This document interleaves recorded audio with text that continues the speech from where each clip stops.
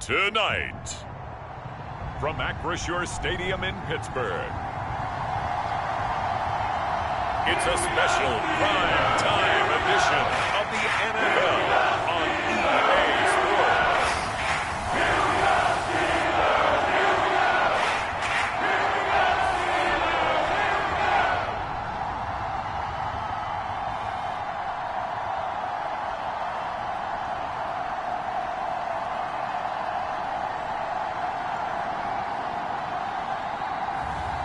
It's the Pittsburgh Steelers taking on the Miami Dolphins.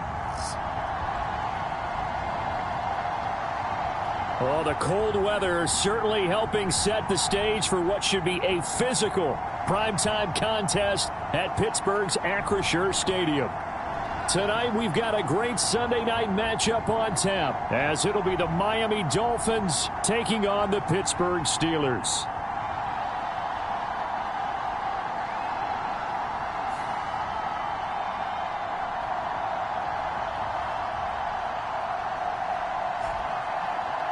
With Charles Davis, I'm Brandon Gaudin. Charles, we look at this Steeler ball club entering play, and they've lost 3 straight here, and it goes without saying, I guess, they could certainly use a win.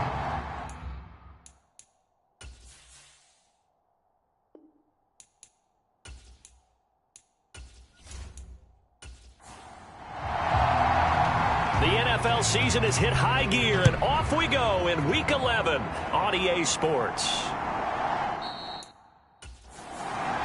No run back here on the opening kickoff as we'll start at the 25. So here are the Steelers now to take over for the first time. And a glance here at their quarterback standing 6'3". And it would be interesting to see pretty early in this one exactly where his head is, because the best quarterback shake off performances like he had last week. Way too many interceptions. Didn't throw a touchdown pass. Team lost the game. Let's see if he can bounce back and get things going in the right direction. He'll be trying to forget those 3 picks, as you noted. Oh, and this one may need to go back to the drawing board. He's going to be swallowed up right away. 4 yards the result on the first play from scrimmage. Second down. You talk about this Miami defense, and they've been excellent against the pass, the number 6 unit in the NFL. And I'm struggling a little bit trying to really categorize this crew. They're top 10 in the league against the pass, but the bottom half of the league in sacking the quarterback. That doesn't make sense.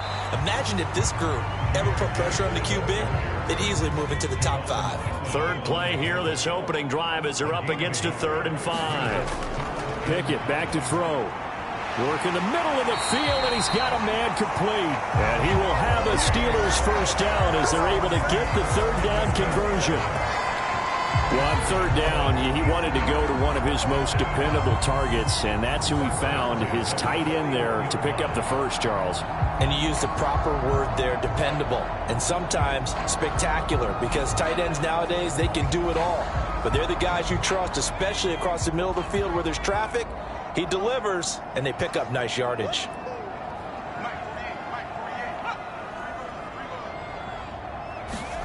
Pickett now on 1st down.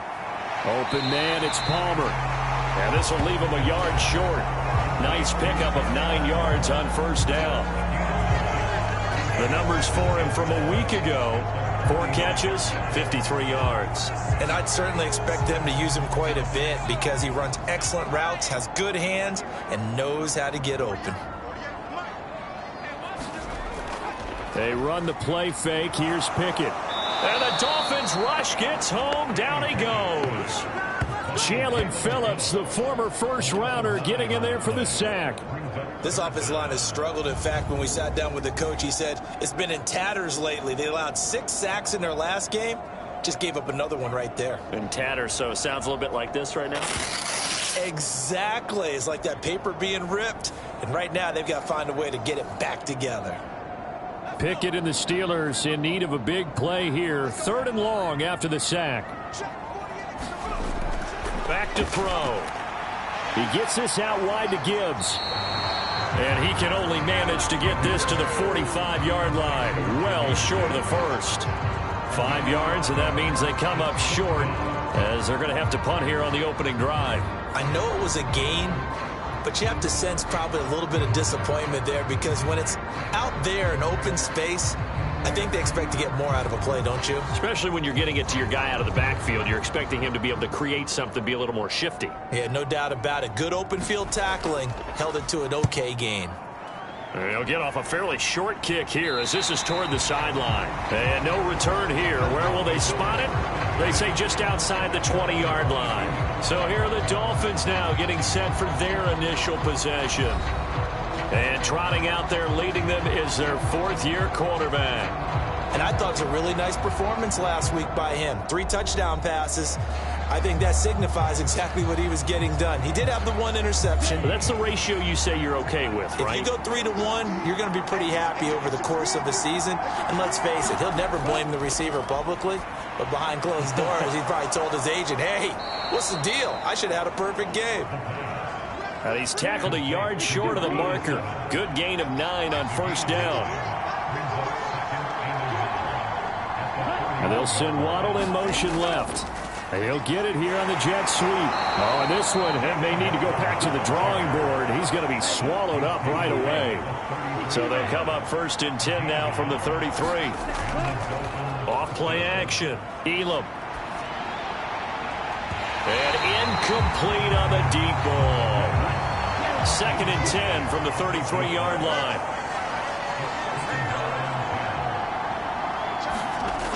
Throwing again. Elam.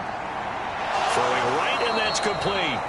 And they're going to have themselves another first down as the tackle's made at the Steelers' 43. That one goes for 24 yards. Well, that certainly has to feel good. It's not all the time that the play caller should get all the credit. Sometimes I think in the huddle, the quarterback just says, hey, who's going to make a play for me? I just need something right here.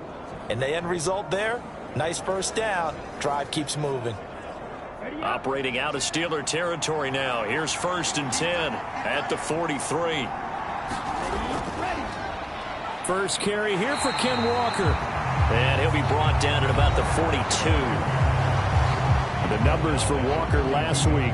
22 carries, 85 yards, and a touchdown. So he scored his 8th touchdown on the ground last week, and most guys I know, they want to get into round numbers. So, 10 is really the goal. And this is one sport where being selfish and scoring touchdowns is a good thing. Look for he and the offense and try and get him in there at least twice in this game. And they're going to have themselves another first down as the tackle's made at the Steelers' 28. 15 yards there on the catch and run. We got to like what you're seeing from this offense here on the first drive. A nice, sustained series to begin the game, and it will continue after picking up another first there. Would you say the word methodical comes to mind? I love the execution. I love what they're doing on this drive. They're controlling the ball, controlling the game, controlling the clock. Come on, set, 45, wide. They'll look to throw here on first down. That's complete to DK Metcalf. And inside the 20 before he's brought down. So from inside the 20, here's 1st and 10 at the 18.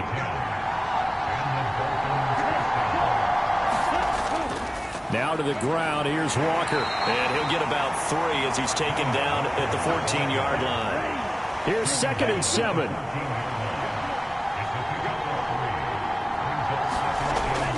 Sticking with Walker on 2nd down. And he'll get about 3 just outside the 10, stopped at the 11. They'll come up now 3rd and 3.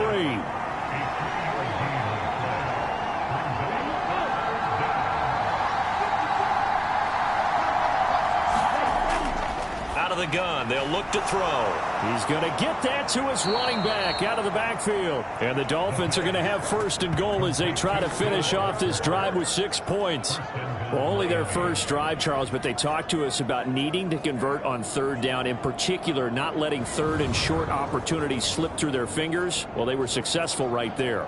It also tells you that they're successful on 1st and 2nd down as well to get to 3rd and manageable and make them able to pick up those first downs. Now here we are, 1st and goal. They've got to like what they're doing on this drive. From the 2, here's 1st and goal. Back to throw. Elam. And that is caught. Touchdown, Miami. Pat Freiermuth. His third touchdown now on the year. And the Dolphins put the Knights' first points on the board as they take the early lead. There was no going through the progressions on that touchdown pass. Yeah, nor was it necessary. His receiver won that route early, presented himself. No reason to wait. Go ahead and put it on him and score a touchdown. Now for the extra point, Daniel Carlson.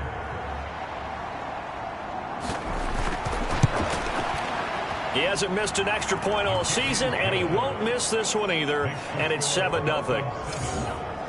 A pretty long drive that time, 11 plays all told, and it winds up in 6 points for the Dolphins. Out is the kickoff unit as they run up and send this one away.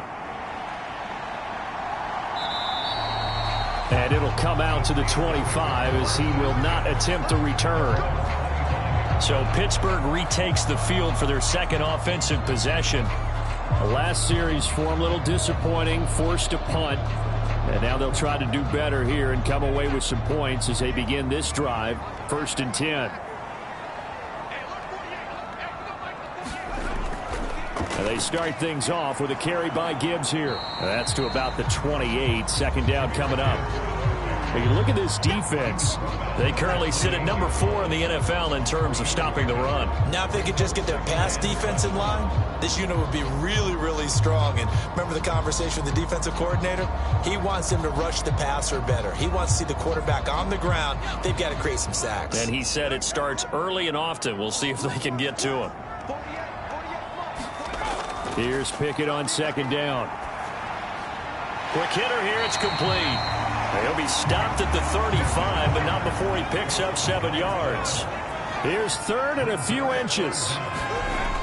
Looking to throw, Pickett. Able to find the open man. That's complete. And he will have a Steelers first down, and he'll have it by plenty as they're able to keep the drive alive on 3rd and inches. And already down 7-0 after the touchdown a minute ago, so a 3-and-out here would not be ideal for them. Nice job finding his receiver there, and they get the first down.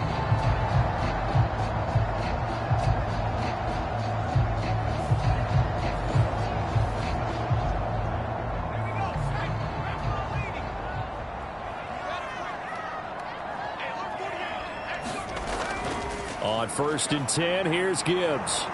Trying to run inside, but nothing there. Officially nothing on that last run. They'll try again 2nd and 10. They'll go again with Gibbs. And again, he's going to be stopped up right at the line of scrimmage. 2 runs for a net gain of nothing. Now here's 3rd and 10. Now Pickett. Oh, a ball batted in the air, and now it's intercepted. It's Deontay Banks with it. And the Dolphins are going to take over a couple of yards shy of midfield. And this, Charles, definitely not what they were wanting to see. Remember, he threw 3 interceptions in the loss last week, and now he gives the ball away again here in the very first quarter. And you have to think that this was drilled into him all week, too, by his teammates, by his coaching staff. They've told him all week long, we've got to protect the football. They probably crossed that fine line with giving him the right advice and saying it too much, and it turned out that it got into his head a little bit. Throwing to start the drive. Elam, a short one there to Freiermuth. 2nd and 7.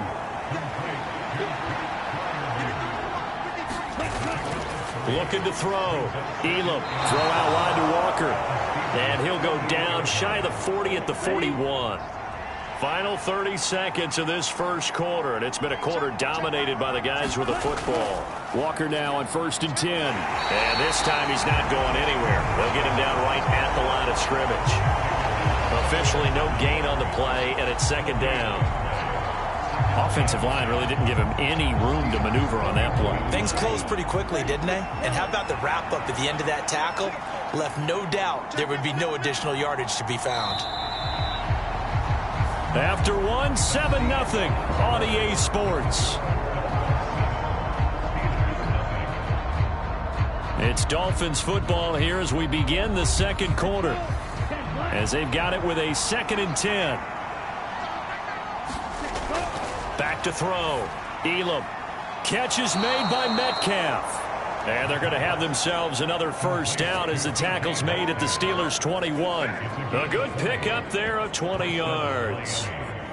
Charles, to move the chains that time, they had to complete it into double coverage, and they got it done. And it's never easy overcoming multiple defenders, but he sure made it look simple. Found the right spot to exploit and won his one-on-two matchup. Down. Red 38.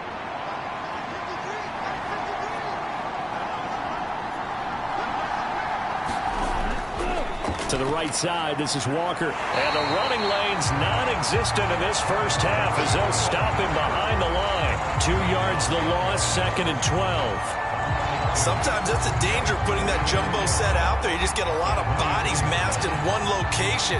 You could wind up with 18, 20, maybe even all 22 in the box, and there's nowhere to run the football. So the first down run lost a couple. Now they come up 2nd and 12. Looking to throw. Elam, a short one there to Freiermuth. So 5 yards here, 5 on the play. And now 3rd down and 6 to go. Let's not quibble about the gain there on 2nd down. That was a positive play because that was a take-what-you-can-get situation. Got out to the tight end. Now it gives a much better opportunity to convert on 3rd down. 7th play of the drive upcoming here on 3rd and 6. Up the middle, here's Walker. And they're going to mark him down short, maybe by about a yard, if that. He's just short. He got 6 of the 7 he needed, so that leaves a decision here on 4th and a yard. So many things go into making a good play on defense. In this situation, just not being blown out of the way was a big start, and then a nice tackle to finish things off.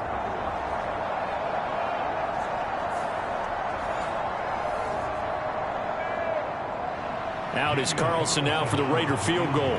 From the left hash, a chip shot here. The kick by Carlson is good, and the Dolphins will add on to their lead.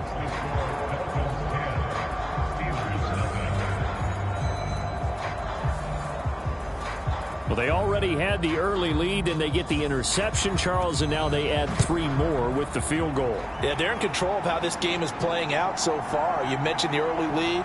Now they're expanding on it, getting plays on both sides of the ball. A winning recipe if they can keep this up.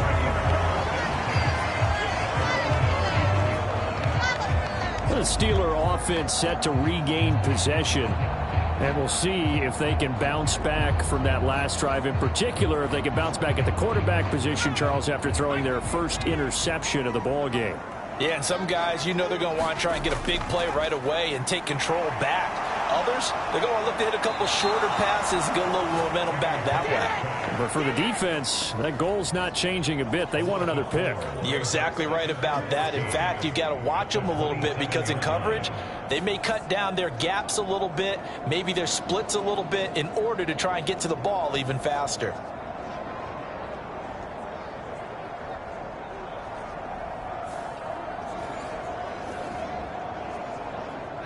Second and 14 as they've got work to do here after the sack.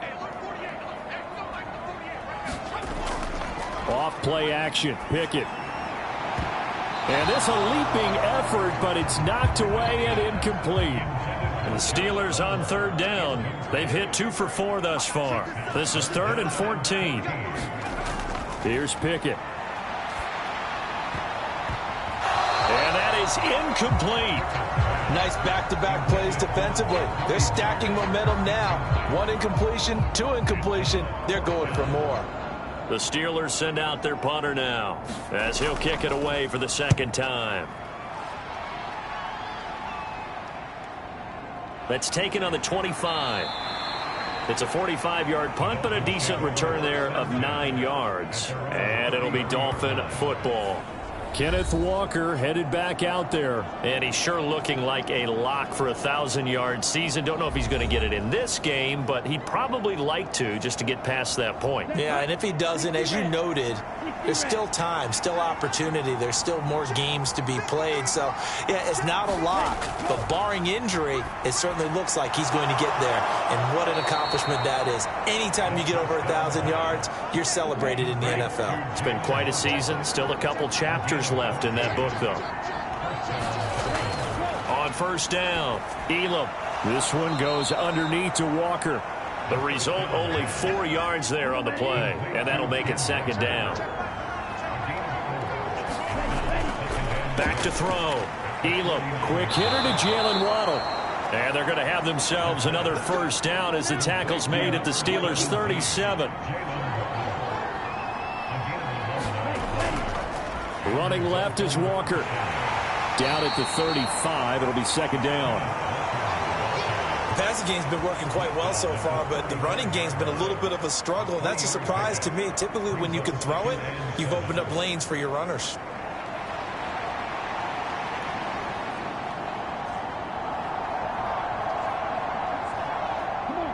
The last run got 3. Now here's 2nd and 7.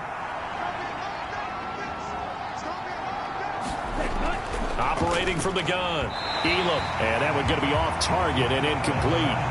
Well, that's a defensive coordinator's got to be happy with that result. They took away all options downfield and forced the incompletion.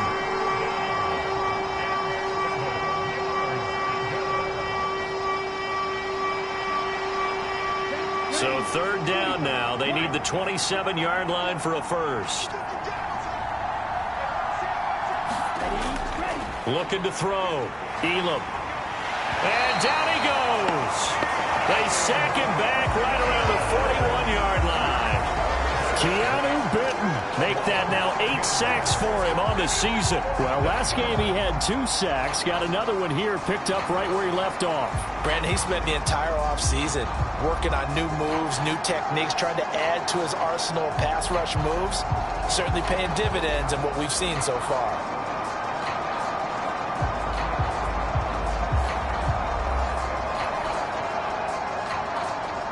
Here's Tommy Townsend on to punt.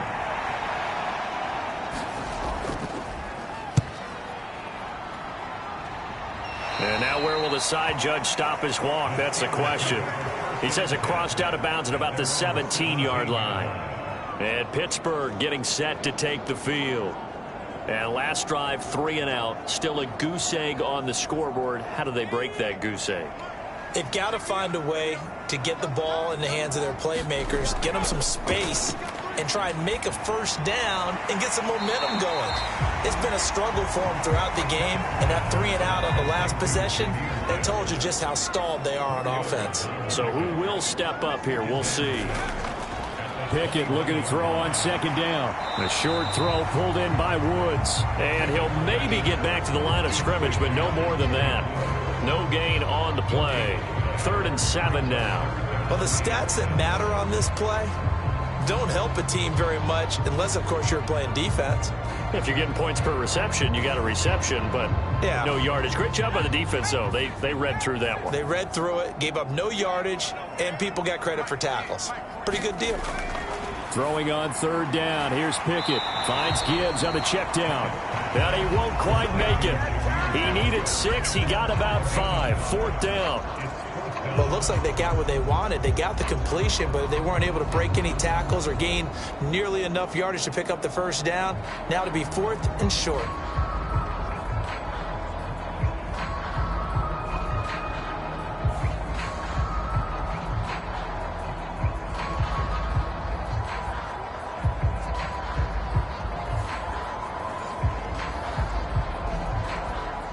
The Steelers send out their punter now as he's on here to punt it away.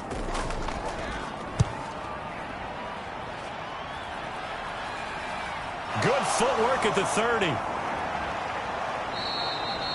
It'll be a 39-yard punt, 4 on the return, and out will come the offense as they take over. So now the Dolphins set to take over on offense. They're on a 3-game winning streak, and right now looking good in this one as well.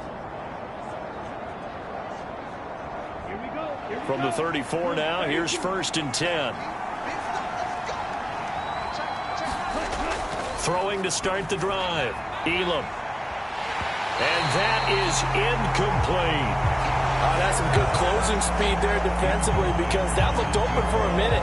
But that's great work with the ball in the air. Never gave up, converged on his man, and broke the play up. So after the incompletion on 1st, now 2nd and 10. To throw again. Elam. He's going to try and go deep again. And that's going to wind up incomplete. However, we do have a flag down. Let's check in with our referee.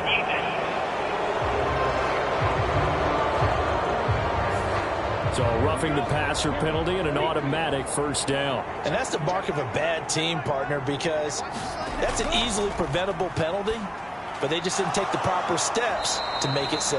And he's going to get a solid gain of 9 before being brought down. Second and right at a yard.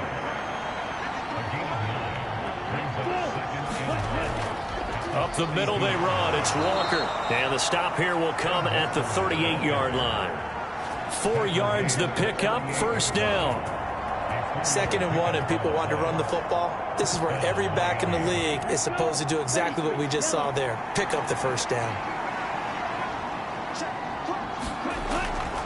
Back to Walker on first down. And he'll manage to pick up about 4. It's 2nd down.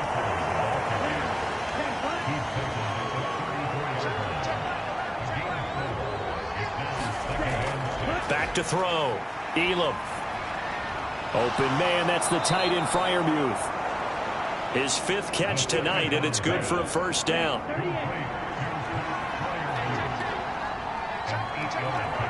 They'll send a receiver in motion left. Straight ahead, Walker. And he'll lose yardage here. Going down back at the 28. 2 yards the loss, 2nd and 12. This defense is really flown around in the first half. They've gotten to the ball carrier before they can really get started. Offense got to come up with something else in order to try and get this running game going.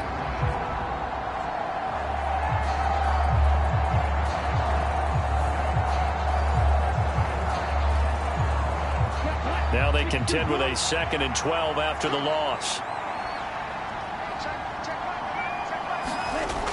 Looking to throw. Elam. A short one there to Freiermuth. So it's a gain of 12 there on the reception.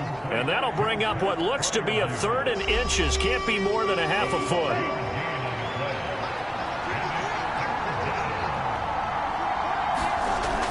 Back to throw. Elam. Pass taken in by his big tight end. And he'll be taken down, but he does have first down yardage. It goes as a gain of 9, and it moves the chains. Well, he does have 1 touchdown in the game already, and while this one won't go for 6, it's enough to get him 1st and goal. But you and I both know he's going to be a little upset he didn't cross the goal line for a 2nd time in this one. Might want the ball here on the next play. Let's go now. 60 red. 60 red. Ready, go. Looking to throw. Elam setting up the screen here. This is Walker. And he's going to be brought down just shy of the 5 at the 6. The 6-yard line, the line of scrimmage on 2nd and goal. Again, he'll drop to throw. Back of the end zone. Could he get his feet down? No, it's incomplete. This has been a long drive. You got to figure a field goal would be a letdown. Can they convert now on 3rd and goal? Back of the end zone. Could he get his feet down? No, it's incomplete. Well, so a drive that spans all that time, and yet you may only come away with 3 points here. Well, your defense, all right, they actually like these long drives. They get to rest over on the sidelines for a while. But when you're not finishing with points in terms of touchdowns, that's frustrating. They've got to figure out how to close out these long drives and get 6s instead of 3s. So 3 points there, and they continue to build this first half lead. Yeah, every little bit helps, and the more that you can put together drives and start controlling the tempo, controlling possession, finishing with points, the better off you're going to be. And they'll get him down right around the 25, actually the 26 officially, so a net gain of 1 there. The Steelers taking over now late in this first half as they take over with exactly 1 minute to go.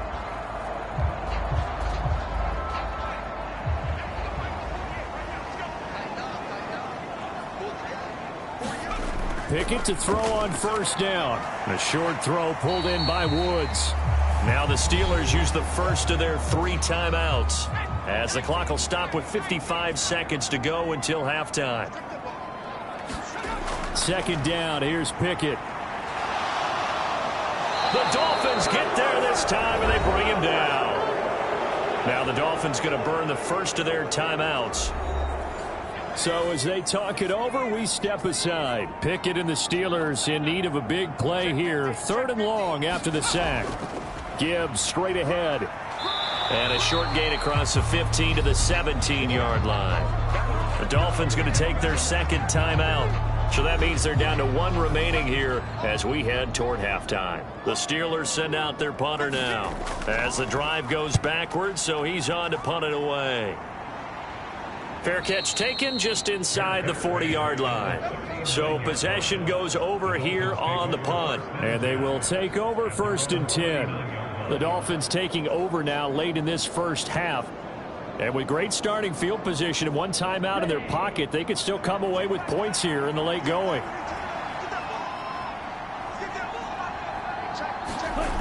On 1st and 10, Elam. He'll let this go deep for Waddle. That's going to be knocked away and incomplete.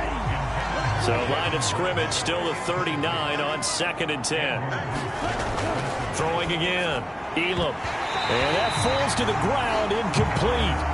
A nice job of bodying him up defensively, and now it brings up 3rd down. Back to throw. Elam. Over the middle, complete. That's Walker. The Steelers signal for the second of their timeouts as they'll stop it with 27 seconds remaining here in the second quarter.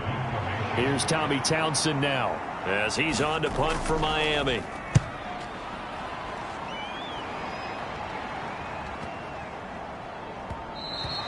And that'll hit at the 5 and go into the end zone for a touchback.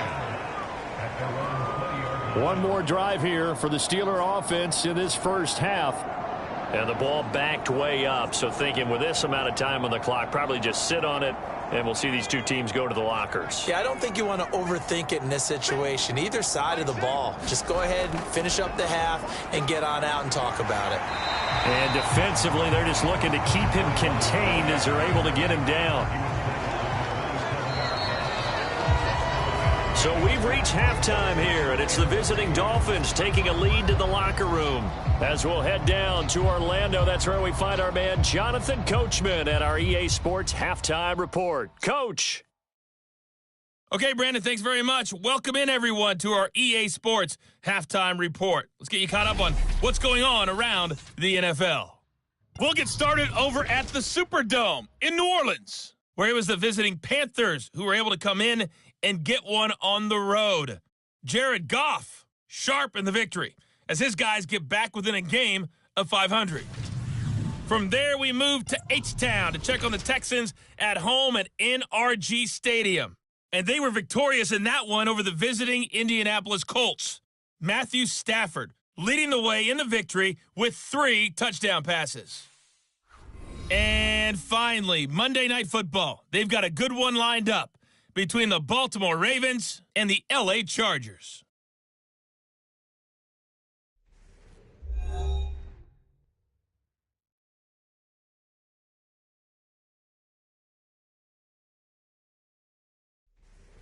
All right, Coach, thank you very much. As we welcome you back for quarter number 3. The Dolphins in front, and they'll be in possession of the football first as the second half gets started. And he'll go down as this drive will start at the 25-yard line. The Dolphins getting set to go back to work here in quarter number 3. This offense set to begin the third quarter. And, Charles, if they had a checklist of things they wanted to accomplish in the first half, certainly at the top of that list would be having the lead, and they've got that here. That's always the most important box to check, isn't it? But also, they've had some success in their passing game, so probably an empty box establishing the run. They're on pace for fewer than 100 yards in this one. So now they want to make sure that they get that going so they truly have a control in this ball game, and down the stretch, being able to be balanced, either throw it or run it, and try and win this ball game. Now the throw here complete on the right sideline. And he'll be out of bounds after getting this one across the 40. This 2nd and 4. Looking to throw. Elam. He'll find Metcalf. And they'll get this well past midfield before being stopped just before the 35. A gain there of 21 yards. And that's a more than acceptable read right there because it's zone coverage, so timing is everything. This time he waits for his man to come open, puts it right on him, and they pick up a first down.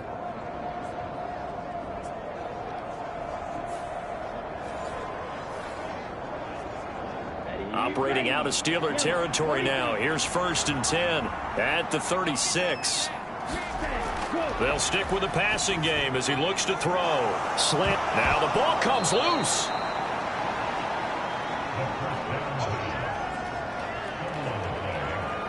So they escape, so to speak, maintaining the football. Defensively, though, opportunity miss. It definitely was, because that's all defenses talk about. Getting the football and either advancing it the other way or just getting possession and turning it over to their offense. That can be a little bit deflating. You're exactly right. A lost opportunity. The fumble on first down. Now here's 2nd down. A give for Walker running right. And he'll take this inside the 30 to about the 29, maybe the 28-yard line.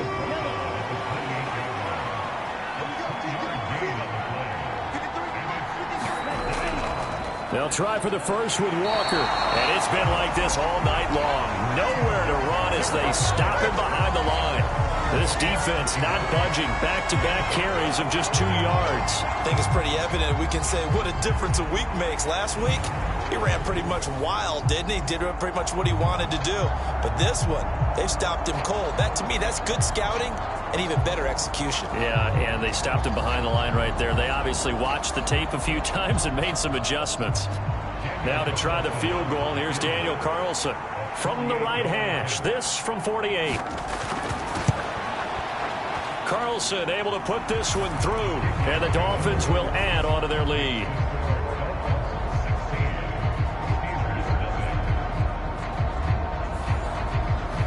Well, they picked up right where they left off in the first half. First drive after the break, they come away with 3 and increase that lead.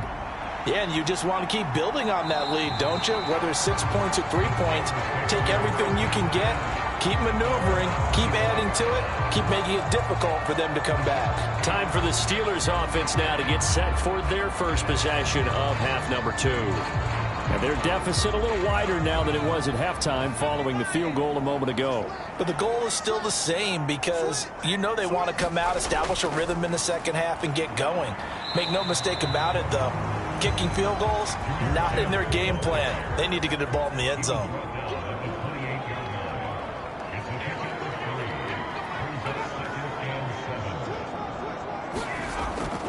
Off the play fake, here's Pickett. Oh, he's got a man wide open, complete. And he'll be taken down, but not before they work it across midfield. A first down there on a pickup of 25. Well, that's the kind of play that was lacking all the way through the first half. Maybe this can give them a little bit of a spark because they're not out of this game by any stretch.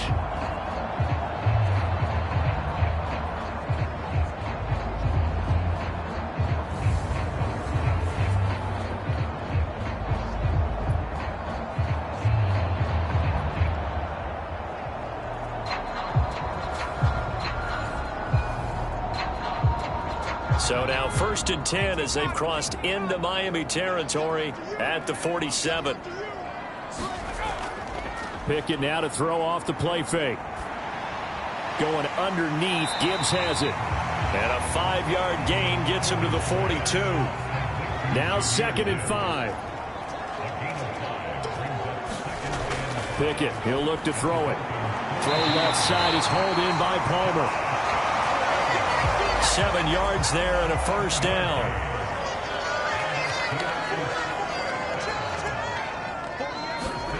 Pickett, he's going to throw it again.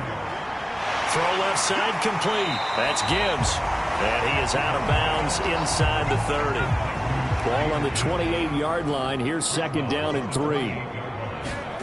Pickett. And that went too far in front. He couldn't reel it in. It's incomplete. This offense in desperate need of a conversion as they come up on 3rd down. Working out of the gun, it's Pickett. He's got his running back out of the backfield.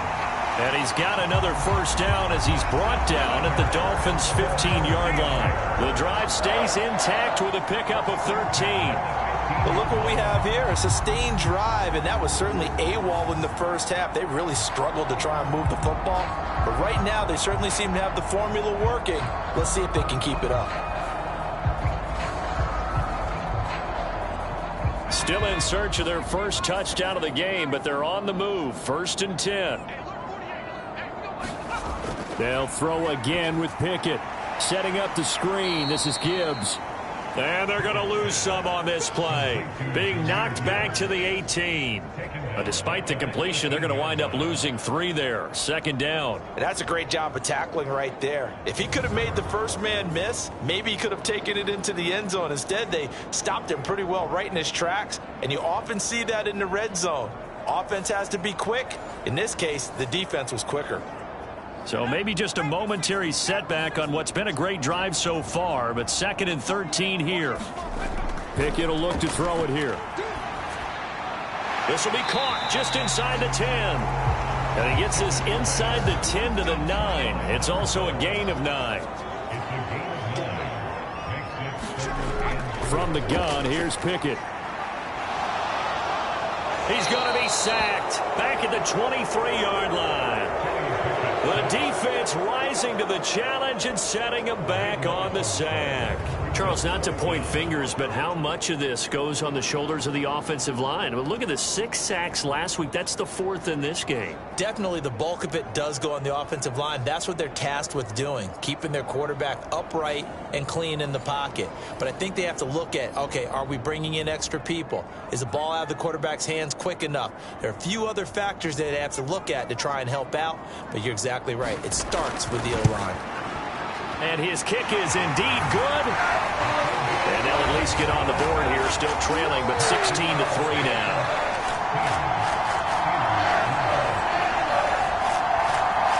So the field goal there caps what winds up to be an 11-play drive. Well, partner, that's a lot of offense to run there to only get 3 points. So I just wonder, are they going to recycle those plays because they were successful in getting 3? Or do you go to another section of the playbook trying to find ones that get you into the end zone and get you 6? And the Dolphins getting set to go here. And they're not going to play this conservative, I don't think. They had the field goal last time, and they're up, but they're looking to put a drive in the end zone. Oh, I agree with you totally. No one goes out on the field and says, all right, let's just settle for 3, except in certain situations, trying to ice a game, that sort of deal. Most of the time, it's end zone, and that's what you're thinking, and I believe that's exactly what they're thinking as they begin this one. Yeah, no quarterback ever goes out there saying, hey, let's get 3, right? Not one that I've ever met. A nice play design there with the touch pass. Looked good at the start, but bottom line, the defense was ready. And they did a nice job scouting, didn't they? Not just scouting, but now executing once they saw the play for real after having worked on it all week in practice. They drilled on the play, then they drilled him. Here's 3rd and 3.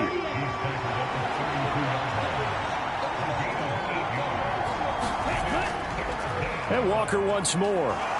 And he's able to get the first before he's taken down at the 36. Just 4 yards on the pickup, but that's good enough to extend the drive. Well, you certainly have to give a little credit here because they are playing this game now at their pace. This is ball control football, sustained runs, taking their time, and making it work.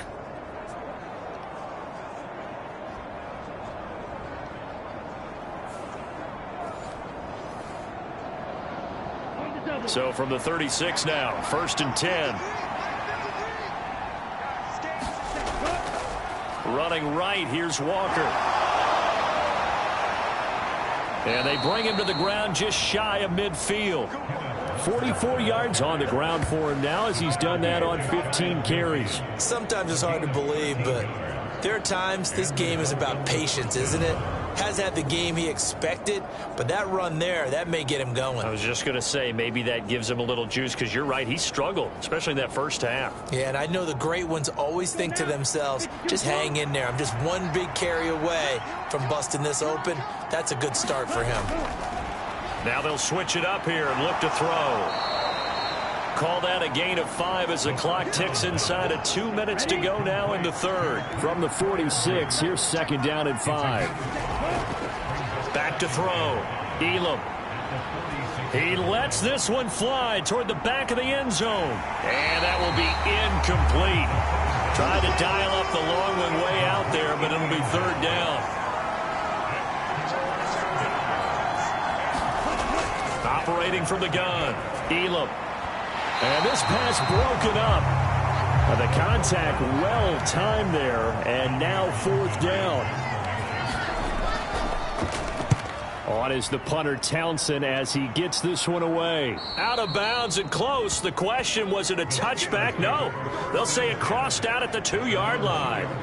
Excellent placement, and off that bounce, Charles, I didn't know where it was going to go. It can be an inexact science as to where they place it, but they say the 2-yard line. Yeah, I don't know how they really determined that. And let's face it, at the end of that play, one side's going to be happy, the other team's going to be unhappy.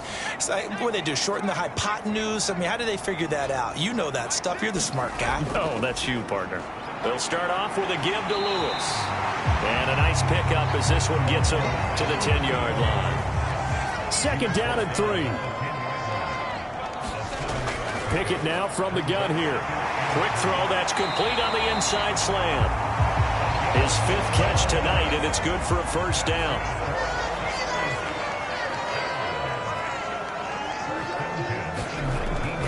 Pickett sets up play action. That's going to be caught. It's Jacoby Myers. Now he'll get this one way up just shy of the 45-yard line. 1 quarter remains here on a Sunday night. We'll return with more after this. This is the NFL, and it's on EA Sports.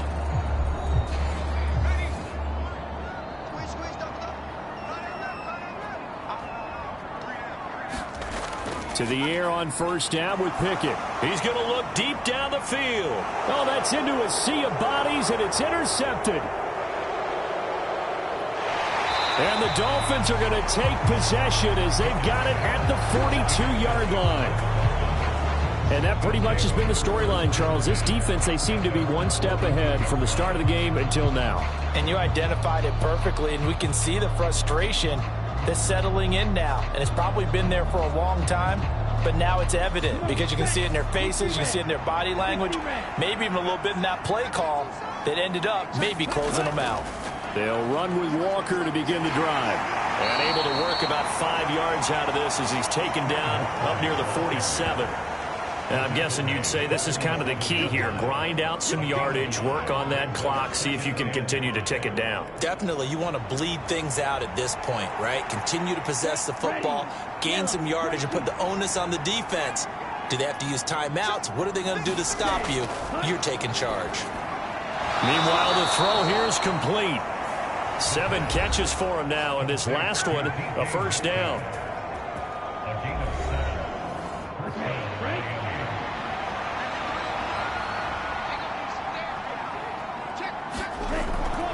From the gun, it's Walker.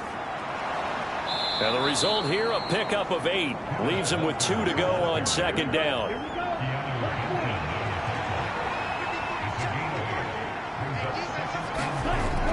Sticking with Walker on second down. And he'll only get a yard to bring up 3rd and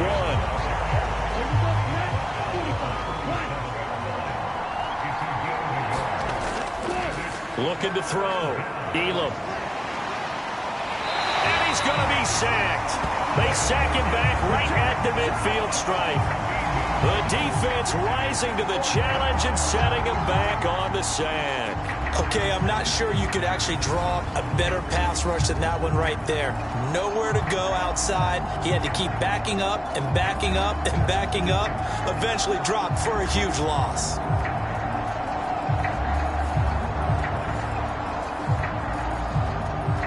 The Dolphins will send out the punter now. He'll boot it away from about his 35.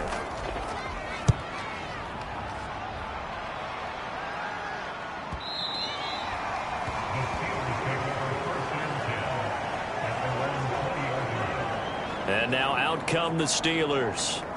Their defense was able to force the punt. That's the good news. But this is still a two-score game, and they need points on this drive and in a relatively quick manner. Pickett leads his Steelers up here with a fresh set of downs at the 20. A nice-looking play to start the drive down the middle and complete. 15 yards is the pickup there, and the drive starting very nicely. First down. All right, this is the time of the game where they're down a couple of scores, and they've really got to get some yards in chunks, and they know the defense doesn't want to give those up, but they've got to find a way to take them anyway. Now the question is, can they string a few of those together?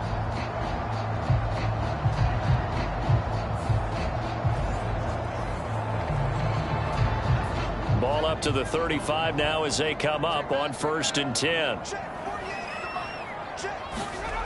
Back to throw, Pickett. And he bats it away, and it falls down incomplete. Here's 2nd and 10. Pickett back to throw. Now throw right side here, going to be incomplete.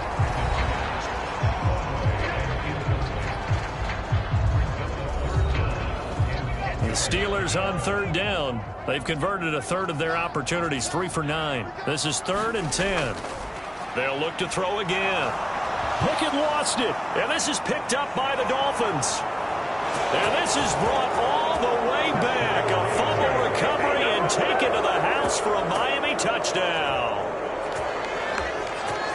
The offense, they've had some sloppy moments. Sloppy there again on that one, and it could be the backbreaker. From a defensive perspective, if the offense is going to be sloppy, you've got to take advantage of that. And that's what they've done all game long.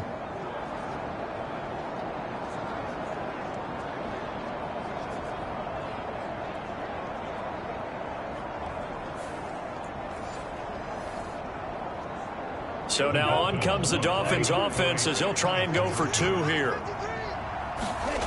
Following the fumble recovery, Elam, and this is going to be caught. So add 2 more to the lead as they continue to pour it on here in the 4th.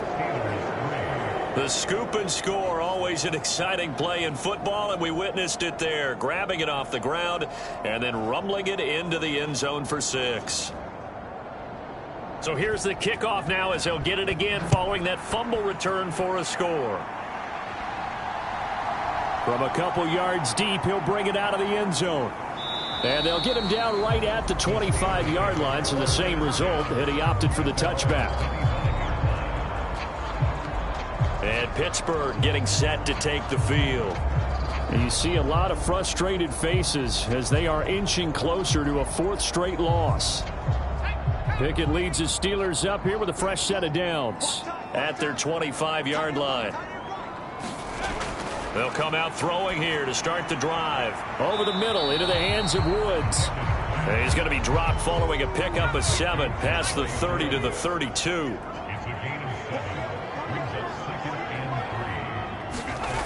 To throw again on 2nd down. Pickett. He gets this out wide to Gibbs. And he'll be tackled right on the chalk of the 45.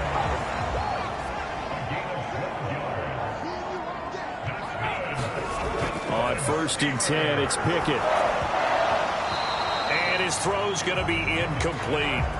That incompletion is not a surprise with the way that this one has gone, and the frustration of body language is evident everywhere.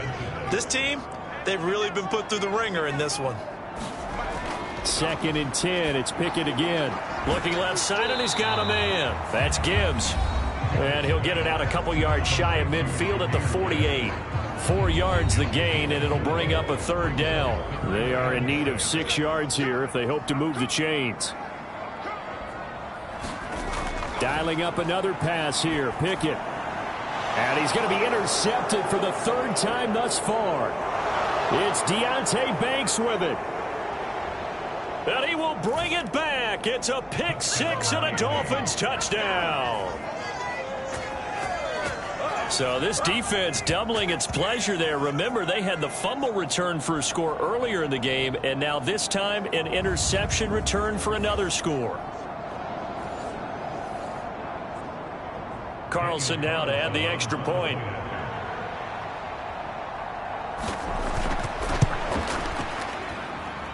And that'll increase their lead to 28. A heck of a play there defensively, getting the interception, navigating his way into the end zone for the touchdown. So they'll get another shot on offense following that pick six, and now the kick is away.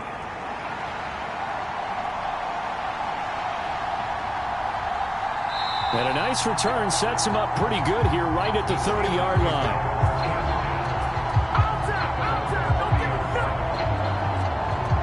And Pittsburgh getting set to take the field. Facing a big fourth-quarter deficit here, things not looking good. You know, this offense, though, they've been in the top half of the NFL so far this season, but in this one, well, their defense has really struggled.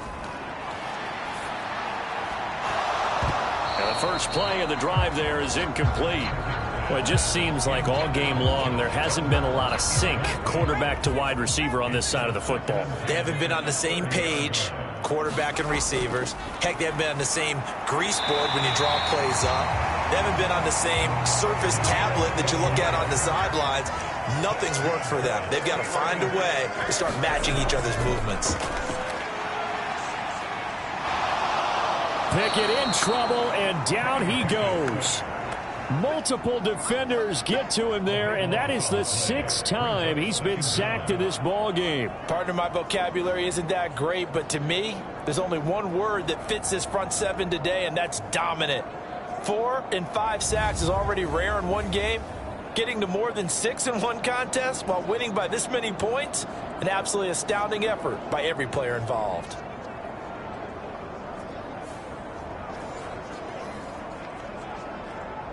Pass protection has been a problem all night long as they come up facing second and a bundle. Looking to throw, Pickett. He finds his man, complete. That's Cox. And able to break one tackle, but then quickly brought down in a nice little gain. They'll wind up getting 10 back as that sets them up for third down. Now Pickett. Yeah, this pass broken up. Excellent coverage there on third down, as that was not an easy one to hold on to.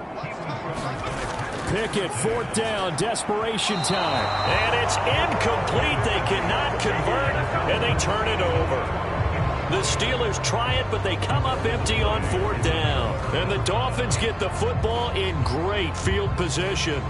Well, they've clearly made a conscious decision here to be more aggressive in the late stages of this game here in the second half. And I get it. In this situation, you know, if you want to be aggressive out near midfield, you feel good about your defense maybe, or just, hey, I thought I had a proper play call. But how about the guys that just stopped them? How good do they feel right now? You want to go for it here? We shut you down. They're over on the bench right now feeling great.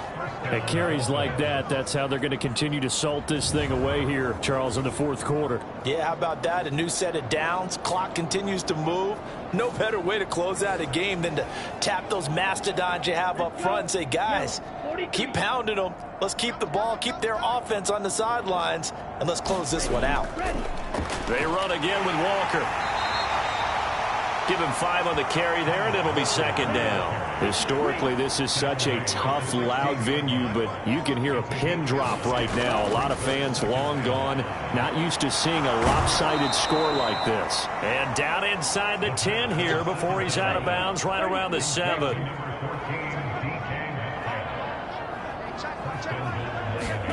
Back to throw. Elam.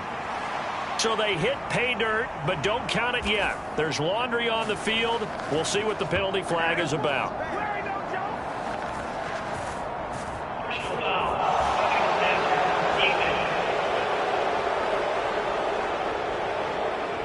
So obviously they will decline the penalty there, and the result is 6 points.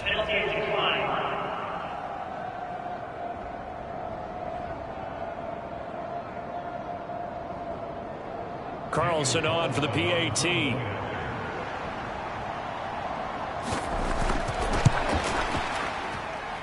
And this one was over a while ago as they just add on to their big lead.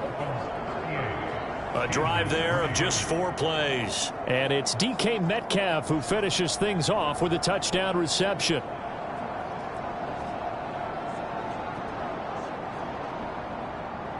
The kicking team out for Miami as they will send this one away. From a yard or two deep, here comes a return. And ultimately, he stopped right where he would have been if he had simply gone down to a knee at the 25. And Pittsburgh getting set to take the field.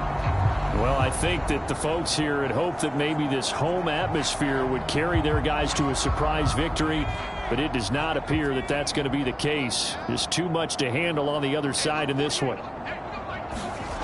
1st and 10, here's Pickett. Throw left side taken in by Palmer.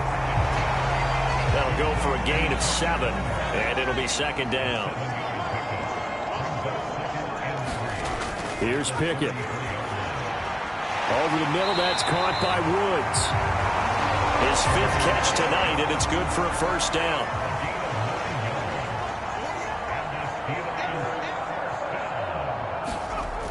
Operating from the gun. Pickett, throw left side, complete. That's Gibbs. And he'll be taken down, but not before he gets into enemy territory.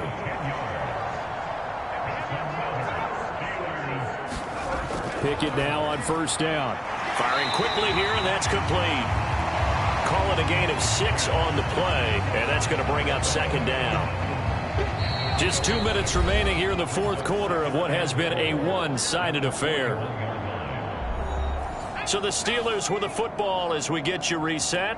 They're looking at 2nd down now as they search for a consolation score. Shakes off the sack. That to the right sideline, and it falls incomplete. This has been a rough one, to put it mildly, for him. And after this one's done, you just feel like at the post-game press conference, this team's going to have a lot of questions and definitely not a lot of answers. Oh, he had him. He was open, but he couldn't get it to him. It's incomplete.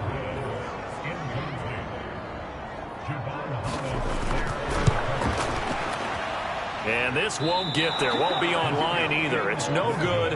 Off to the right, and they will remain well behind.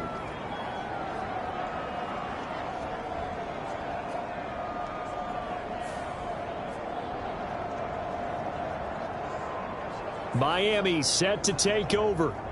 And this one has gone pretty well to form. They've come in, had little problem thus far, and now they'll try to polish things off in the 4th. The Dolphins at the line ready for their next drive. And it would seem as if their 3-game winning streak is about to go to 4, but still a little work to do as they start 1st and 10. And he'll take this ahead for about 4. 2nd down coming up.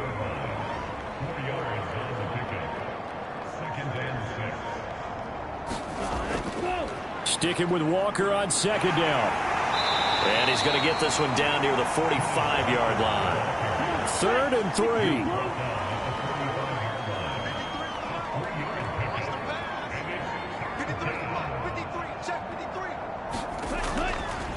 Off the play fake. Elam. He's got his target. That's complete. And he's going to get this one down to the edge of the red zone. Excellent play there on 3rd down. Give him 25 yards. This was a really nice display, Charles, of complimentary football, especially how much they were humming in the 2nd half to pull away and get the victory. Really a complete performance. And so much fun when you're able to have everyone contribute, both sides of the ball. You go back in the locker room and you just savor it, right? Because that's what football's all about. A true team game, and they got it done in this one. So for the Dolphins, they continue to put themselves in position for a 1st-round bye as they move to 8-2, and they will head back home next week. Meanwhile, for the Steelers, add another loss to the pile as they drop to 2-8 now on the year. And they'll look to get back in the winning column next week as they head to Foxborough to face off against the New England Patriots. Thanks for tuning in, everybody. Alongside Charles Davis, we thank our entire crew. I'm Brandon Gaudin. This is the NFL on EA Sports.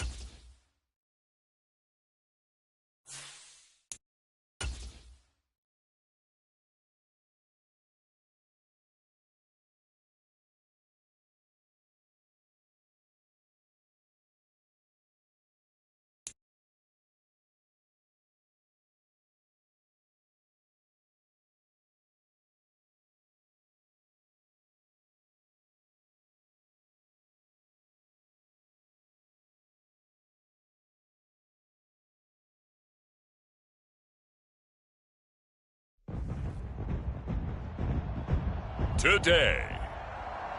From AT&T Stadium in Arlington, Texas.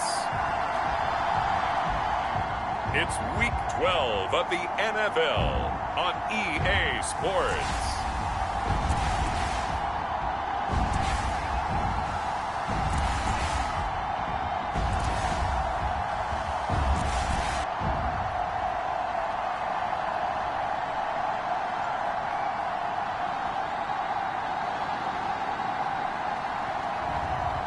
It's the Dallas Cowboys taking on the Baltimore Ravens. Just a gorgeous fall afternoon in the heart of Texas. No weather to speak of. Sun out, roof open. Yes, yes, and yes. A great day for football at AT&T Stadium in Arlington. Today, Week 12 of the NFL season is upon us. And we've got a good one in store, as it'll be the Baltimore Ravens taking on the Dallas Cowboys.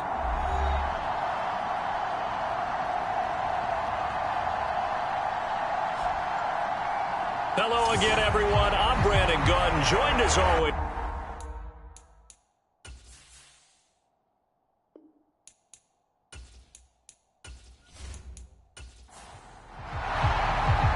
The final playoff push is upon us. It's Week 12 of the NFL season, and we're underway on EA Sports. And we will not see a run back on the opening kickoff. This will be a touchback. So now the Ravens getting ready for their first go on offense.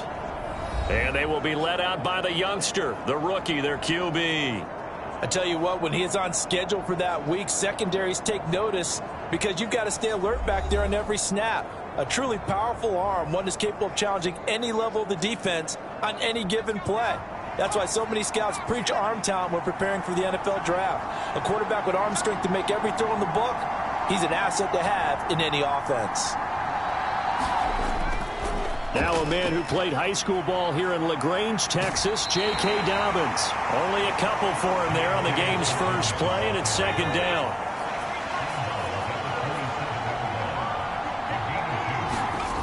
Operating from the gun. Strickland. That's complete. It's Zay Flowers with it. And he's taken down but able to slip across the 35. And the quick slant gets exactly 10, and by the nose of the football, they've got a first down. This has to go down as one of the simpler routes in the playbook, but oh so effective. Nice completion there. Keeps the sticks moving. So here's a 1st and 10 at the 38. Looking to throw. Strickland. And this will be good for a pickup of 9 to the 46. Second down and a little more than a yard here. They'll run up the gut with Dobbins. Oh, he put it on the carpet, a fumble. It's picked up by the Cowboys. And the possession is theirs at their own 43-yard line. And without a doubt, not the way they pictured that opening drive unfolding. No, they were making progress. They weren't exactly in high gear, but they were making a few yards along the way. And now that they've coughed it up, you got to go back to the sidelines and regroup a little bit. So out come the Cowboys under head coach Mike McCarthy. And a look at a guy, definitely got a little razzle-dazzle to him. Can do it with his arm or his legs. Their mobile QB. Well, he did go 2-2 in the last ball game. Well, actually, he went 2-2-1, with the 1 being the victory. Yeah. That's the bottom line there. But wasn't it funny at practice? He threw one when we were watching, threw an interception, and the defense got on him a little bit, good-naturedly. But they're letting him know, you got to cut down those interceptions. We can't bail you out all the time. Yeah, 2 touchdowns, 2 picks. But as you said, they got the win in that effort last week. Successful start to the drive, 17 yards, and moves the sticks. And that's a run that'll energize an offensive line. They'll take that one all day long. Fundamental breakdown by the defense. You've got to be able to make plays on the edge.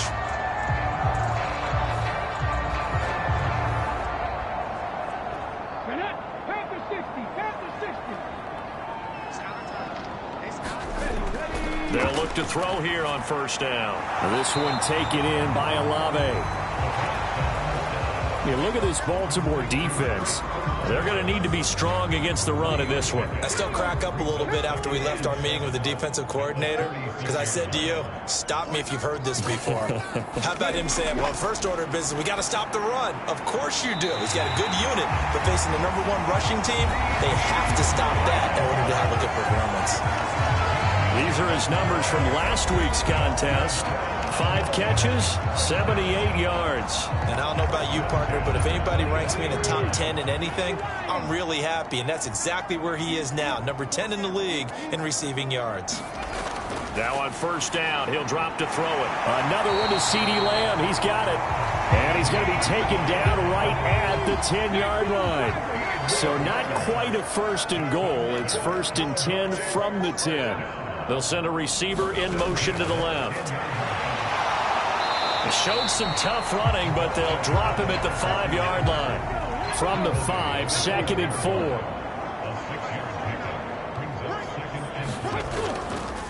They'll try and run this one right up the gut. And the hole closes quickly here. He can fight only to about the 4. 7th play of the drive now as they come up on a 3rd and 3. Now back to throw. And that is caught. Touchdown, Cowboys.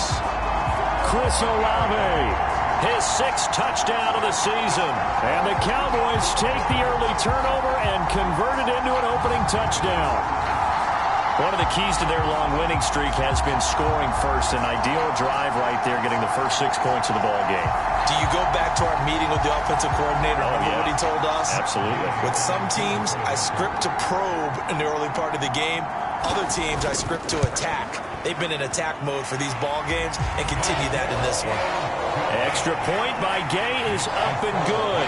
And it's now a 7-0 game.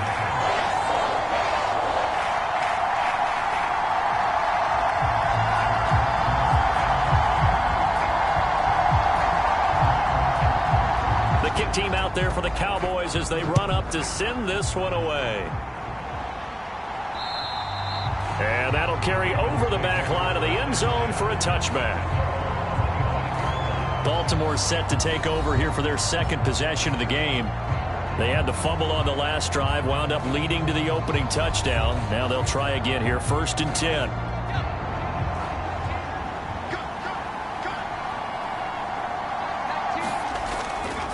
Off play action.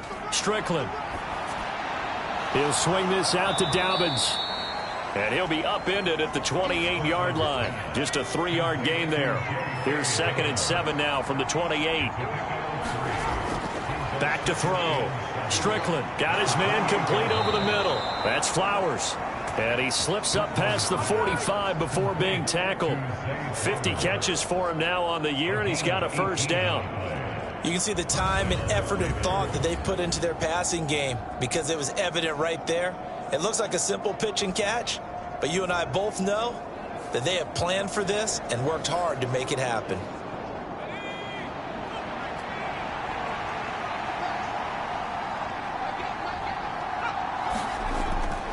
On 1st and 10, it's Dobbins. And he's got this one across midfield into Cowboy territory.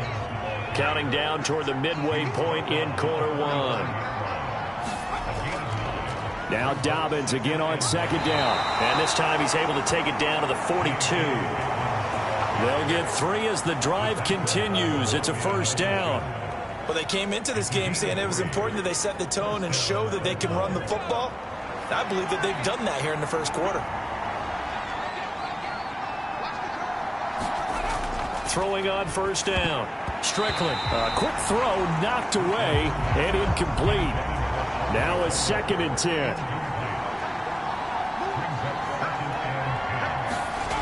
To throw again. Strickland.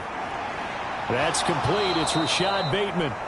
They get 6. That'll leave them with 3rd and 4. Well, this defense for the Cowboys, they were very strong last week in that win over Cleveland. And what I saw on film was a nearly unstoppable pass rush. 5 sacks last week, plenty of hurries given up. So now what do you do on offense? You just max protect, keep everyone in and run the ball, or maybe just 1 or 2 receiver routes in order to try and keep your quarterback upright. And that will be incomplete. So on 4th down, here's the Ravens Pro Bowl kicker Justin Tucker out onto the field. From the left hash, this from 53 yards out. And that one's not going to get there. Not enough juice. An ambitious effort, but it's well short. And this will stay at a 7-point game.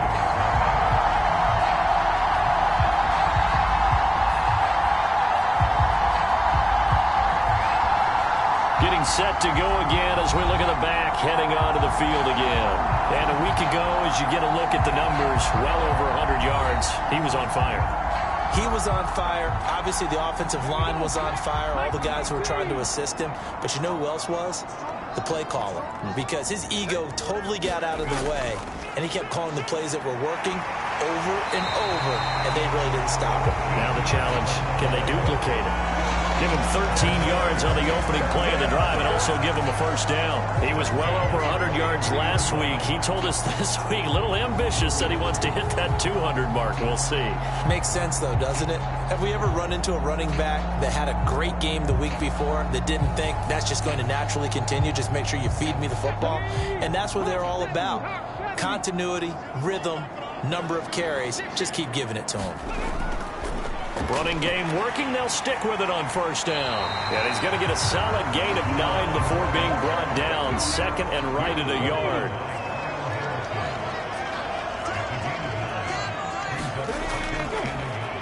One back in the backfield. He'll get the carry.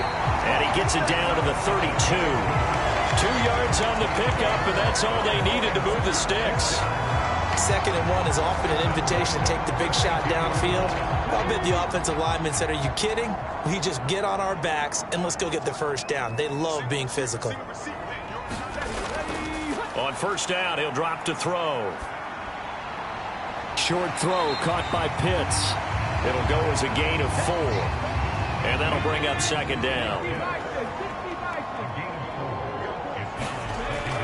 He'll look to throw. And that one off the mark behind him, incomplete. So, Charles, you talk about this offense, how well they've played. I mean, the defense, too, really. But they're sitting at 10-0 now on the year. 4-0, 5-0, that's nice. But once you start hitting double digits with these wins and no losses, I think the seriousness of the situation, it just has to ramp up. Yeah, and when you do say 10-0, it can't scare you as a team.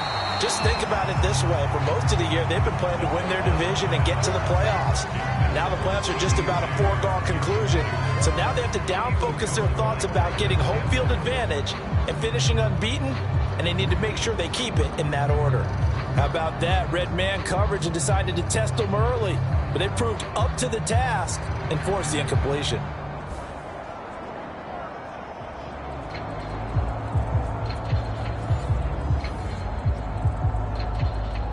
Matt Gay now gets ready for the field goal try. From the left hash, this from 46. And Gay knocks this one through. And that will extend their lead even further.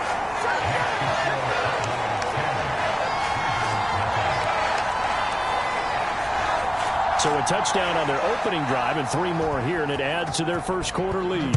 Yeah, everything's going according to plan so far because the offense has moved the ball, defense able to do their job, and here the special teams unit comes through with their contribution. A field goal to make it 10-zip. And the Ravens taking the field.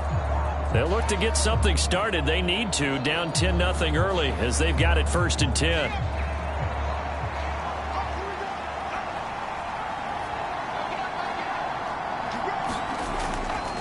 Off the play fake. Strickland. On target to his man, likely.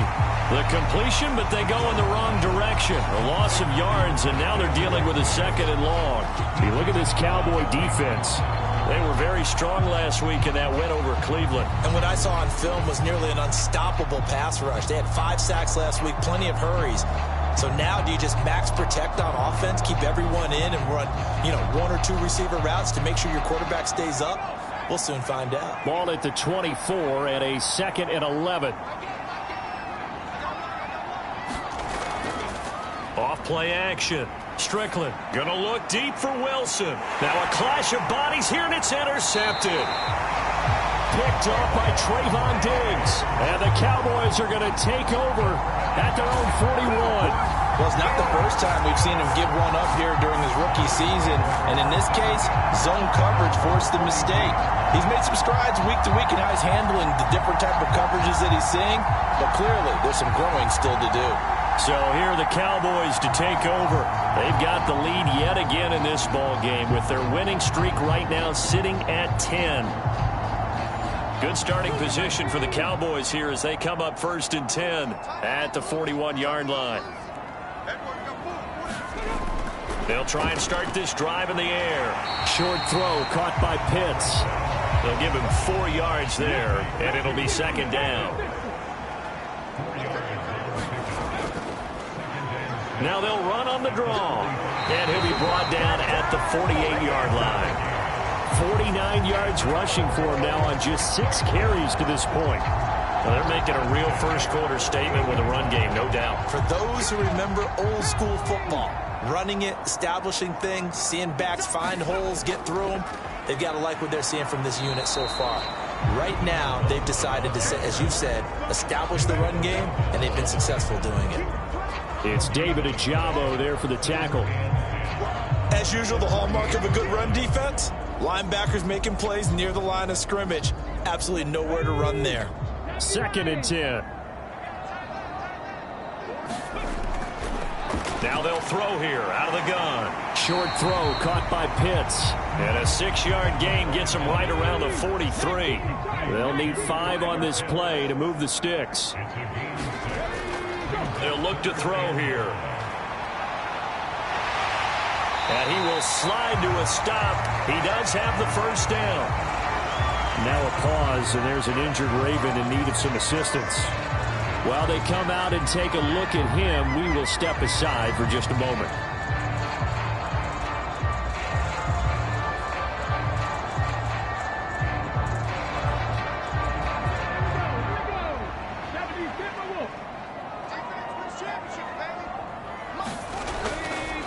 Now a play fake here on 1st down. That is caught by Lamb. And he's brought down, but not before he reaches the 8-yard line. 10-0 the score after 1 on EA Sports. Start of the 2nd quarter, and it's the Cowboys in possession.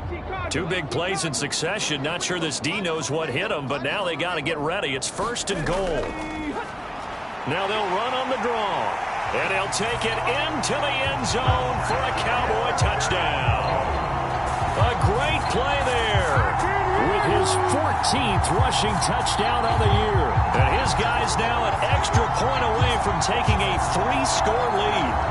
Sometimes you get a 1st and goal and you're back near the 7, 8, 9-yard line and you start thinking, maybe we'll run it here on 1st down to get half of what we need, so maybe we can have 2 or 3 shots at going for it from closer range. So this is a bonus right here. What a great run to work his way into the end zone. Extra point by Gay is up and good. And that makes our score 17-0.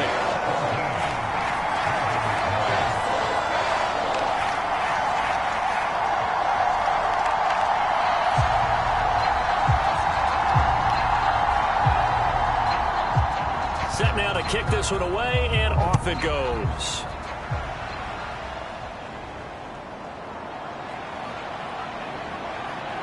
And he's up across the 25 and down at the 28.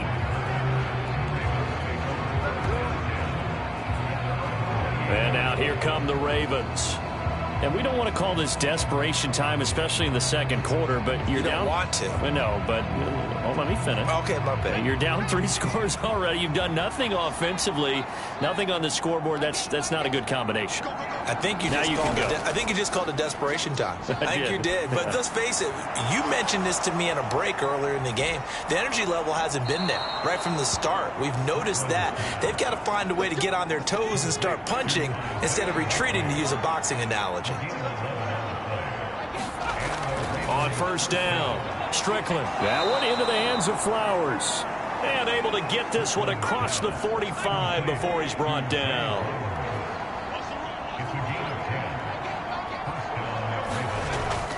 A shotgun snap and a give to Dobbins. And he'll manage to pick up about 4 at second down. And that was a quality play to start a new set of downs. That was simply an offensive line winning the battle up front and winning it in a big way and giving their guy in the backfield a nice lane to hit. Now Dobbins again on second down. 2 yards the gain there, and now they're left with a third and about 4 for a first. Looking to throw. Strickland. Pass taken in by his big tight end. And he's going to be out of bounds down around the 35-yard line.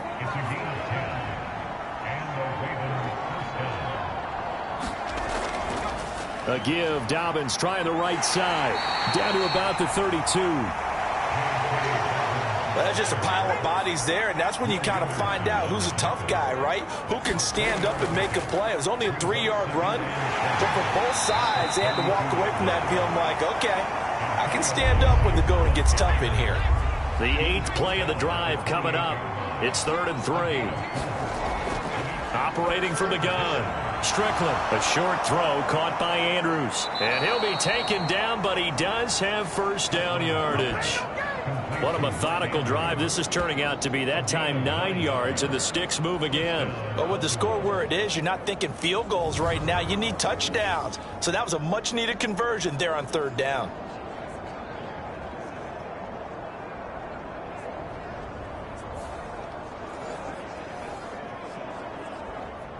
This offense finding its legs now. Here's another 1st and 10. Operating from the gun. Strickland. That is caught. Rashad Bateman. And the Ravens are going to have a 1st and goal coming up as the tackle made at the 3-yard line. Now that's the kind of big play you'd like to see. This first half, it hasn't gone their way, and they could use a shot in the arm, something to perk them up a bit. And they get one here in the passing game.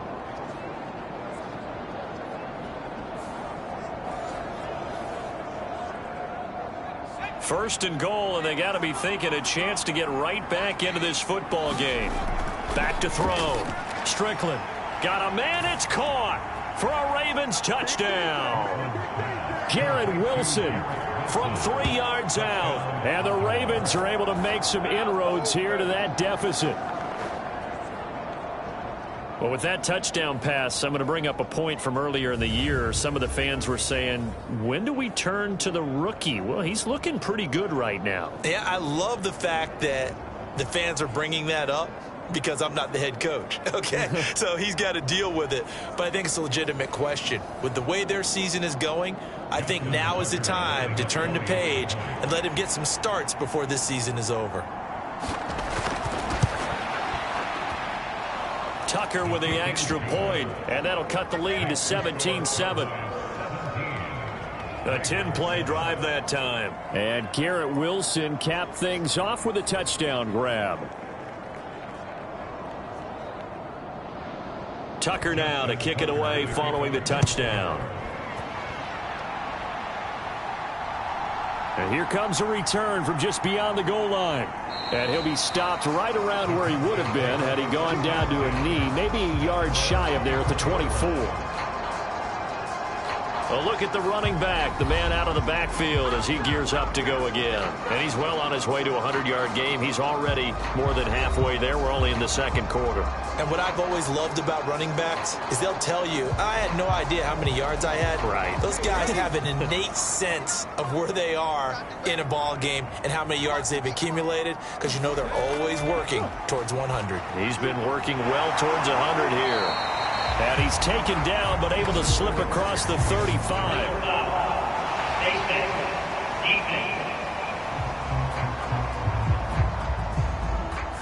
So give him the yardage on the completion and also tack on 15 more. If you get that hand up there, you've got to let go immediately or just not close the hand at all. He didn't, gave it a tug, and that was easy for the officials to see. They'll look to throw now on 1st down. Olave over the middle. And he'll go down, but not before getting this inside the 30. When you're playing a quarterback with some experience and some moxie, You enter the danger zone when you decide to blitz him, because if he's able to diagnose as he did on that play, he can hurt you downfield. He reads defenses so well, doesn't he? He really does, and the best part about that play for him, I don't think that was his primary target. I don't think so either. I think he had the read, figured out where the blitz was coming from, and went to a secondary target for a really nice game. He'll get 5 out of the scramble. It's second down.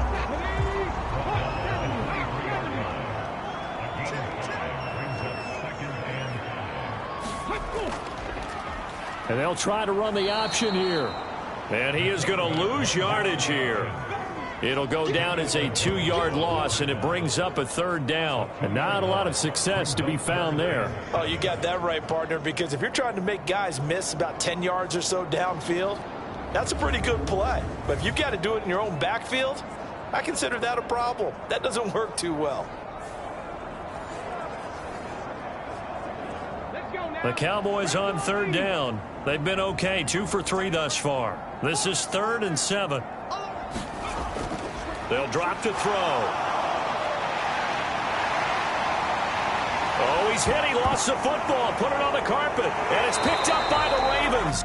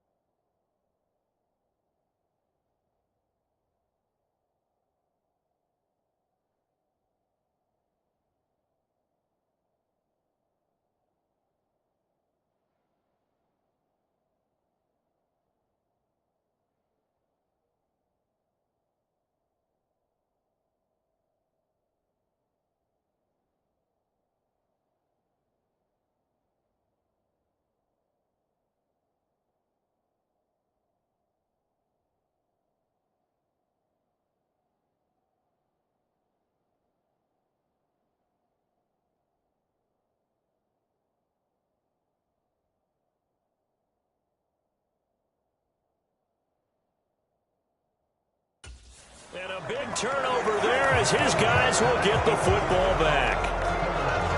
A little careless with the football, and he also had a fumble loss last week, didn't he? He certainly did, and when I'm watching him play, the one thing that comes to mind is always remember, traffic, turbulence, people around you, 2 hands. Get 2 hands on the ball. Grip it tight.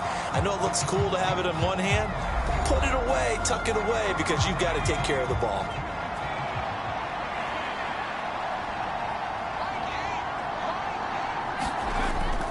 The drive will commence with a run by J.K. Dobbins. And not much to speak of. Call it a 1-yard gain up to the 15. I think if they want to start getting back into this game, it behooves them to get better on first down. Yeah, certainly not what they were looking for there out of the opening play of this drive. They work now on 2nd and 9. They'll try the draw here with Dobbins. And he'll take this up only to about his 18-yard line. 3rd down and 6. Looking to throw. Strickland. A short throw caught by Andrews. And he won't quite make it. He needed 6. He got about 5. 4th down.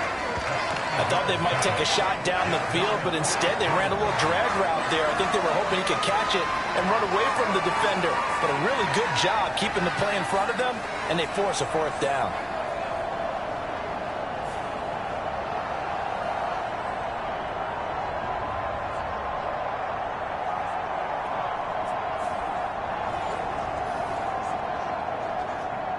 Fourth down, and out comes Jordan Stout here to punt. And last week in the loss, 5 punts as he gets this one away. Taken in at the 22. Oh, a nifty juke there. Not much fun for a guy trying to tackle it. So a good punt, but a solid 12-yard return. And the Cowboys will take over the football with a 1st and 10. There again is the running back as he trots onto the field. He's been good. His guys are winning. So far, the recipe working here in the second quarter. He doesn't like to just tote the rock. He wants to carry his team on his back, and that's what he's done throughout this game. Yeah, he's done that. He'll be hoping to continue that trend.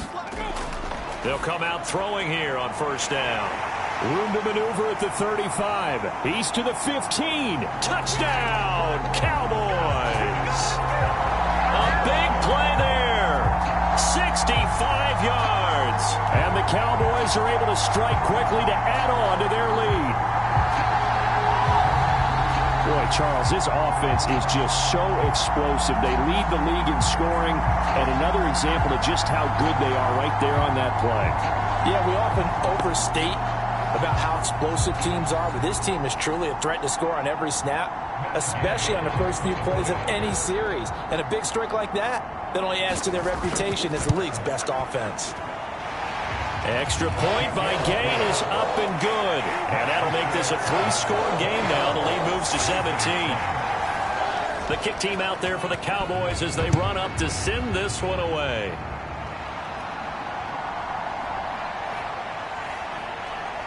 And he will make it to the 20-yard line and no further.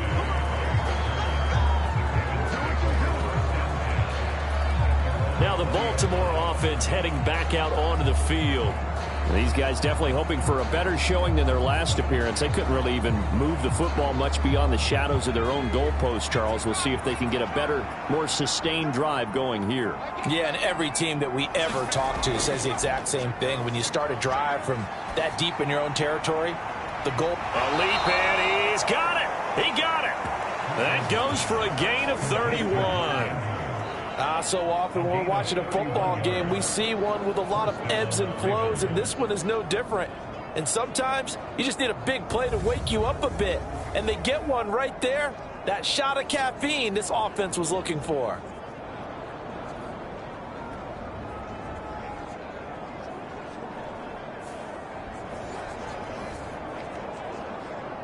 So the line of scrimmage moves all the way across the 50 now as they come up 1st and 10. A give up the middle to Dobbins. And he can only manage to get a couple.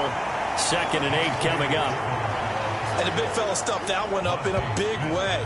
I think doubling him has to be a priority because you can't move up to the next level if you don't take care of him first. Now Dobbins again on 2nd down. And nothing doing. He's immediately taken down at the line of scrimmage. Now they'll need the 39 here for a 1st. This is 3rd down. Back to throw. Strickland. And they're able to work this to the 25 before it's all said and done. Able to find a lot of empty space there, picking up the 1st down at a 21-yard gain. As we both know, there was a lot that went into why they made him their 1st-round pick this year, and part of it was what they saw in college, his playmaking ability when things break down. As soon as he saw he wasn't getting a lane to throw, he pivoted and found an alternate way to the marker.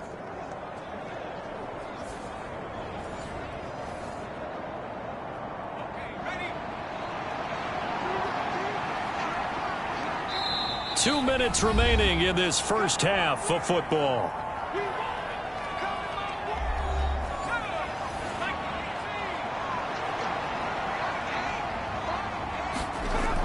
On 1st and 10, Strickland. A short throw caught by Andrews. And he'll be out of bounds just inside the 25-yard line. They'll come up 2nd and 7. Off the play fake, Strickland. And he'll go right back to Andrews. And a nice job to break free of one tackle, but it slowed his momentum somewhat, and he's taken down right after. 7th play of the drive upcoming here on 3rd and 6. They set up the screen for Dobbins. And he'll be taken down, but he does have 1st down yardage. The drive stays alive, a third down gain of 8. Well, they've had a great, impressive drive going here, and that pickup ensures the drive continues. And not only do you continue the drive, which is demoralizing for the guys on the defensive side of the ball right now, but you make your own defense happy. They're able to get a little more rest over on the sidelines while this one continues downfield. Here's a 1st and 10 at the 14-yard line. Again, he'll drop to throw. Slings it to Andrews, and it's complete. The tight end has it. Here's 2nd and 7. They'll stick with the passing game as he looks to throw. And time finally runs out. He can't get rid of the football, and he's taken down. Now the Ravens going to use one of their timeouts as they'll stop it with a tick under a minute to go before half. Off play action. Strickland. And it'll be intercepted. Picked off by Jamal Adams. And the Cowboys are going to take possession here. It's a touchback, and they'll take over at the 20-yard line. A tough adjustment to the NFL throughout his rookie season, and his problem with turnovers is only exacerbated by his early showing today. That's a couple for him here in this first half, and he's cleared the double-digit mark for the entire season. The Cowboy offense going to head out now late in this first half. And just inside of a minute left, Charles. They got a pretty long field ahead of them. I'm curious to see how they play this, but you would think definitely enough time to at least try to get 3 out of this. Yeah, you want to move with a nice sense of pace. You want to up the tempo a little bit, but you have to do it with some poise as well. You don't want to go so fast that you hurry yourself into mistakes. There's enough time to put points on the board if they do it right. And even though they have the lead, you know that they would love to extend this lead before heading to the locker room. 2nd and 1. And he's got his man out of the backfield. That's complete. The Cowboys going to use their second timeout now, as the clock will stop with 45 seconds to go in the first half. So they'll come up 1st and 10 now from the 33. They'll look to throw. He completes it to Olave. And they've got it well across midfield down to the 40 before it's all said and done. A very solid gain of 27. An ex-teammate used to tell me all the time, I hate experienced quarterbacks because no matter what, you really can't hide what you're doing. And I think that right there, he knew right away where the blitz was coming from, where his primary guy was going to be, and he ended up going to a secondary target for a nice game. I was just going to ask you, that wasn't the primary target, and he's so good at that, isn't he? I think he knew right away that he wasn't going to get to his primary guy. I think he read that as soon as he got to the line of scrimmage, knew where the pressure was going to come from, and said, I know how to beat that, and that's what he did. Well, offensively, that's the mismatch that you want. You want to force a linebacker to try and cover your back out of the backfield, out in some open space. But linebackers nowadays, they run like backs, and they take a lot of pride in covering. What a nice play he made there in the open field. So we have come to halftime here in Dallas with the Cowboys out in front. As we send you on over to Orlando for Jonathan Coachman at our EA Sports Halftime Report. Take it away, Coach. Okay, Brandon, bye weeks, they're over. We've once again got a full slate of games to get to as we take you around the NFL here in Week 12. We'll get started up at FedEx Field in our nation's capital, where it was the Giants who were able to come away with the road victory. Deshaun Watson, terrific in the win, as his guys upped their mark to 7-4 with the victory. From there, let's hop over to New England. Check out the Patriots at home in Foxborough. And you can see, currently they trail in that ball game. A touchdown pass there for Kenny Pickett. Lastly, we head to the Gulf Coast and check on the Bucs at home in Tampa. As you can see, the score there in the second quarter. The Buccaneers trying to finish that one off and claim victory.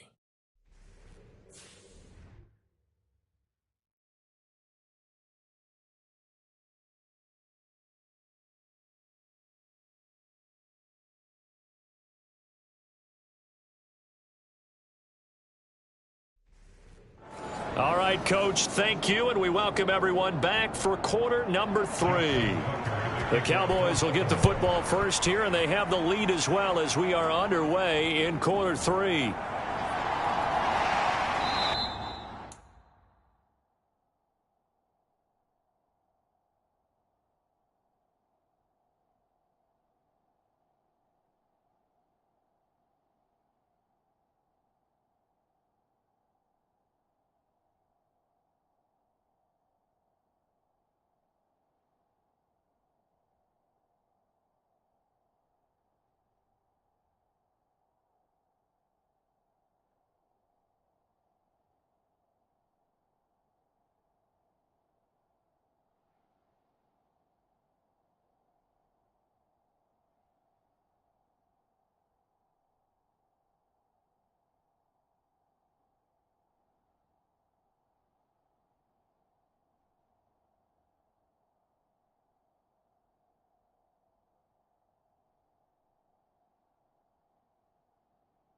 And a nice return sets him up pretty good here right at the 30-yard line.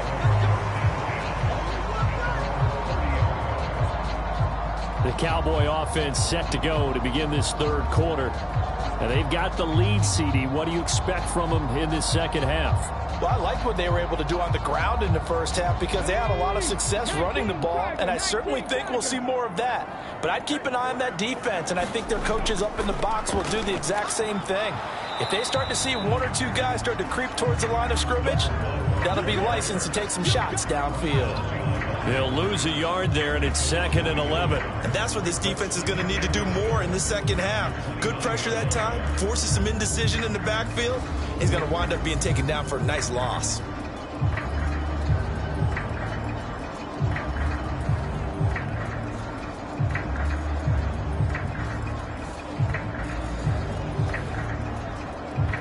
After the loss to start out, here's 2nd and 11.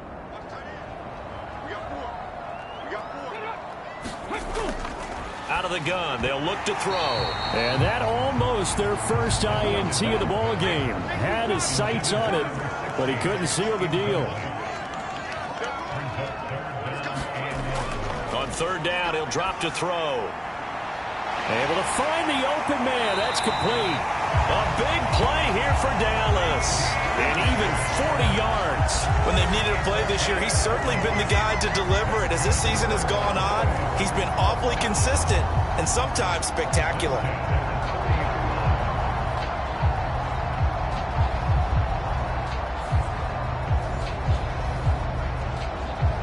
So the big play has him all the way down to the 30 now for 1st and 10. Back to throw. Dancing to his left. And this turns into a nice gain with a slide at the end. A nifty bit of scrambling there. 12 yards, 1st down. He's starting to fall into the category of not fair. Because when he's on target throwing the ball, he's dangerous. But when you add in his ability to make plays with his feet, almost impossible. Yeah, exactly. They've had trouble stopping him in the secondary. This time they've got the great coverage. Oh, he can run too. Back to throw now on 1st down. And it's a fumble. And it's picked up by the Ravens. And a big turnover there as his guys will get the football back. So certainly not at all what you're looking for here to start the third quarter. A fumble on their opening drive. Not at all. You're exactly right about that because this had a chance to be the drive to put everything away. A touchdown here, that might have put everything out of reach for them. They definitely handed out a lifeline to the defense on that play. Following the fumble recovery, Strickland. That's to the sideline and incomplete. An incomplete pass on 1st down. That leads to a 2nd and 10. Here's a give to Dobbins running right. And he goes across the 20 to the 22. This offense in desperate need of a conversion as they come up on 3rd down. Off the play fake. Strickland. That is caught. And he'll be taken down, but he does have 1st down yardage. It's a pickup of 6 and good enough to move the chains. I got a kick out of that one, partner. You and I talk often about trying to hide receivers in certain situations, but a guy of his size, can't really hide him. But the tight end drag route, definitely an effective way to sneak him across the formation for an easy completion and a 1st down. Now a handoff for Dobbins. And the second wave of tacklers is going to get him as they stop him behind the line. Officially, it's a 1-yard loss. That's going to bring up 2nd and 11. But these guys are going to chop into that deficit. They got to do a much better job in the run game. Caught behind the line of scrimmage, no yardage to be found.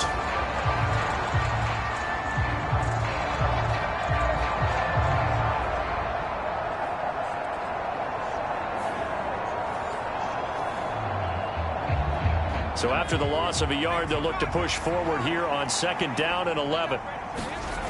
Operating from the gun. Strickland over the middle, and it's incomplete. An incomplete pass on that last play, and that means they'll need to come up with something here on 3rd down.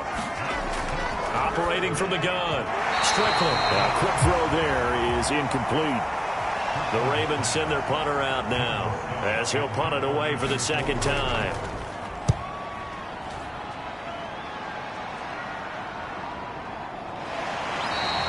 It's a 44-yard punt, just 3 on the return. And it will be 1st and 10 as they take over. And now Dallas gets set to take the field. And last time, the fumble, the turnover. Now they still have the lead, but I don't think coaches care. The turnovers will bother them no matter what the scoreboard says. That's the relief that you still have the lead, but coaches look at what if and what it should be. Turning the ball over when they've got a chance to score more points and increase the lead, that's what's going to affect them. And they're also thinking to future weeks, maybe when the game's closer, right? No doubt about it. You want to clean up everything. Let's just be honest about it. They want everything to be perfect at all times. They don't want to give up anything that's going to hurt their team. 4 yards the gain, and it'll bring up a 3rd down. Got to give credit where it's due. Really nice defense on that play. The pitch and catch was successful, but not any run after it. Here's 3rd and 6.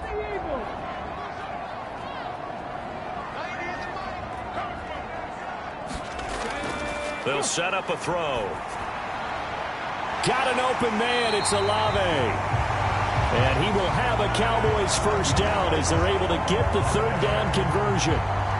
And Charles, with that completion, I'm told that puts him now over 3,000 yards passing on the campaign. And Brandon, I think we have to start to think about where we are in the season, because right now, 4,000 is not out of the question. I think a big game or two, he's certainly capable of getting that done.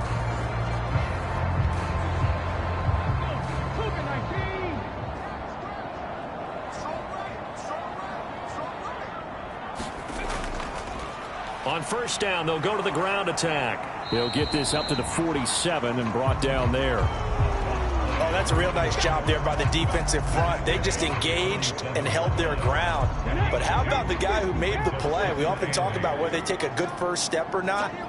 Many times you just don't take any step. Just get your feet moving, get your body going, and then once he made the read, he was able to make the play. And he's going to be taken down with the 1st down at the Ravens 37. A new set of downs after a strong pickup of 16 yards.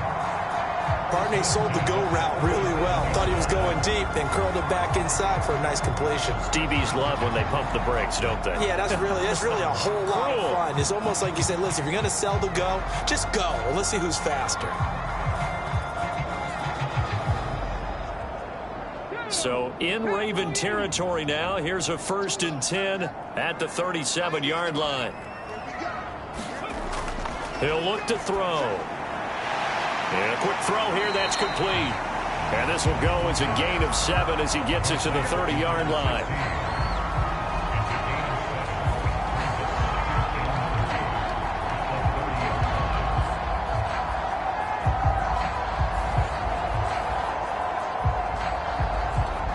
Now 2nd and 3.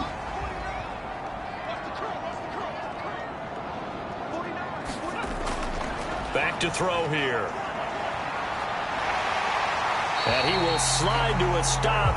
He does have the 1st down. That one goes for 8 yards. Well, this has certainly turned into a showcase game for what he can do on the ground, because they're just continuing to give him chances to run it, and he's earning every additional carry by putting up positive yardage on each run.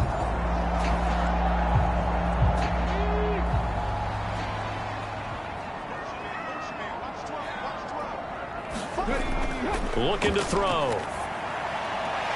He's got his man on the crossing route. And they're into the end zone, but it's not verified yet. Hold on, there is a flag down.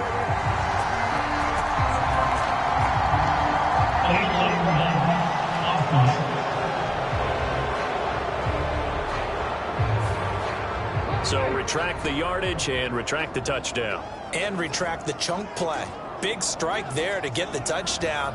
Now they've got to take it back and see if they've got another one still in their arsenal. And he is into the end zone for a Cowboy touchdown. A great effort there. With touchdown number 15 on the year and 2nd of the game. And the Cowboys are able to widen their advantage. So the rushing touchdowns continue to stack up, CD. That now 15 for him on the year. I give him a ton of credit for staying healthy, being a smart runner, and it's showing just how important he's been to his team. He's got to be their MVP at this point in the season, and those votes may have been turned into league MVP votes when it's all said and done. Extra point by Gay is up and good, and the lead is now 24.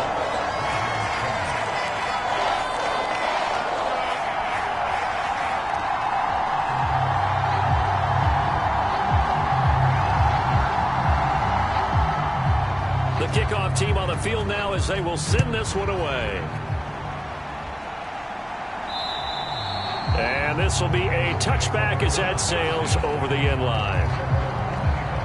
The football back over to Baltimore and J.K. Dobbins. And he's closing in on that number that all running backs circled beginning of the year, the number 1,000. Couldn't do it on this drive. And you have to think to yourself that this moment, getting to this spot, it started in the offseason, right? Not just the workouts, right? Not just getting yourself physically prepared to play, but mentally, as well as your team, as well as your unit, head coach, offensive coordinator. We run the football. We give you opportunities. He's taking advantage of it. And when you get this close to the mark, you just hope things don't tighten up, right? You probably want to get there and get it in your rearview mirror. You really do, don't you? Because now it becomes predominant, and you wonder about play calling as well. Do you want to call plays to get that out of the way, or are you still calling plays to win the game first? And he's going to be intercepted a third time. Picked off by Jamal Adams. And he's free going down the left side. It's a foot race.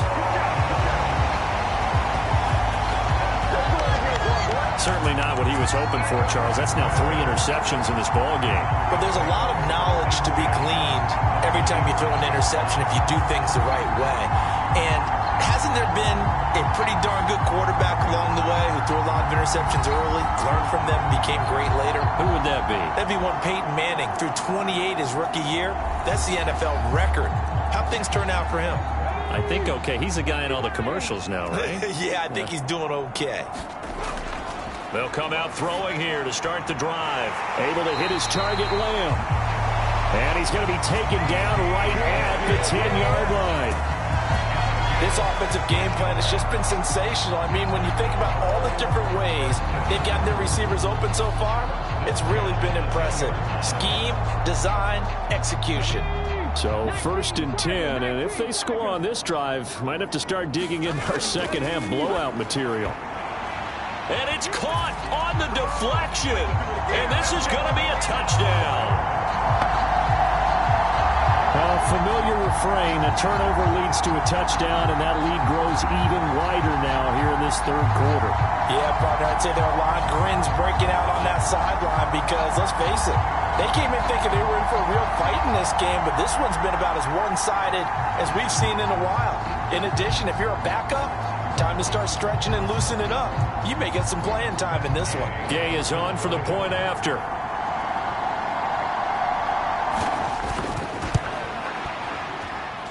And he's been a busy man, 5 for 5 now as he knocks another one through to extend the lead.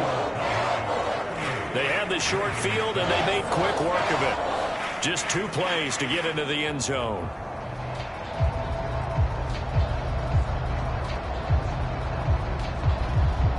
The kick team out there for the Cowboys as they run up to send this one away.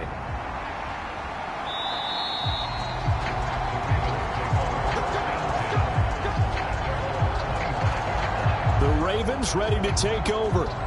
Well, this has been a tough one for them, Charles. They've struggled really on both sides of the football. And one thing that's really plagued them, the turnovers. They've had issues keeping the football in their possession. And every game that's ever been played, all coaches talk about taking care of the football and limiting turnovers. And in this one, after we saw that first turnover, we worried that things would snowball, and it certainly did, especially on the scoreboard. Give him a couple on the carry there, 2nd and 8. They suspected it was a power play up the middle coming at them, and boy, were they right. That defense got downhill in a hurry and limited them to just a couple on 1st down. They'll break the huddle, come up on 2nd and 8 at the 27-yard line. Throw caught by Flowers. And they get him down, but not before he takes it across the 40-yard line.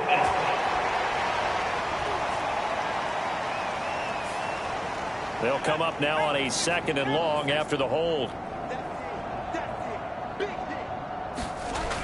From the shotgun, he'll look to throw. He finds his man, complete. It's Flowers. And on 3rd down, the Cowboys bring in an extra defensive back. Looking to throw. Strickland. And he'll get this one way up just shy of the 45-yard line. No one there to help out downfield, but no problem. Scrambling for 22 and a first. He certainly isn't looking at the scoreboard out there because, to me, all he's concerned about is analyzing the field and making most of the time left in this game. Deficit's still there, but he's starting to hit them with some big plays.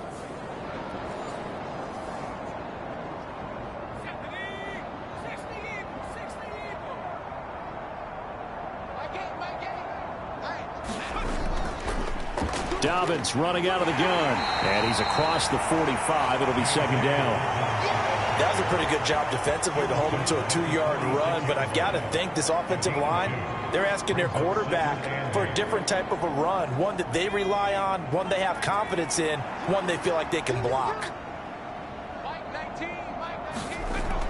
Now Dobbins again on 2nd down, and he'll fight his way forward to about the 48-yard line. They'll come up facing 3rd and 5. Operating from the gun. Strickland. Oh, had his hands on it. Couldn't bring it in. Pretty symptomatic of how this game's been going. Well, they certainly aren't letting up today, partner, because they've forced big turnovers already. And it's been incredibly tough for them to get yards against, let alone put points up on the board. The Ravens send their punter out now as he's on to kick it away. Averaging over 50 yards a punt so far as this one's away.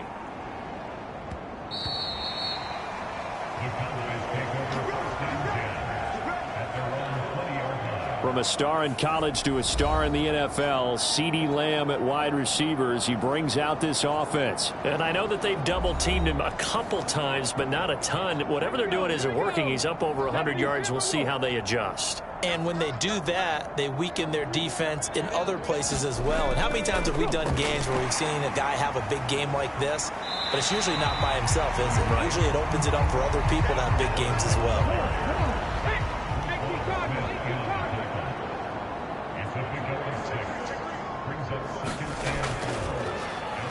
Here's a handoff out of the gun. And he will lose yardage and be backed up to the 24. So they'll get a little extra time to come up with his 3rd down play as we played 3 quarters. You are watching the NFL on EA Sports. The Cowboys on 3rd down. They've converted 4 times out of 6. Not bad. This will be 3rd and 6.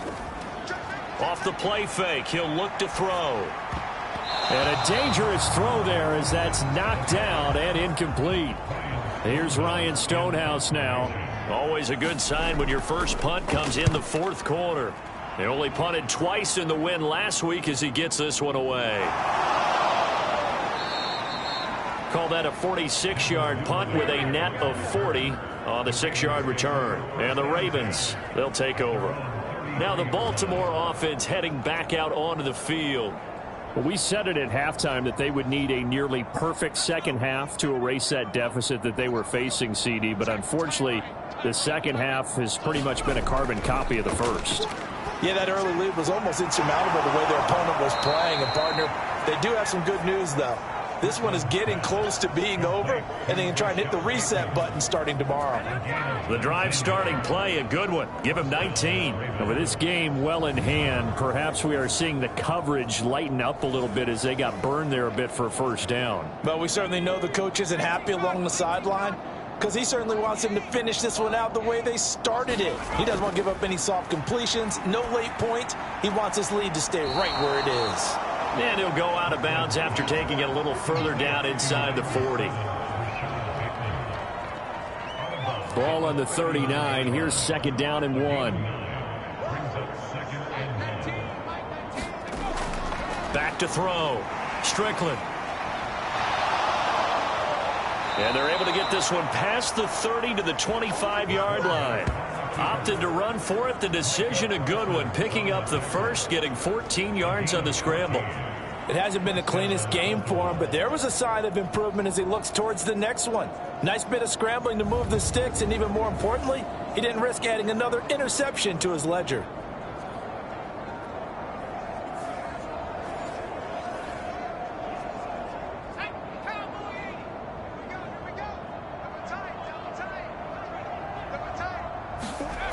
Throwing on first down. Strickland. And now a fumble. The ball's out. It's picked up by the Cowboys. And a great return as he's up close to the 40-yard line. And with that kind of a deficit, you can't afford to make any kind of mistakes. But it's been pretty symptomatic of what we've seen all game with them, isn't it? Down this big in the fourth quarter. You'd say an afternoon to forget, absolutely. The Cowboys about set to take over on offense. And they have to be feeling pretty good. Comfortable fourth quarter lead as they take over following the fumble recovery. So good starting field position for him here as they come up 1st and 10 at the 39-yard line. They'll start this drive out on the ground. Nowhere to go that time. He maybe got a yard up to the 40. Ball on the 40 now. Here's 2nd and 9. And they'll keep leaning on the running game. Back to the ground. And good running there as he'll take this all the way up to midfield. 85 yards rushing for him so far in this one as he nears 1,400 for the year. Well, we're beyond the tone setting right now. This guy's been the bell cow all day, and he'll continue to rely on him to move the chains, drain the clock, and lead his team.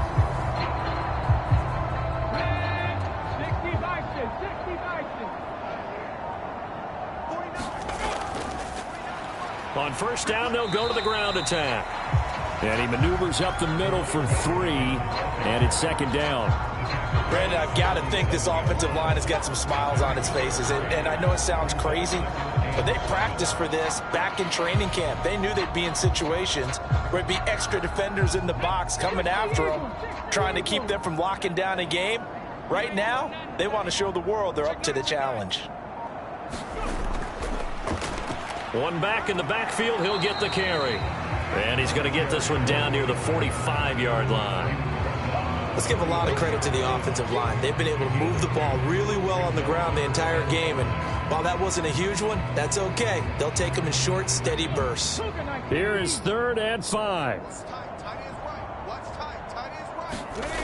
They're going to look to throw. And tight coverage there. It's knocked away, incomplete. Here's Ryan Stonehouse now, as he'll kick it away for the 2nd time.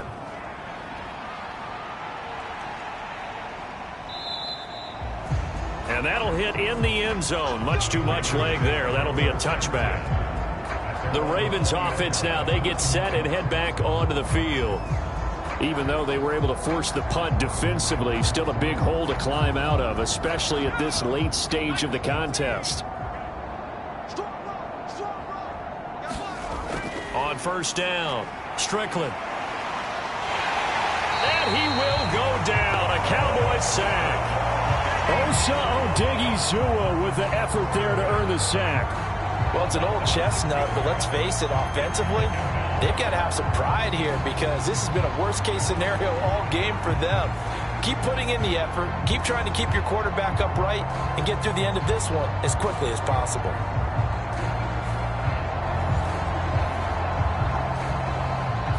Work to be done here on 2nd and 16 after the sack.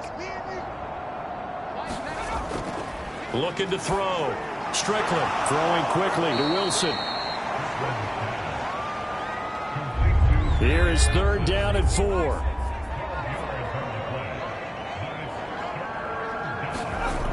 Back to throw. Strickland. Oh, now he's stripped. He lost the football. And it's picked up by the Cowboys. And he's able to get it back to the 33-yard line. And I don't know that fumble's going to matter a whole lot. You look at the deficit here in the fourth, it doesn't matter. The coach on the sideline still scratching his head. Yeah, not only scratching his head, but probably writing a note or two about, we're going to address this come practice next week, because maybe that's the reason we're down this far. Doesn't matter at this point, but being sloppy throughout the game, not going to help him improve. On first down, they'll go to the ground attack. Gets by him, and now a little daylight. He's going to go out of bounds, but he takes this one down just shy of the 20.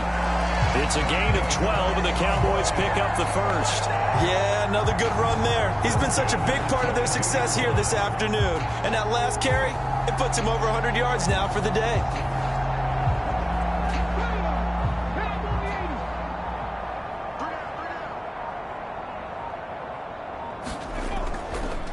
Right back to him on first down. Oh, fine work there as he gets this thing down to the 11-yard line. 112 yards rushing now for the NFL leader coming into this ballgame.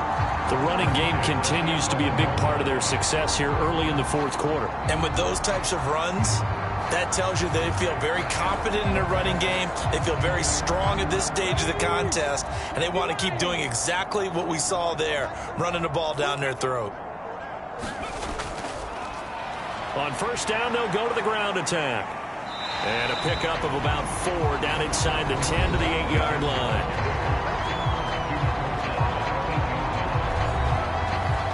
Facing a 2nd and 6 from the 8.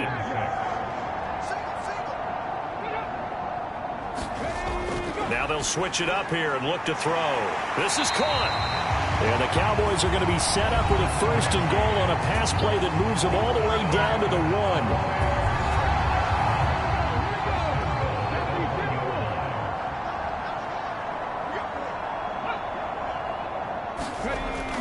They'll let the fullback try and take him home. Power on power, but he's not going to get in. No gain on the play, and it's going to be 2nd and goal.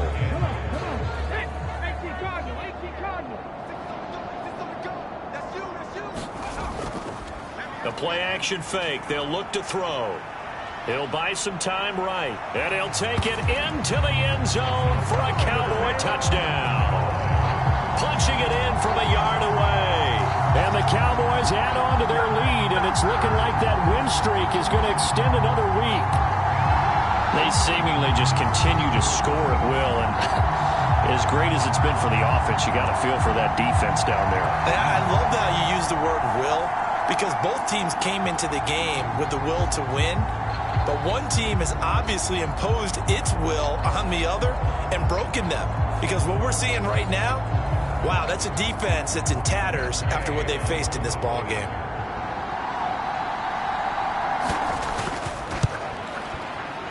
Extra point by Gay is up and good. And this one was over a while ago as they just add on to that big lead.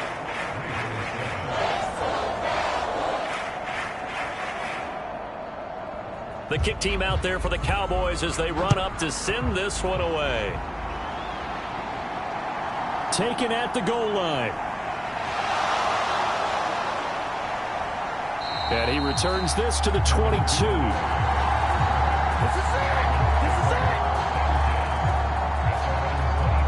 And now Baltimore gets set to take the field. They are looking to make a bit of a 180. They are sputtering right now. And frankly, I think it's time to call your playmakers together and say, all right, guys, we're going to lean on you through this patch. We need you to get us back on track and get us going in the right direction. So you're calling plays geared to them. Not necessarily when you look at your plays, oh, this hurts the defense. I want the ball in the hands of X, Y, and Z and see if we can move forward. So don't get too cute. Go to the playmakers. Looking to throw on second down. Strickland. And that'll be complete to Dobbins. And not much to speak of. Call it a 1-yard gain up to the 26.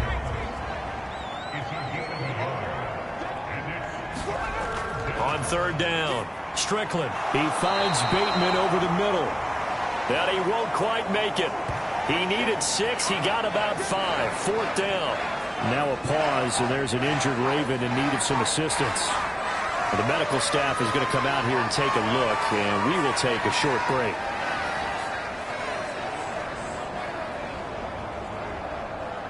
The Ravens send their punter out now. He's been one of their few bright spots so far.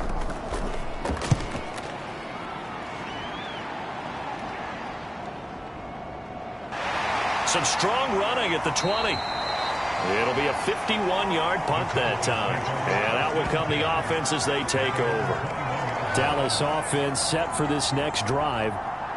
And they just continue to roll right along, really. This has the looks of yet another victory as they hope to polish it off here in quarter number 4. And the slot man goes in motion left. They'll fake it on the jet sweep, and instead a handoff up the middle. And now we're going to get a stoppage. A member of the Cowboys shaken up. The medical staff will attend to him, and we will step aside.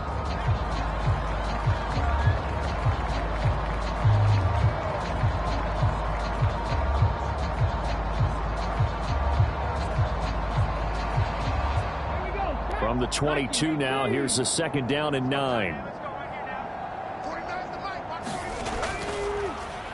They'll try and run some clock here as they keep it on the ground. And maybe a measure of revenge there. He's had his way in this one, but this time they get him behind the line.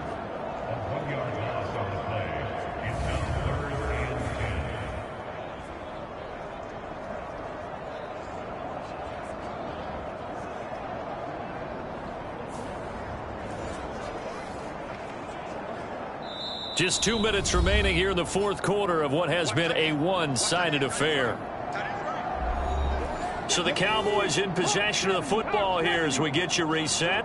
They've got a 3rd down now as they look for one more 1st down to help salt this one away. And that's not nearly going to be enough. Stopped at the 22, and he needed plenty more. Just a 1-yard pickup there, and it'll be 4th down. That's a really good job right there. Just kept stringing that play out, pushing him further and further towards the sideline. Really good fundamentals by that defense. He was trying to put his foot in the ground and turn upfield. He just couldn't. No, they really had a picket fence in front of him. No room to find to get upfield. Here's Ryan Stonehouse now as he's on to punt for Dallas.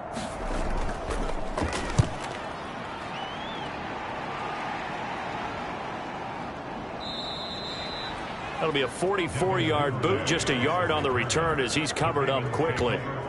Ravens offense getting set and ready for this next drive. Well, CD, it's all window dressing at this point. I mean, the best they can do is end the game with a nice drive to maybe build some momentum to move forward into their next contest. Yeah, and with how lopsided this game has been, even one score might not do a lot of cosmetic good on the scoreboard, partner, because it's just about looking forward at this point. Get a touchdown here, give yourself some positive momentum and reps to focus on when you get back to practice in the next couple of days. And his pass is intercepted for the 4th time today. Picked up by Trayvon Diggs. And this one will be returned to right around the 38-yard line. Well, with this advantage, this defense knew that passes were coming, and they stayed in position, Charles, and picked one off here in the 4th quarter. Yeah, what a way to cap things off, huh? Because I think this is part of the game within the game. They see the scoreboard, they see what they can accomplish, and they went for it. Now the Cowboys offense heads back onto the field. And it's all but certain that this win streak is going to extend another week. Just another tremendous performance in this one. On 1st down, they'll go to the ground attack. And he can only manage to get a couple. 2nd and 8 coming up. You've got to be impressed by that defensive front on reps like those. They were not being moved off the line, kept their shoulders square, and gave their teammates time to fight to the ball and limit that gain. And they'll give him another shot here on the ground. He's brought down to the red zone at the 18 after a gain of 18. 1st and 10. Charles, a lot of happy faces heading into the tunnel as this one ends, and understandably so. Not only did they get the win, but boy, their offense was on fire in this ball game. And partner, I have no idea what the top speed is on one of those high-end sports cars. What's the top gear you can get into? This offense, they certainly were there in this one, huh? Everything clicking for them in this contest, the kind of performance that they're going to cherish. So for Dallas, the perfect season remains intact as they move to 11-0 on the year. And they will hit the road next week to take on the Detroit Lions. Meanwhile, for Baltimore, it's a loss that sets them back in their playoff push as they fall to 6-5. And they'll try to turn things around next week as they have a matchup in Cincinnati against the Bengals.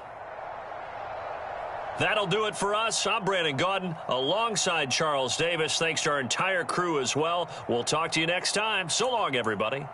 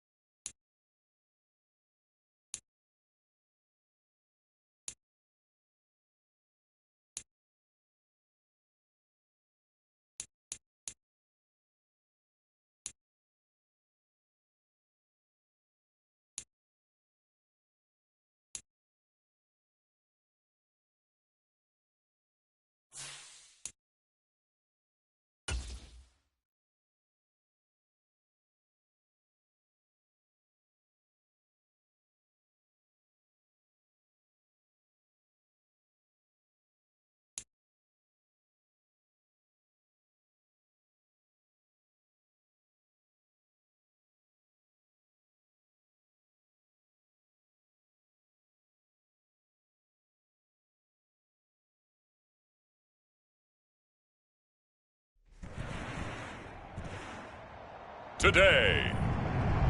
From Hard Rock Stadium in Miami, Florida, it's Week 12 of the NFL on EA Sports.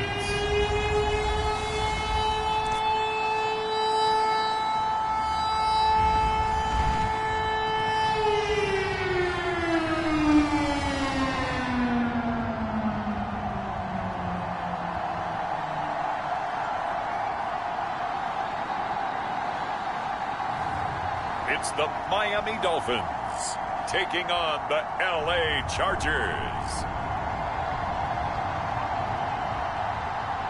We are about 15 or so miles northwest of world-famous Miami Beach as we are set for football at Hard Rock Stadium in Miami Gardens. Today, Week 12 of the NFL season is upon us, and we've got a good one in store, as it'll be the LA Chargers taking on the Miami Dolphins.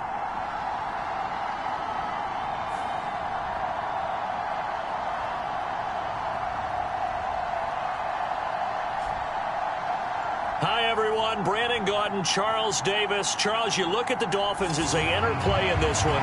They've been playing their best football of the year.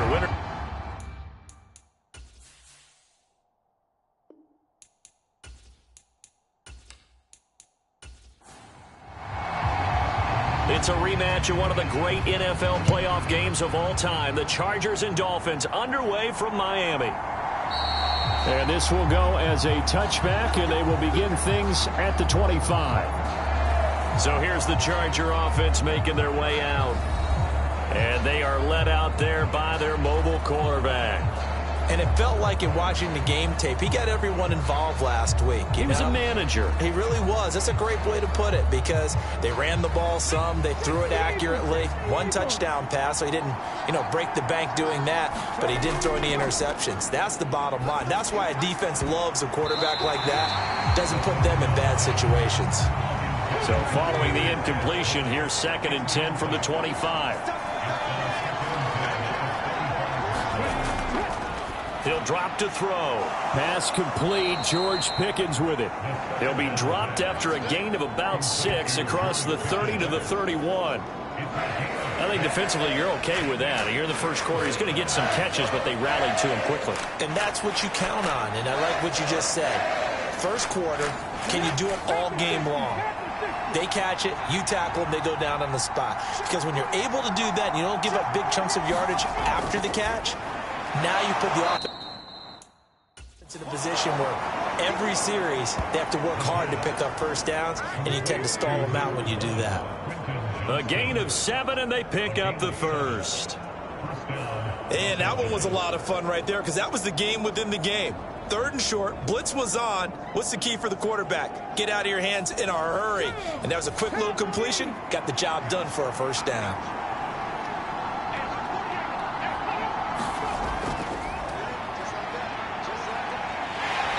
And he'll muscle his way up to the 43 for a pickup of right around 5. The numbers for him from a week ago: 19 carries, 61 yards, and a touchdown. Definitely productive, including scoring his 14th touchdown of the season last week. It's going to be fun to watch the matchup now because he has a nose for the end zone. So if you're a defender, what's your job? Keep him out. And he'll be brought down just shy of midfield at the 49-yard line. 2 first downs have him up near midfield now on 1st and 10. They'll set up to throw. A short throw to Ingram, and just 1 yard here from the 49 to the 50. Ball right on the 50-yard line. Here's the 2nd and 9. Up the middle they go. Porter. And he's going to be stopped up at about the 47-yard line. So it's 3rd and 6, and this will be the 8th play of the drive. Now back to throw. Pass out left finds Johnston. And he is going to have the Chargers first down as they're able to get the 3rd down conversion. Solid opening drive so far, Charles. They've moved this football into field goal range, but you know that they want to cap this off with 6 and not 3. Absolutely. As one of the better coaches in the league always tells me, on offense, I want to throw body blows all game long and finish it with uppercuts. Well, here are the body blows right now. He's hoping in one uppercut will take care of the end of this drive. They'll run on first down. It's Porter. This will be stopped about 2 yards shy of the marker. 8-yard gain, 2nd and 2.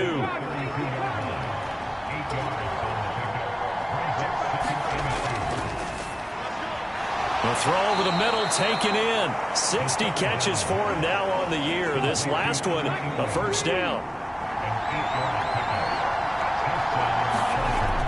Now a shotgun snap as they'll look to throw. Got an open man. It's Pickens. And he's going to be taken down right at the 10-yard line. And he's already got 2 catches on the opening drive. They know he's going to be a handful. And sometimes you game plan for that offensively. You want to make sure that guy touches the ball, and sometimes it just happens naturally. And then you change your game plan. When he has the hot hand, you keep going back to him because he's running routes with confidence as the game goes on. They run the option on 2nd down. And he probably should have given that one off as he's going to get hit and taken down behind the line. Nothing doing there as the 13th play of the drive proves to be unlucky. This defense is a difficult one to prepare for, one of the best in the league. They'll come at you from all angles, and they did a nice job there stopping him for a loss. Here's 3rd and 9. He'll look to throw. He's going to find his running back. It's complete. And he's able to work it here to the 8-yard line. That's going to bring up 4th down. Only a gain of 2 there. Brandon, a good idea there on 3rd down. Run a little clear out and hope you can get your receiver the ball coming across the formation. Nice design, but well played defensively, and they stop him well short. Now Kaimi Fairbairn for the field goal try. From the right hash, and this one just a chippy. Fairbairn able to put this one through, and the Chargers grab themselves a 3-0 lead. And all in all, a pretty decent opening drive, Charles. Pretty balanced. They had the passing game going and the rushing attack, too. I would think they have to be happy with that start because you get your ground game going, which means your offensive line and your runners are pretty happy, and then you get your aerial attack going as well, so your quarterback and receivers have smiles on their faces. Now both up to speed, awaiting their next possessions for this game. They can't wait to get started again. So here come the Dolphins now as they get set to take over on offense. And leading them out, their signal caller, now in his 4th season in the NFL. That was a solid performance last week, wasn't it? 2 touchdowns, no interceptions, ran the team well, won the ball game. Bottom line, may not have been earth-shattering, but it didn't need to be. He'll lose a yard there, and it's 2nd and 11. But you talk about the defense for these Chargers. They were very solid last week in the victory over Baltimore. And it was the pass rush that really keyed their victory. Got to the quarterback 6 times for sacks, and plenty of other turbulence in the pocket for him as well. A loss of a yard there to start out. That leads to a 2nd and 11. Operating from the gun, Elam. This one complete to Jalen Waddle. They'll wind up getting 7 on the play, and it's 3rd and 4 now.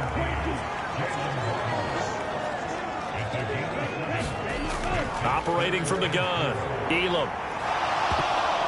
Oh, the ball comes out on the hit, but they'll say it's incomplete.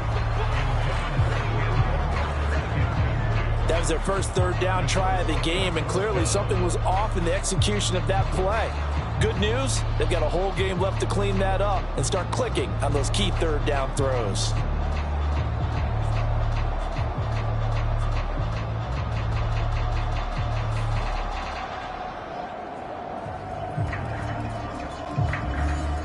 Here's Tommy Townsend on to punt. And the win last week punted 4 times as this one's away. That'll be a 43-yard punt, just a single yard on the return. And it'll be Charger football here as they take over. The Chargers get set to go here for their 2nd drive. And they, as mentioned, unbeaten to this point in the year, but you think this game, their toughest test yet. I absolutely do, because to me, this is a good measuring stick game because they've been able to take advantage of the schedule. But here, this is another team leading its division with an eye on making a Super Bowl run, so this game is crucial. So not quite a first down just yet as they come up on second and less than a yard. Now this one over the middle into the hands of his tight end, complete. A busy first quarter. His third catch of the afternoon is a first down. And a good quarterback facing zone coverage. If he has just a little bit of time to survey the scene, that's what's going to happen. No doubt about it. If there's no pressure, he's going to continue to pick them apart because he'll have all that time to find someone open downfield. He can only cover for so long. So maybe they want to go to a zone blitz scheme, get a little bit more pressure. Remember when Carolina did that against Denver? They lost the game ultimately. They dropped the defensive end out, and he ended up with an interception in that game in Super Bowl 50. Maybe some sort of scheme like that to try and get more pressure at the passer. Out of the gun now on third down. Work in the middle of the field, and he's got a man complete. And he's got another first down as he's brought down at the Dolphins' 42. That one good for 13 and a Charger first. I'm not sure that was necessarily a safety valve or a check down throw on third down. Sometimes just try and find the open guy and get him the ball. He did exactly that and found a way to pick up a first down. So now 1st and 10 as they've crossed into Miami territory at the 42-yard line. They'll look to throw here. Into heavy traffic, and it's intercepted. And the Dolphins are in great shape here as they take over at their 46-yard line. So this is something we didn't see at all from this offense in the victory last week. That's a turnover. They didn't have any, but giving the ball away here in the opening quarter. I love the surprise in your voice because it's exactly what you stated. Didn't see it last week, but it's a key to their win. And it'll be a key to this game as well, protecting the football. Didn't get it done there. Good starting field position for them here as they come up 1st and 10 at their own 46. Throwing to start the drive. Elam. That's Waddle. He's got the catch on the out route. And he'll be out of bounds just shy of the 40.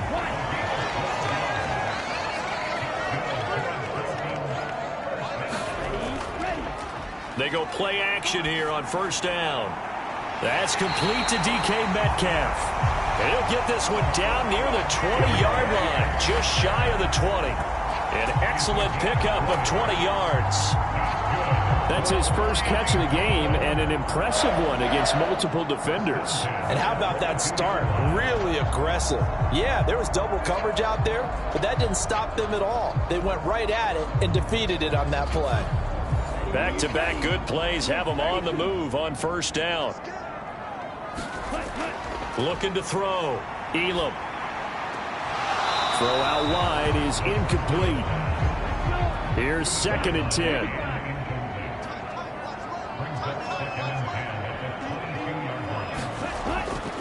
They'll look to throw again. And this time he's got the hook up. It's complete. They get 6. That'll leave them with 3rd and 4. Back to throw again. Over the middle into traffic, and that's complete. And he won't get to the marker. He's a yard short. A pickup of 3 and leaves him with 4th and 1. 3-0 after 1 on EA Sports. Second quarter from Miami. It's the Dolphins with the football as they've got it with 4th down and 1. The kick by Carlson is good, and the Dolphins are going to tie the score at 3.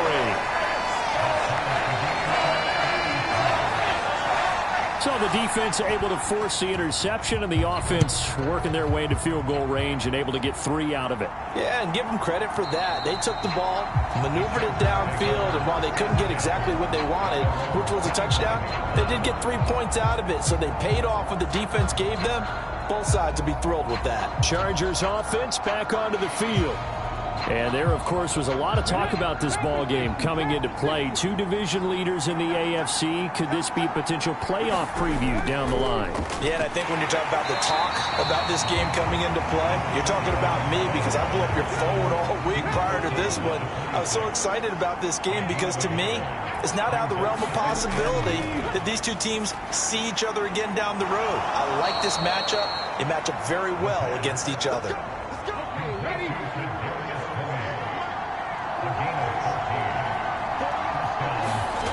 Now on first down, he'll drop to throw it. A short throw to Ingram.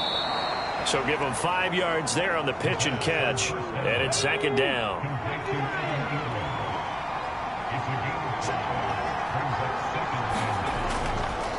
Now a handoff up the middle. Porter. And no room that time, getting it to about the 46. The Chargers on third down. They've been good, 3 for 4 thus far. This is 3rd and 4. They'll drop to throw. Oh, it's a screen pass. That's complete. And he is going to lose yardage here.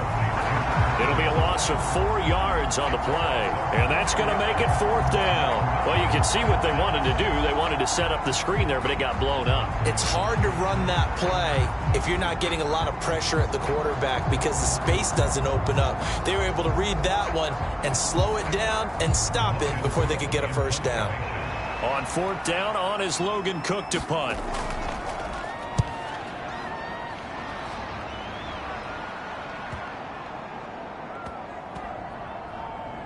And did they keep it in? They did. They kept it in. It's down close to the goal line at the 1-yard line.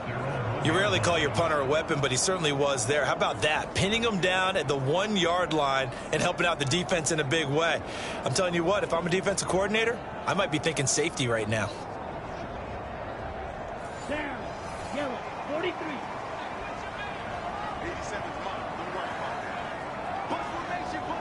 Ready, go. To throw from his end zone. Elam. A short one there to Freiermuth.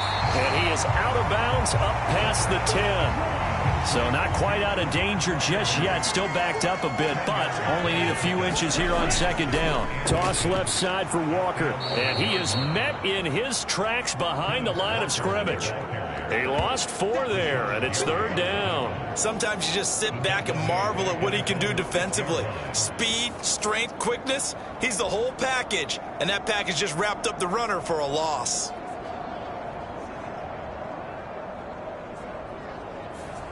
Ready. 3rd and 5. Stand. Go. Back to throw. Elam. This one goes underneath to Walker. And he's brought down short. 2 yards there. Needed 4. I think that call was made not so much to try and get the first down, although they would have taken it if they could have gotten it, but to give their punter a little bit of space and try and help out their defense. Yeah, they got the safe completion on 3rd. The Dolphins will send out the punter now as he'll come on to kick this one away. His first punt, 48 yards. This one looks equally as good. Now a fair catch signaled for and made right about the 43-yard line. So possession goes over here on the punt. And they will take over 1st and 10. The Chargers getting set to go. And it's only November, but the playoffs, we know how it works. They'll be here before you know it. If it ended today, they would be the #1 seed. And that's a great spot to be in, but I love the phrase, if it ended today. And I'll guarantee you, that's what they've discussed in their locker room, in their meeting rooms. Yeah, we know where we'd be if it ended today, but we also know it's not ending today. Right. So they've got to continue to play the type of ball that put them in the spot where they're #1 in their conference. Now left side, a completion to his tight end. And they're well past midfield, just a yard or 2 shy of the 40. They call his number again. It's his 6th catch and a first down. I like how they work the tight end on a nice little under route there. And if you're going to give him that much space, he's not even going to catch the football. He's going to run away from you a little bit, and that's exactly what he just did there, picking up extra yardage. Now a play fake here on first down. Oh, and that is incomplete. So now 2nd and 10 after the incompletion on first down. Up the middle they go. It's Porter. And the reinforcements come in as they're going to stop him behind the line. It'll go as a loss of a yard, so now they deal with 3rd and 11. 2 things to watch. First, his strength and being able to break out that initial contact. But at his size, once you slow his momentum, it's hard for him to get it started again and end up tackling him behind the line of scrimmage. Backed up here. Tough spot, needing 11 yards to pick up the first.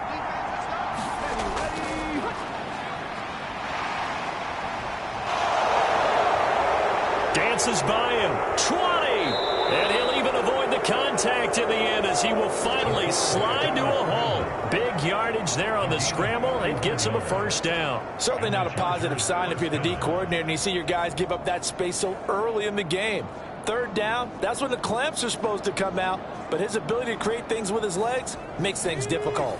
So how about this for field position after the big play? Inside the 15 now as they come up on 1st and 10. Now a handoff up the middle. Porter. Yeah, he'll work free from one tackle, but that's about all as he's taken down. 5 yards on the carry. Good pickup on 1st down. From the 7, it's 2nd and 5.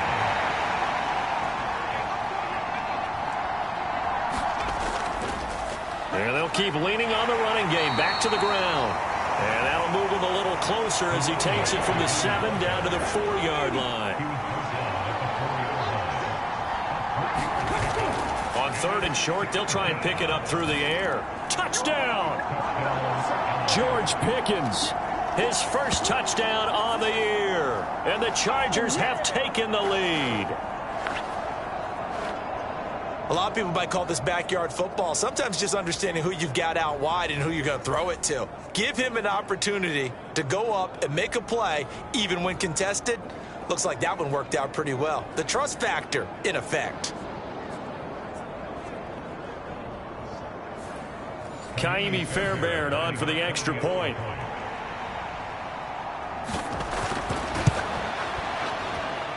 And it is up. And it's good. That'll make our score 10-3 now. So after the touchdown, here's Fairbairn now to kick it away. And here's Isaiah Pacheco to return it. And not much happening on the return as he'll get this to about the 23. Miami's offense set and ready to go. And, you know, it's certainly a lot of football left to play. We're not into December yet, but right now where we stand, they're in first place in their division, looking really good and looking to be a threat come January. And are you one of those early holiday shoppers, partner? Are you one of those guys get your list done? Because I think about what every team has on their holiday shopping list right now. What's the number 1 goal? Make the playoffs. Number 2, win your division. Number 3, and I think the biggest goal of all, try to get the number 1 seed so you get that first-round bye and ensure you don't have to go anywhere in January and hopefully get to the Super Bowl that way. Now 2nd and 9. Looking to throw. Elam. And this throw incomplete. Now the defender all over him that time, but it's going to lead to 3rd down. Back to throw. Elam. And that's going to be incomplete. The contact there enough to jar that ball free, and it brings up 4th down. On is the punter Townsend as he gets this one away. That'll be a 48-yard punt, 1 yard on the return. And the LA offense ready for this next possession. This drive here beginning probably with a pair of motivated groups. Remember, the offense scored a touchdown on their last time out. Looking to repeat that in Charles's defense. They were very frustrated after giving up 6 the last time on the field. And frankly, it's just a battle of wills in a lot of ways because you know they're both motivated. They both game plan for this drive, and they both have specific outcomes in mind. To me, it just comes down to who can execute better and which side can step up and assert its will over the other.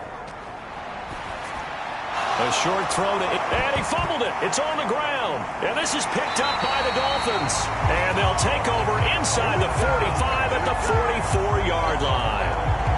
Obviously, you got to hold on to the football, but I've got to give credit to the defense there. Good job of knocking it free. Yeah, because a lot of the time we just blame the offensive players for not taking care of it.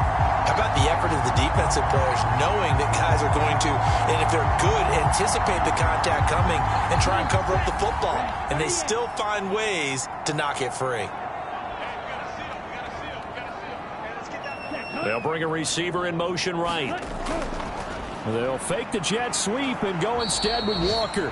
And he's going to take this ahead for right around 3 yards, but no more than that. 2nd down. Slot man moves right. Now a fake on the jet sweep, and they'll instead run up the middle. And he is met at the line of scrimmage, and he goes down right there. The first down line at the 34 here on third down. Operating from the gun, Elam. He completes this to Walker. And he gets it inside the 35 and just shy of the 30. A 10-yard pickup, and it's enough for a Dolphins first down. Our score 10-3 with 2 minutes remaining in quarter number 2. Line of scrimmage, the 31 now on 1st and 10. Operating from the gun, Elam. That's complete to his tight end, Freiermuth. And they'll get him down after a pickup of 8, 2nd and 2. Looking to throw, Elam. And he slings one that's incomplete. After the incompletion, here now, 3rd and 2. They'll stick with the passing game as he looks to throw. And he'll be taken down, but he does have first down yardage. They're able to convert with a gain of 4. Gotta say, I was a little surprised to see him, Charles, come out in the shotgun on 3rd and less than a yard. Yeah, but the way the NFL is nowadays, we hardly ever see anyone really run for it on short yardage. So they're going to throw the football more times than not. That was a nice, easy rhythm throw right there, and they pick up the first down. This offense finding its legs now. Here's another 1st and 10. Now left side on the swing pass. And he is out of bounds, getting it down to the 10. 2nd and 2. First down marker at the 8. Again, he'll drop to throw. This ball tipped, and it's going to be incomplete. Fortunate maybe to get that back. It's 3rd down.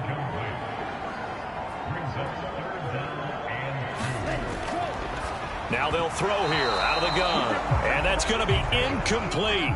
The coverage too good there. The contact popped the ball free, and it's 4th down. The kick by Carlson is good, and that'll bring him back within 4.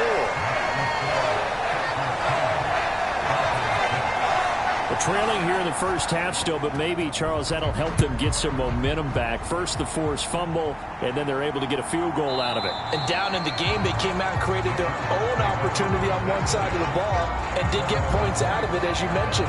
Complimentary football right there as they try and bring this one back to even. Getting set to go again as we look at the back, heading onto the field again. He's over 40 yards here in the second quarter. Been nice and effective for them, hasn't he? He has definitely been dependable and really shouldn't underestimate what he's getting done here, because anytime you're on a pace that's going to approach 100 yards, you've really done some damage in an NFL game. And now he's looking just to add to his totals. And he's going to be dropped following a pickup of 7 past the 30 to the 32. The Chargers going to signal for the first of their timeouts as the clock will stop with 55 seconds to go until halftime. 2nd and 3. And they'll get it up just short of the 45 at the 44.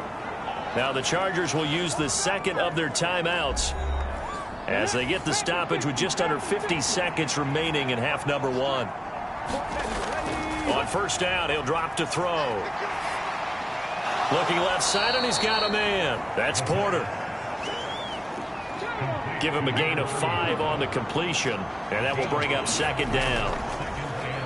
On play action, they'll throw. Throw left side, complete. That's Johnston. Catch number 40 for him on the year. It's a first down.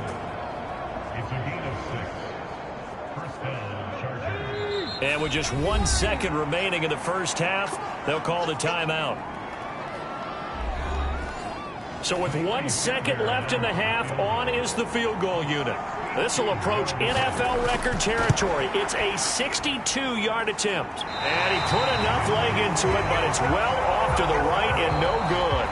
So that would have been something from that distance, but to no avail. Comes up empty as we have reached the intermission. As we go up to Orlando now and hand it over to Jonathan Coachman with our EA Sports Halftime Report. Take it away, Coach. Okay, Brandon, bye weeks, they're over.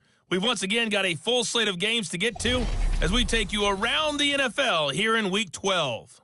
We'll start up at Gillette Stadium in Foxborough, and it's the Steelers who are out in front.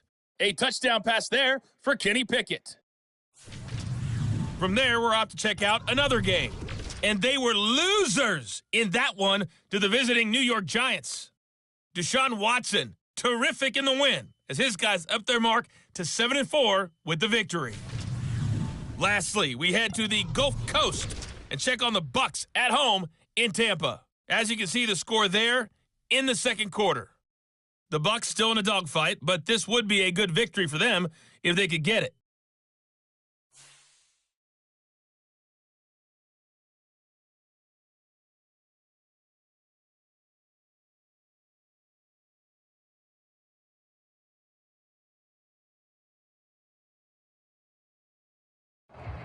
Okay, Coach, thanks as always. This one's still anyone's game as we welcome you back for quarter number 3. And this will not be returned, so the second half begins with a touchback. Out comes the Dolphins now. They'll go on offense first here in this third quarter. Charles, it'll be interesting to see what adjustments this offense made in the locker room. Haven't really been able to get anything going offensively, virtually nothing in the ground attack either. So certainly something has to change here in quarter 3. And I'm pretty sure their friends from the defensive side of the ball told them exactly that, because those guys, the stop troops, they've been playing pretty well. They've kept them around in this game. Now they've got some time. The running game struggled in the first half. Opposition knows how to focus on defending the pass here. They've got to re-energize that ground game and maybe open things up for a comeback here in this half. On second down, it's Walker. And strong running there as he's across midfield and down to the 49. Give him 12 yards there, and the Dolphins have a first down. Those are the type of runs that we did not see from him in the first half, but a good start to the third quarter. And I know what everyone's thinking that's watching this. They did a great job adjusting at the half. Oftentimes you don't make adjustments. You just dial into your game plan a little bit better, and maybe they're starting to make some headway. Back to Walker on first down. And the result here, a pickup of 8. Leaves him with 2 to go on second down.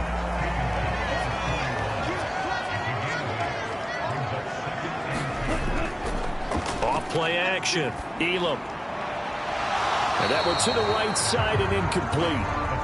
So 3rd and 2. This quite possibly 4-down territory, though, if they're stopped. They'll try for the first with Walker. Powerful running. 5 yards on the play there as the drive will continue.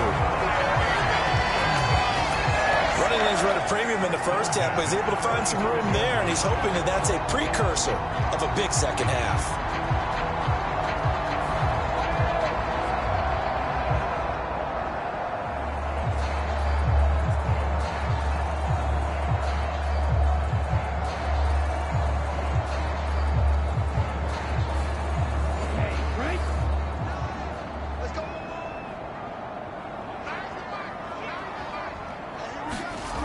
They'll look to throw here on first down.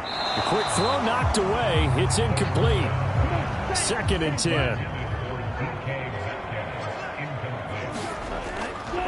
Out of the gun. They'll look to throw. A quick target here, complete to Metcalf. And he's brought to the ground with another first down at the Chargers' 20-yard line. Just his second catch of the game so far. This one moves the chains. Now what we're seeing, this is much better from this offense, because so far in this game, no touchdown to this point, and what's usually a direct correlation? Very few explosive plays. That's been their issue. Not able to make that big shot downfield or break one off, but a nice game there for a first down.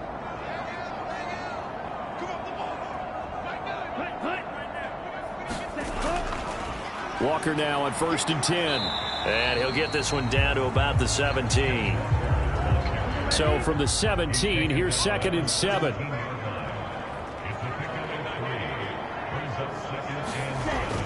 Sticking with Walker on second down. And able to break one tackle, but then quickly brought down. But a nice little gain. 3rd and 2.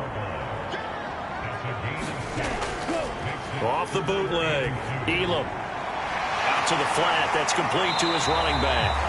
And the Dolphins are going to have 1st and goal coming up as they're able to convert there on 3rd and 2. Well, they've certainly done a nice job spreading the ball around on this drive. This time he gets it out to his back, and it's another nice play and another 1st down.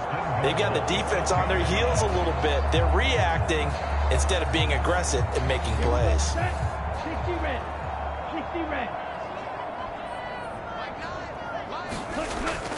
Here's Walker. Trying to find a lane, but instead he'll get back to the line of scrimmage and no more. They'll say no gain on the play, and it'll be 2nd and goal.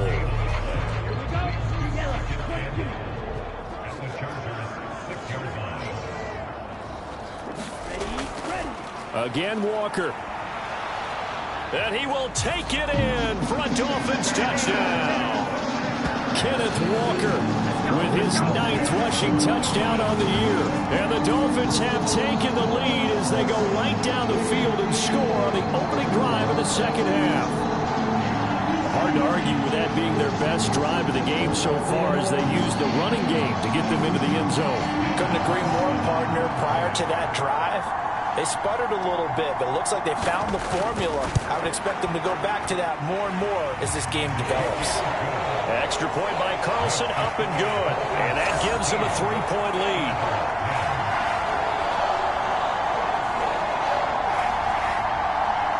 The kickoff unit is out on the field, and they will send this one away. And this will not be returned. It'll come out to the 25. Now we'll look at the Chargers offense. They get ready for their first possession of the 2nd half.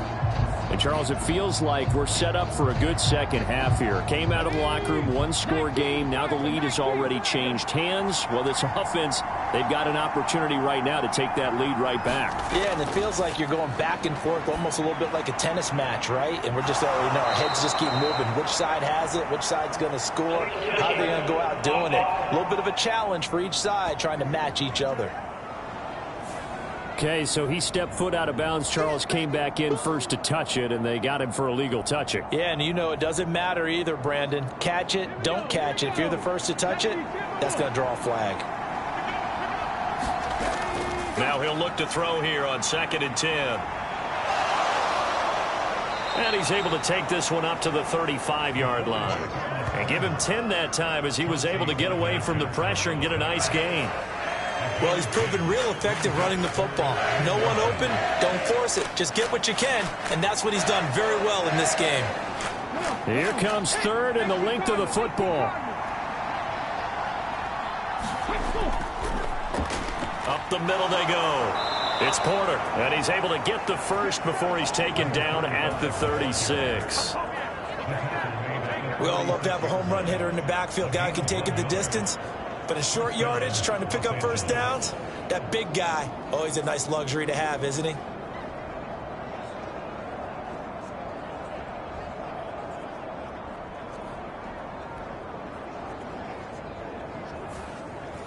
So from the 36 now, 1st and 10.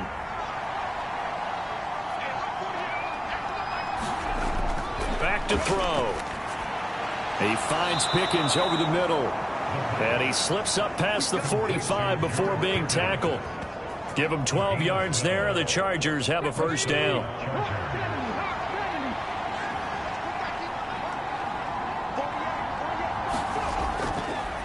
Now a handoff up the middle.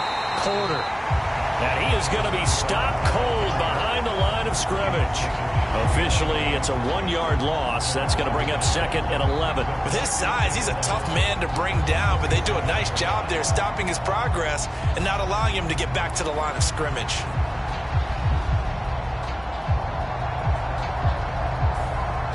Looking at a 2nd and 11 now after the loss. He'll look to throw. Finds Johnston.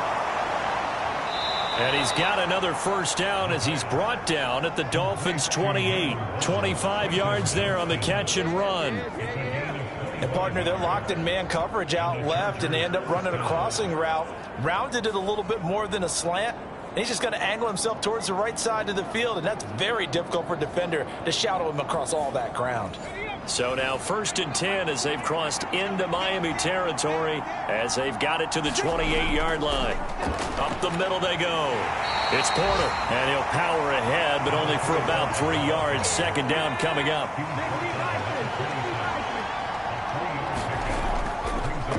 They'll keep it on the ground. Porter, and he'll get this down close to a 1st down at about the Dolphins' 21. They missed a field goal on their last drive. Here they need something to even get into field goal range on 3rd down. Able to find the open man. That's complete. And able to get him down, but he does reach the 5. They're able to convert on 3rd down, and that sets up a 1st and goal. Catch number 100 for his career right there, and it's good enough to keep the chains moving.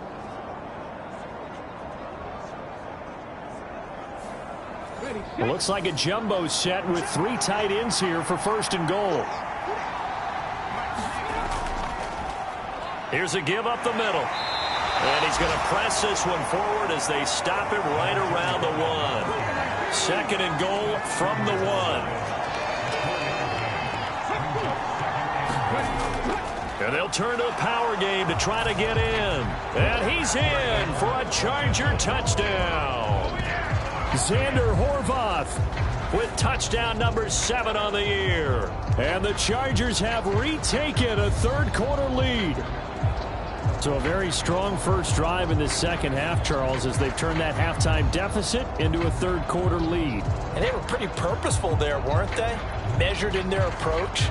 But boy, they executed awfully well, moving the ball down the field. On for the PAT, Kaimi Fairbairn.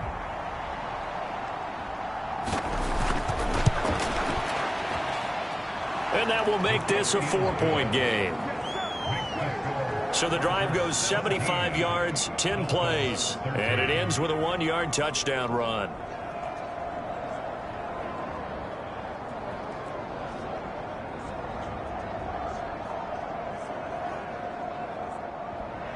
So after the touchdown, here's Fairbairn now to kick it away. This taken in at the goal line. And they'll get him down right around the 25, actually the 26 officially, so a net gain of 1 there. Kenneth Walker headed back out there. Yeoman's effort on that last drive. 7 carries, got the touchdown as well. And the O-line probably got a little extra oxygen on the sideline in between. And deservedly so, because they were also calling for him to continue to get the ball, because there's a rhythm that gets established, right? When you're running it well and the back's getting the ball and he's in sync and reading blocks, and the offensive line wants to continue to pound away. Haven't been an offensive lineman yet that likes to pass block more than he likes to run block. And that last drive, we saw the end result, didn't we? Yep, and all were rewarded with a trip to pay dirt. And he's going to be met at the line of scrimmage and taken down. Metcalf motions left. He'll get an opportunity with it on the touch pass. 3rd and 9 here. Back to throw. Elam. And Walker with it over the middle. And he gets this only to the 44-yard line. Not near enough to keep the drive alive. 3 yards, all they could muster there, and it'll bring up 4th down. One hallmark of good defenses is understanding the game, understanding positioning, and tackling immediately in the secondary after catches. I think we just saw that on display right there. Got to him before he ever had a chance to think about turning it upfield.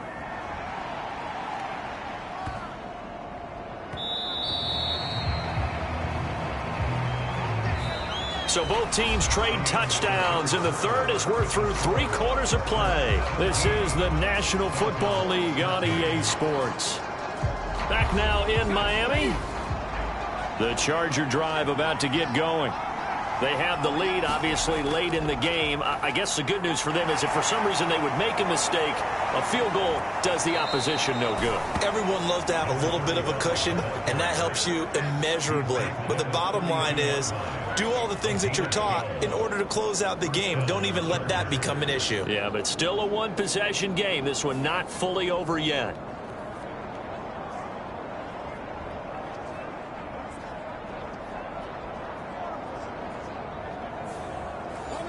From the 32 now, here's 1st and 10. Looking to throw. He finds his man, complete. That's Porter. 2 yards on the pickup there. And it'll be 2nd down. Now a handoff up the middle. It's Porter.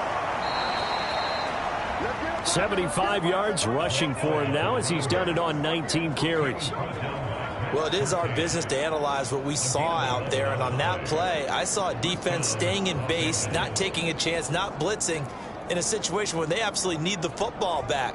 That's either a case of overthinking it or not thinking it through. If you do blitz, do you have to be careful about where you're coming from, or are you just coming from all angles? You have to be careful about where you're coming from, obviously, but at this stage, you have to take a few chances as well. They'll look to throw now on 1st down. Here's Tony on the quick slant. And he's brought down. Another nice gain, 13 yards that time, and another 1st down.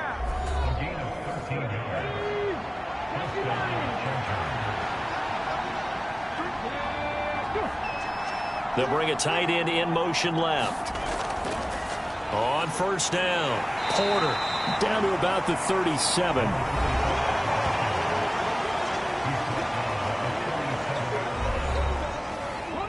If nothing else, they've already taken a couple minutes off the clock here already as they come up 2nd down. They're going to look to throw. Pass hauled in by Johnston. And he's got another 1st down as he's brought down at the Dolphins' 26. They pick up 12 on the play there, and they move the chains. It's a nice completion and a little bit of run after catch as well to create the yardage that they got. But it is so tough to cover that route, the drag route, because they run it at varying speeds. Because the key is to create hesitancy on the defender's part. Always so empathetic for those DBs, aren't you? That one behind his man, incomplete. Up the middle they go. It's Porter. They do get a couple, but they'll be left staring at a 3rd and 8 coming up.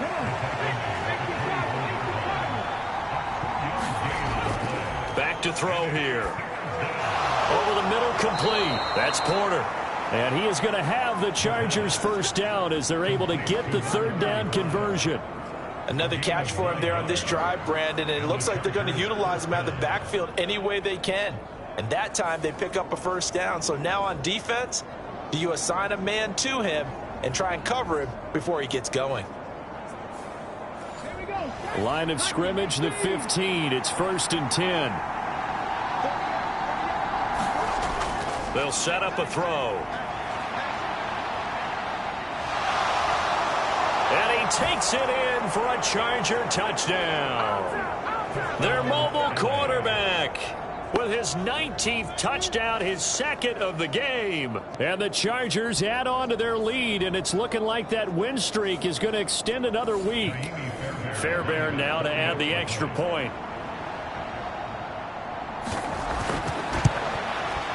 And that one pushes the lead up to 11. So that drive goes a full 80 yards in 10 plays. And it was finished by the touchdown run from the 15. So after the touchdown, here's Fairbairn now to kick it away. And he'll elect not to return this one, so they'll bring it out to the 25 on the touchback. Out comes the Miami offensive unit now. They get set to take over.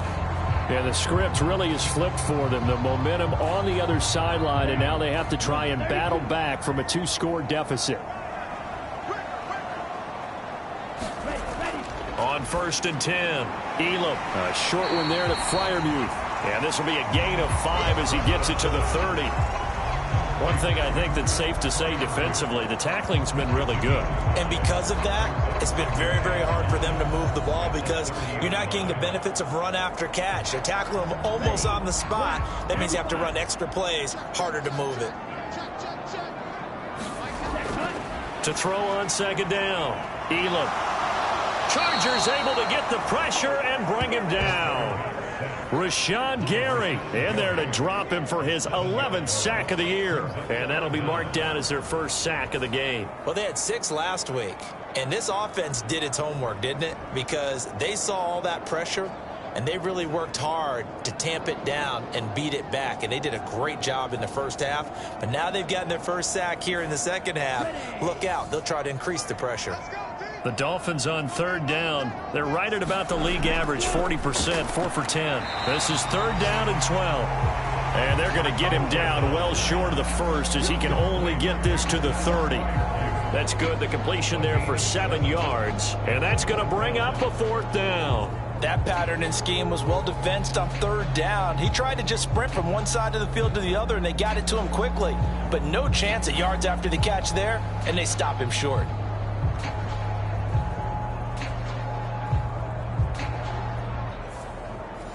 And they're indeed going to go for it here on fourth down. So trailing here in the last quarter. Let's see how this plays out. Got to try it here. He's back to throw.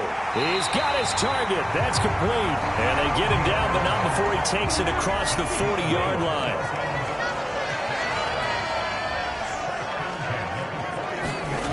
Throwing on first down.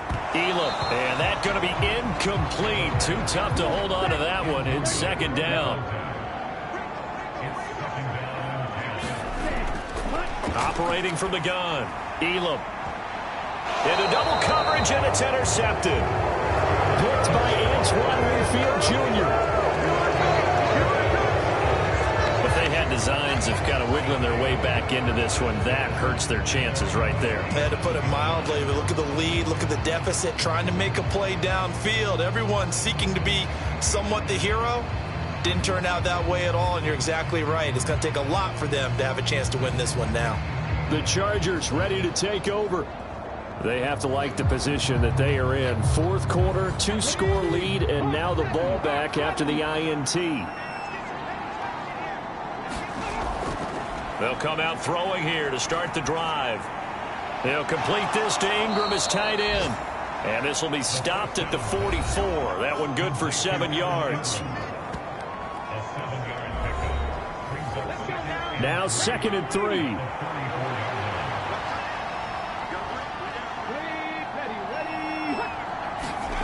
Oh, they're going to run a little pop pass here. And he's just going to run right into that big old defensive end. And that play going nowhere.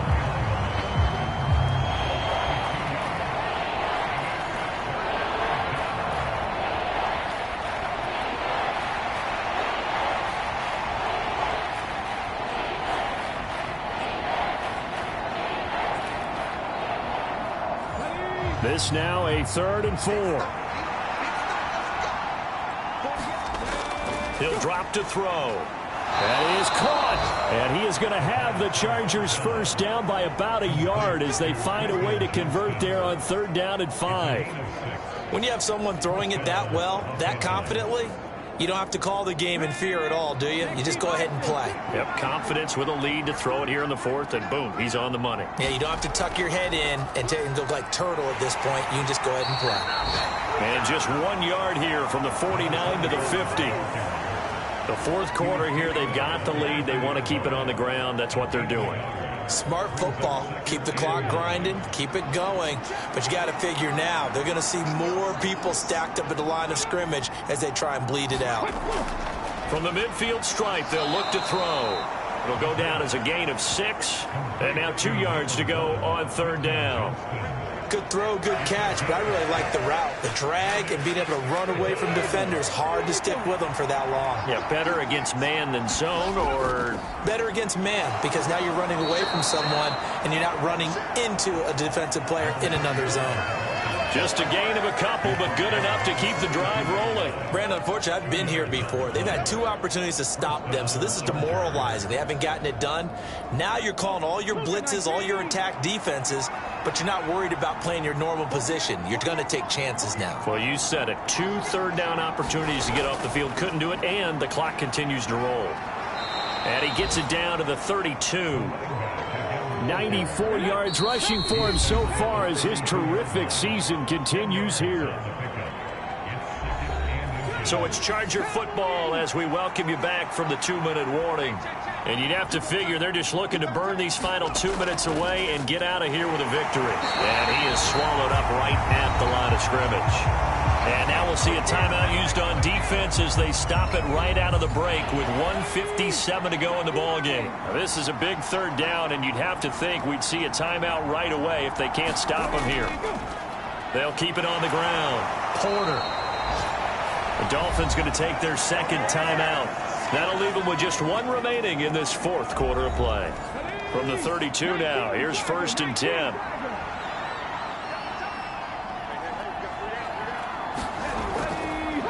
Now a handoff up the middle.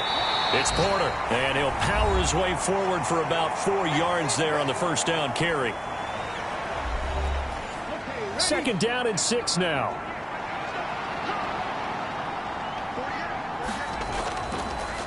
Up the middle they go.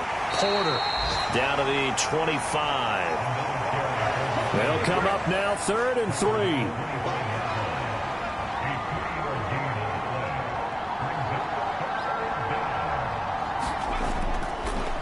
They'll try the left side. It's Porter. And he will have a Charger first down, and that should be the one that gets him to the finish line. It's a pickup of 5, and that should just about wrap this one up. You can really tell right now both sides have amped up the aggressiveness. That time the offense winning the aggression battle. And the defense was obviously aiming for the football, maybe a little bit more so than the runner himself, and that's why he was able to break through and get the gain that he did.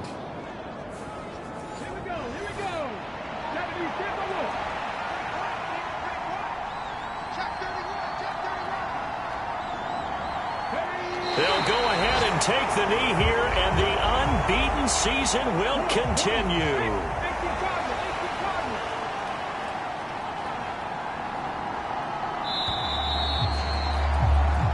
So this one's over. It's in the win column for the LA Chargers, and they were spurred on by a strong performance in that fourth quarter as they held their opponents off the scoreboard. Everyone wants to pitch a shutout for the entire game, but when you throw one in the fourth quarter, that tells everyone that you're getting stronger and dominance is starting to take over, right? The way that you close, the way that you finish, that gets preached to you from the time you're playing Little League football all the way up through. And they closed them out with a big-time performance down the stretch. So for the Chargers, the perfect season remains intact as they move to 11-0 on the year. And they'll get another road date next week. Meanwhile, for Miami, it's a loss that could hurt them come playoff seeding time as they drop to 8-3. And they'll look to get back in the winning column next week as they head to Foxborough to face off against the New England Patriots. And for Charles Davis and our entire crew, I'm Brandon Gaudin. You've been watching the NFL on EA Sports.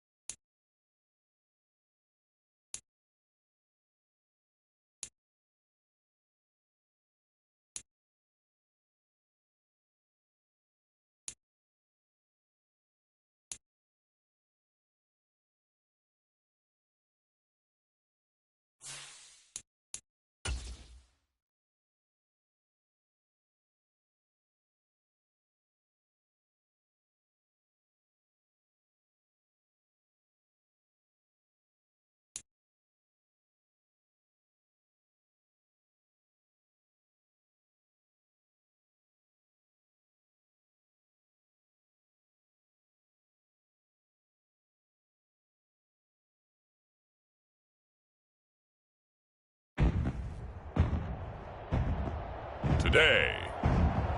From the Superdome in New Orleans, it's Week 12 of the NFL on EA Sports.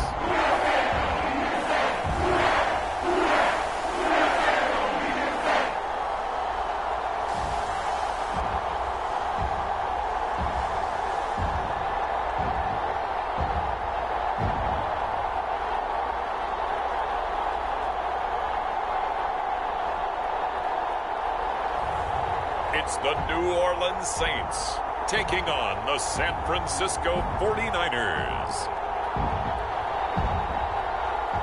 EA Sports coverage of the NFL has us at the venerable Superdome in downtown New Orleans. Today, Week 12 of the NFL season is upon us, and we've got a good one in store, as it'll be the San Francisco 49ers taking on the New Orleans Saints.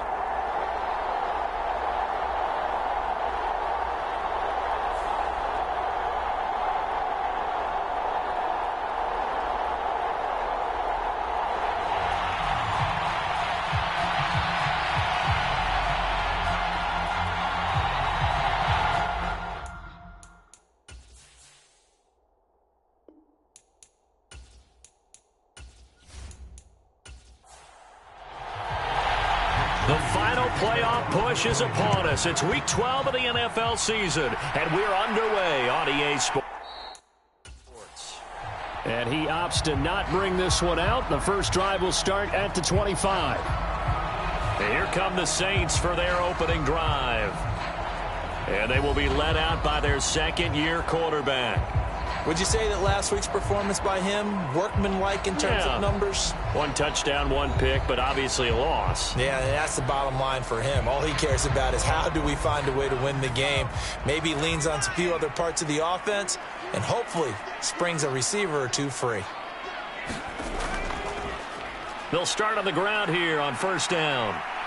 And able to break one tackle, but then quickly brought down. But a nice little gain. In need of only about the length of the football here on second down. Off the play fake. Turner. That is incomplete. And, Charles, you wonder about this defense coming in. I mean, look, it's no secret they're playing a team that's down on its luck right now. Losers of 5 straight. How does that change how you prepare for a game? Well, to me, the first thought is you just get after them early, right? Take away any chance of them building any confidence. But the second thing is you prepare a little bit differently. You've got to expect this team to take chances, go for it on 3rd and 4th downs, run a lot of trick plays, anything to try and break their losing streak. So you must stay alert and stay aware.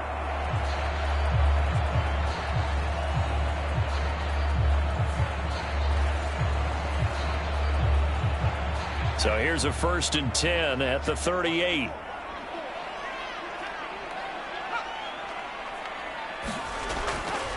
Off play action. Turner. And that is incomplete. He couldn't hold on through the contact. Brings up second down.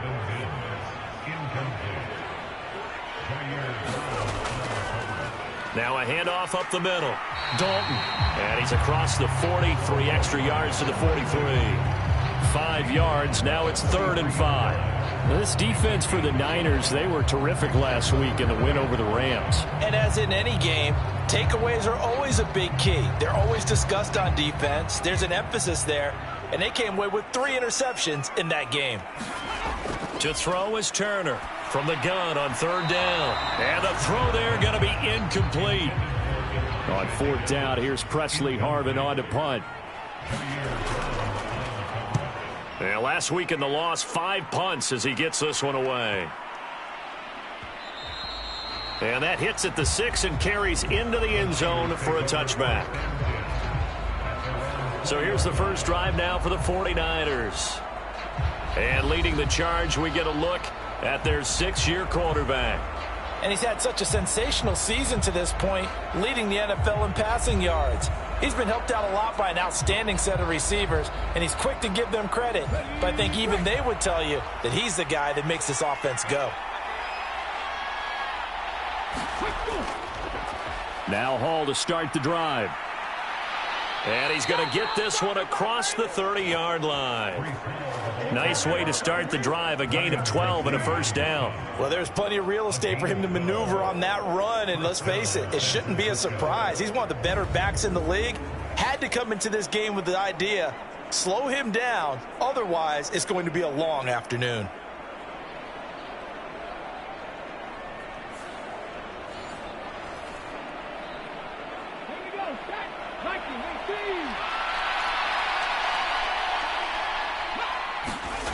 Back to throw now on first down. Man open, that's Deebo Samuel. And he gets this up across the 35 before he's out of bounds. There are the numbers for Samuel from that game last week. 10 catches, 134 yards, and the score, too. And he's able to pull that last pass in, but this is usually a pretty tough unit to try and maneuver against. They're in the top 10 in the league against the pass, and you and I both know there's not much difference between 1 and 10. Now a toss left side into the hands of his tight end. That one a first down pickup of 8.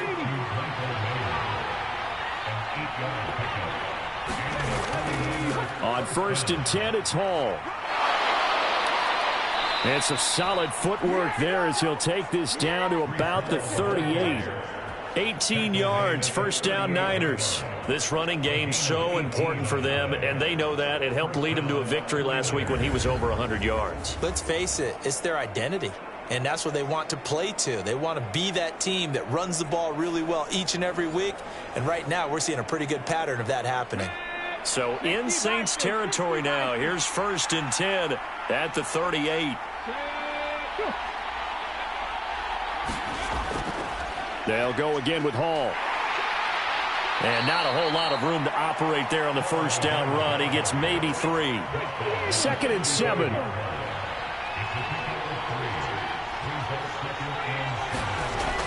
They'll set up to throw. Throws the out route and completes it to Samuel.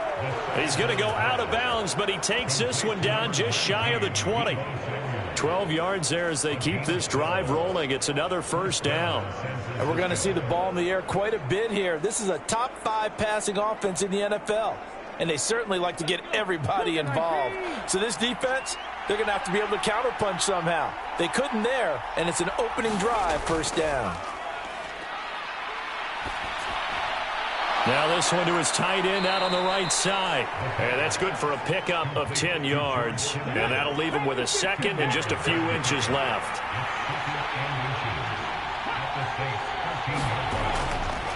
Now a shotgun snap as they'll look to throw. Over the middle, it's complete. And the Niners are going to be set up with a first and goal on a pass play that moves them all the way down to the 1.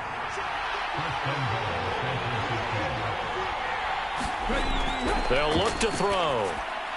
That's caught by Deebo Samuel. Touchdown, San Francisco. A great play there. His 4th touchdown on the year. And the Niners will jump on top with the game's first score here this afternoon. Personally, for him, a great opening drive. He had 3 catches, including the touchdown. That felt like tremendous scouting, great film watching, and creating a game plan to start this off, not only to get him involved, but to send a message to the defense. You can have a lot to handle in this one.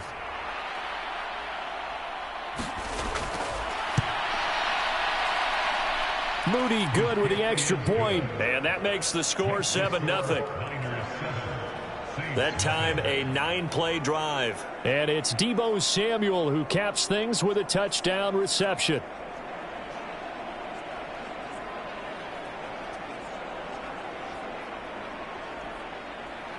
So here's Moody back out there now to send this one away. On the return, here's Hall.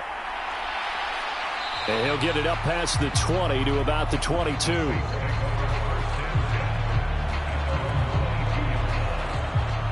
New Orleans Saints, they get ready to set up shop for their second drive.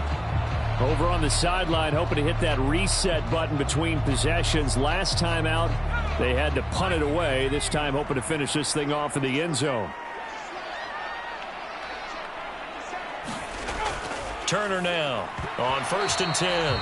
And his throw is incomplete. Now a 2nd and 10.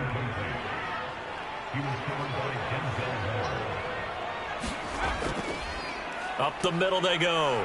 Dalton. Up past the 25 to the 26. A gain of 5. Here is 3rd and 5. Looking to throw. Turner. Quick hitter here. It's complete. And he is going to have a Saints first down as they're able to get the 3rd down conversion.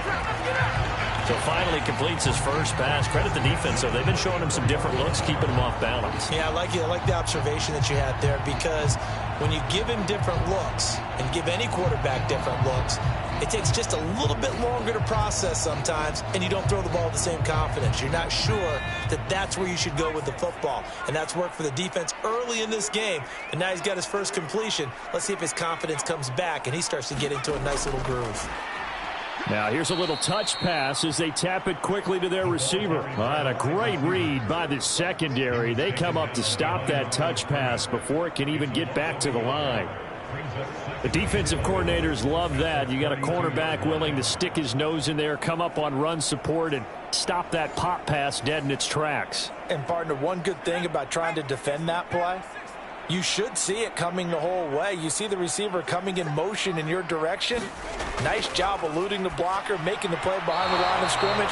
But an even better job studying the play before you have to try and defend it in a game. An incomplete pass on that last play, and that means they'll need to come up with something here on 3rd down.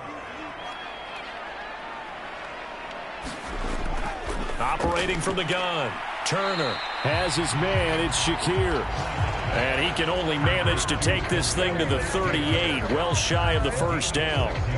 And that's good for a gain of 6, and it'll be 4th down. Well, the good thing about covering any game I do with you is I know that there's no problem with rhythm. Now, when we're watching offensively, a little bit of a problem there. Yeah, punt on the first drive, looking at another one here. Just a little slow. You know, they were talking about a fast start, but that hasn't been the case. Yeah, and let's face it, any team we cover always talks about a fast start. That's true. But it's not necessarily going to happen just because they say so. And whether it's the script, whether it's, just what they're going through, whether it's seeing different defenses, they're going to have to figure it out as this game moves on. They'll score that a 36-yard punt, and the Niners will go on offense. 1st and 10. Breece Hall helped leading out this offense for another series. Last week, a strong showing, up over 100, also 2 trips to the end zone. It's the kind of week that if you said, listen, I'll let you have this type of a game each and every week, you'd sign up for it. You wouldn't try and get too greedy. But let's face it, good runners always want to be a little bit more greedy at the end, try and squeeze out every last yard. He's going to try and duplicate that and exceed it in this game. Here's 2nd and 7.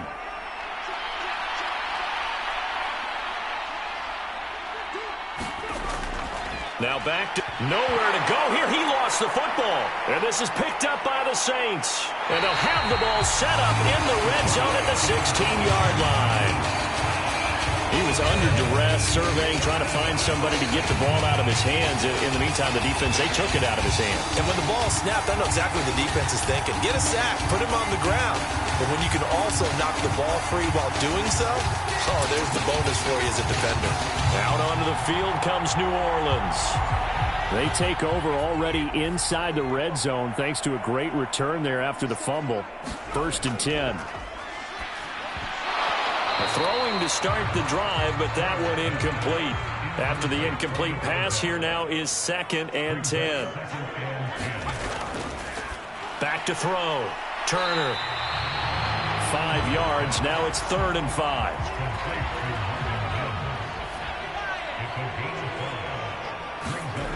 From the shotgun, he'll look to throw. Got a man, and he hits him in stride. And they'll bring him down 1 yard shy after a pickup of 4.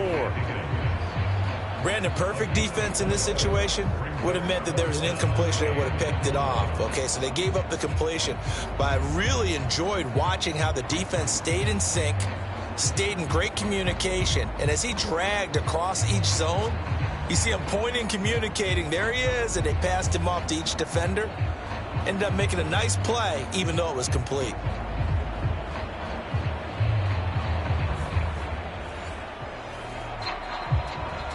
And no move to get the offense off the field. They'll stay put on 4th and 1. They'll look to throw again. Firing quickly here, and that's complete. So the decision to go for it turns out to be a good one. They get a couple of yards, and as a result, the drive keeps moving. It's now 1st and goal.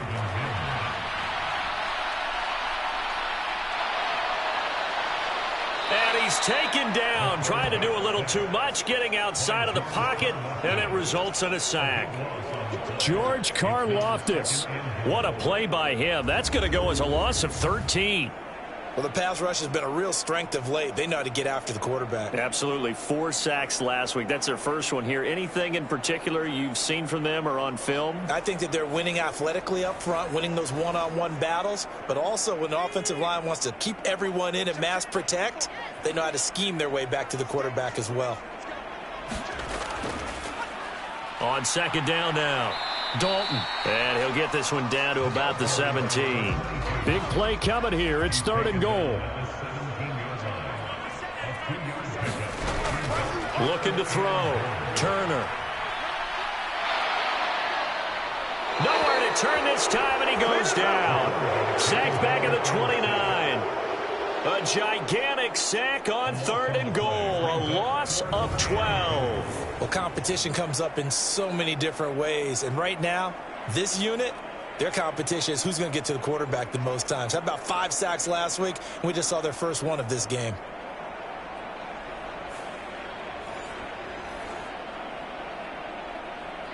Out now is the field goal unit for New Orleans. From the left hash, this from 46. And his kick is good. And they are on the board, but still trailing at 7-3.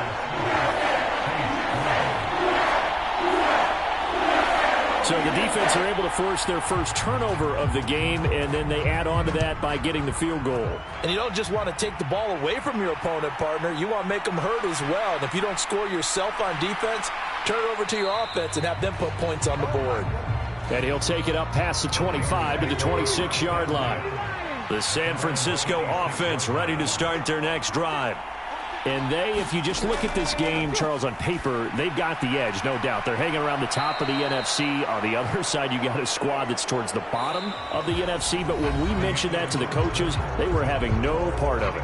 Yeah, and I like how you said when we mentioned it. In fact, I mentioned it, and I upset them a little bit, didn't I? Because they wanted no part of that one, and I was reminded, like a 5-year-old, this is the NFL. Any given Sunday, anything can happen. They are guarding against the upset. And he's brought down at the 34. Call it a gain of 4. 2 yards still to go. 3rd down now. The play-action fake. They'll look to throw. He's got this, complete to Williams. And he'll be out of bounds, but able to get it up past the 45.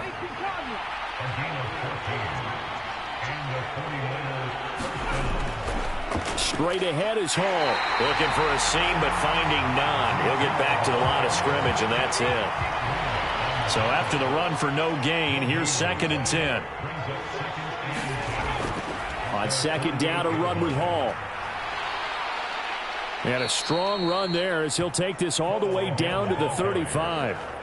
57 yards now on the ground on just 7 carries. I'm not sure how much more evidence they need, partner, than to understand that if they don't start to slow him down, it's going to be a long afternoon here at the stadium because he is just shredding them at this point. And let's face it, coming into the game, they knew he would be the focal point of their attack. This is going to take an 11-man unit on the defensive side to start making plays.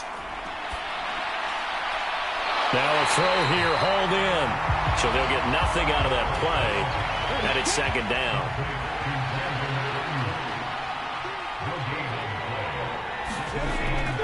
He'll look to throw. Throws out left. It's caught by Williams. And this will be a gain of 5 as he gets it to the 30.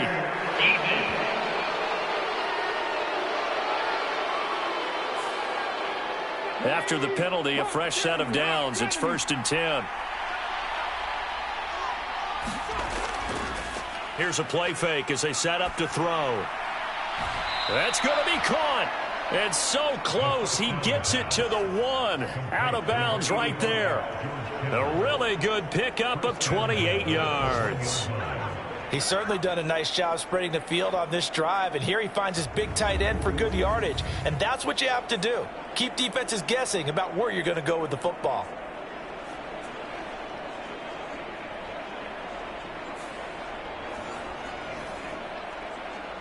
Let's go now.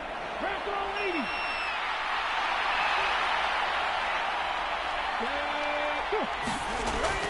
They'll run with Hall. And across the goal line into the end zone. Touchdown 49ers. Breece Hall with a milestone. Career touchdown number 100. Joining Curtis Martin and Franco Harris at the century mark as he continues to climb the all-time list. And the 49ers are able to stretch out their lead.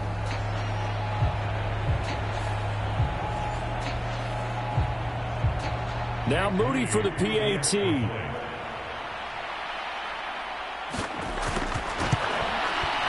And this one's right through to make it a 14-3 ball game. So that drive in total 8 plays. And it was capped off by a Breece Hall touchdown run.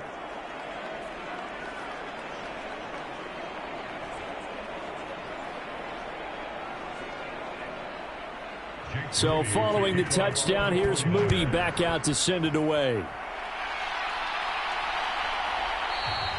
No run back here for Hall, and this will come out to the 25. The New Orleans offense set to take over. It's been very much a slow start for them. 3 drives and just the 3 points, CD. Yeah, if you're into the points per drive ratio, that answer is 1. And that's not going to get it done in a ball game. They've got to find a way to finish these drives in end zones, not having balls go through goalposts. And not much to speak of. Call it a 1-yard gain up to the 26. And here's Turner looking to throw on second down. And oh, he coughed it up.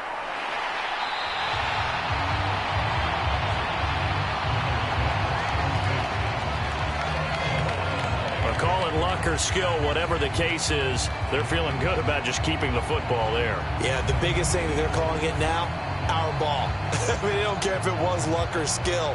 Boy, the panic that jumps up in your chest when that ball's on the ground, whether you get it or your teammate gets it, just as long as you maintain possession, that's all you're looking for.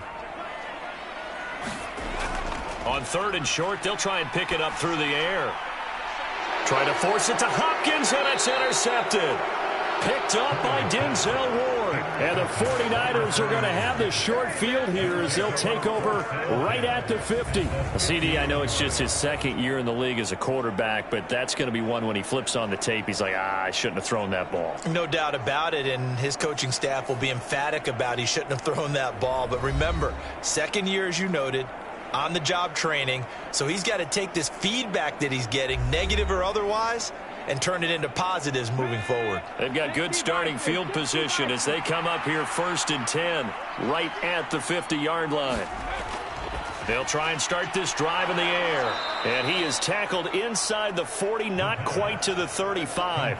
13 yards there and a Niner first. Good strong throw and catch right there, and so far in this game, the alleys have been open for them to get completions, and they're taking advantage of it. Line of scrimmage, the 37 on 1st and 10. They'll look to throw here. That's caught. He finds Danny Gray. And he's tackled a yard short of the marker. Good gain of 9 on 1st down. Just need a yard here. 2nd and 1. Off the play fake, he'll look to throw. Looking for the end zone. And that's going to be incomplete. They tried to throw on 2nd down, unsuccessful. Now it's 3rd and 1. Back to throw again. Pass taken in by his big tight end. And this is going to be another 1st down as the tackle's made at the Saints 16. It's an 11-yard pickup. Thought they'd run it on 3rd and 1. Not the case. So many times in my career I've heard coaches talk about completions are one thing. But as long as we're there at the catch and we get guys on the ground, we can live with that. But if you're going to give up 10, 12, 15 yards after the catch, then your defense is going to be in a lot of trouble.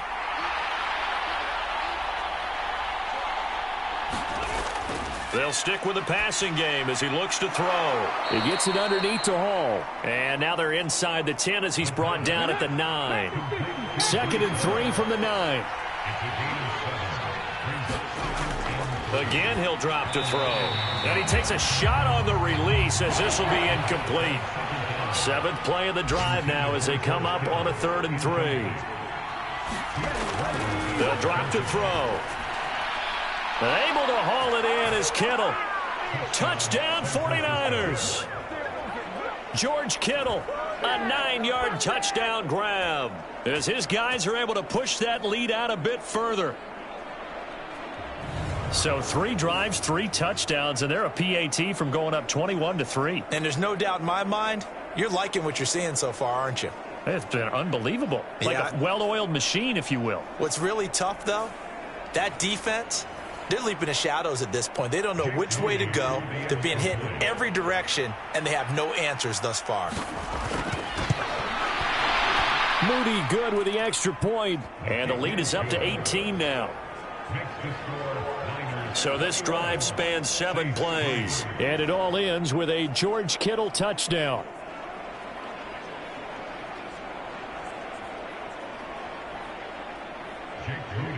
So after the made field goal by Moody, he's back out to kick this one away. Here comes Hall. He's going to bring it out. And the decision to come out of the end zone is going to cost him 5 yards as he's taken down right at the 20. Out is the Saints offense now as they get ready to take over here. And this, let's face it, an important drive if they're going to get back into this ballgame. Think about going into the locker room down 21-10 as opposed to 21-3. 21-10, a little more optimism, a little more bounce around the locker room, a little more discussion about how they're going to finish this thing off. 21-3, I think discouragement clouds that locker room. Yeah, and I think a touchdown much bigger than a field goal on this drive just to get into the end zone and get that momentum. On 2nd down, Dalton. And he's able to get out to the 32, brought down there. From the 32 now, here's 1st and 10.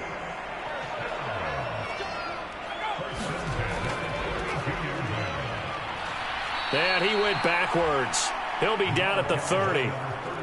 2 yards the loss, 2nd and 12. And that's exactly what offenses try to avoid by using motion and throwing different formations up. They hate when he can draw a bead on the play, get a running start, and make a big play behind the line of scrimmage as he did just there.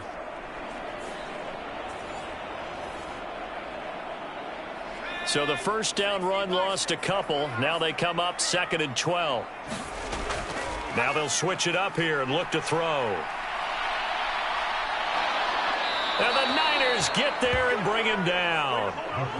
He couldn't get away. He'll wind up losing a dozen yards, a 12-yard loss, and it brings up 3rd. He continues, Charles, to be under constant pressure, and these sacks, they're starting to pile up. And if they want to have a realistic chance in this one, they've got to change their blocking assignments. They've got to do a better job to keep him upright.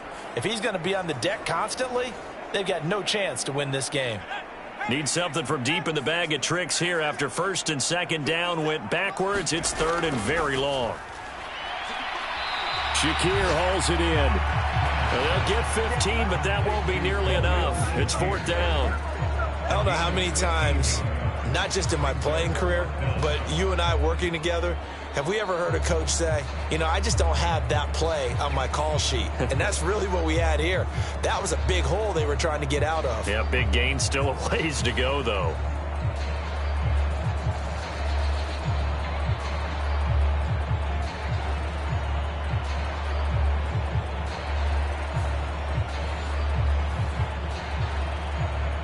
On is Presley Harvin now as he'll send this one away. He's been a busy man here in this 1st half as he gets it away. Now Brown.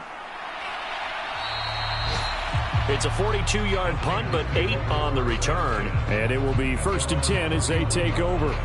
Deebo Samuel trotting out with his offense to start this next drive. And CD, assuming he stays healthy, assuming the health, should get to that 1,000-yard mark pretty easily. And the best part of what he's done so far is allows him and the team to relax their pursuit a little bit. Meaning, if they just have normal games, they'll get to the 1,000-yard mark. They don't have to force anything. But one of the reasons he's having the year he's having is what I call route running arrogance. They think there's no one that can cover them. No matter how many people are put in his direction, it just doesn't matter. He's going to find a way to beat them. And so far this year, he's done exactly that. He sure has. Well, a nice throw here right side. He hauls it in. And he gets this one to midfield before he's brought down. 5th catch of the afternoon, and that gives him a first down. And we've hit the 2-minute mark in this first half of action.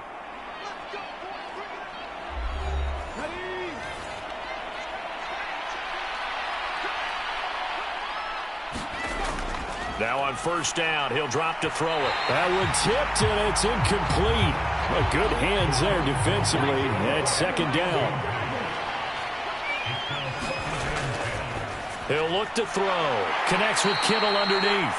5 yards. Now it's 3rd and 5. I know the halftime's approaching, but I don't think he's going to want to take a break. That's his 5th catch. Yeah, they've really been targeting the tight end.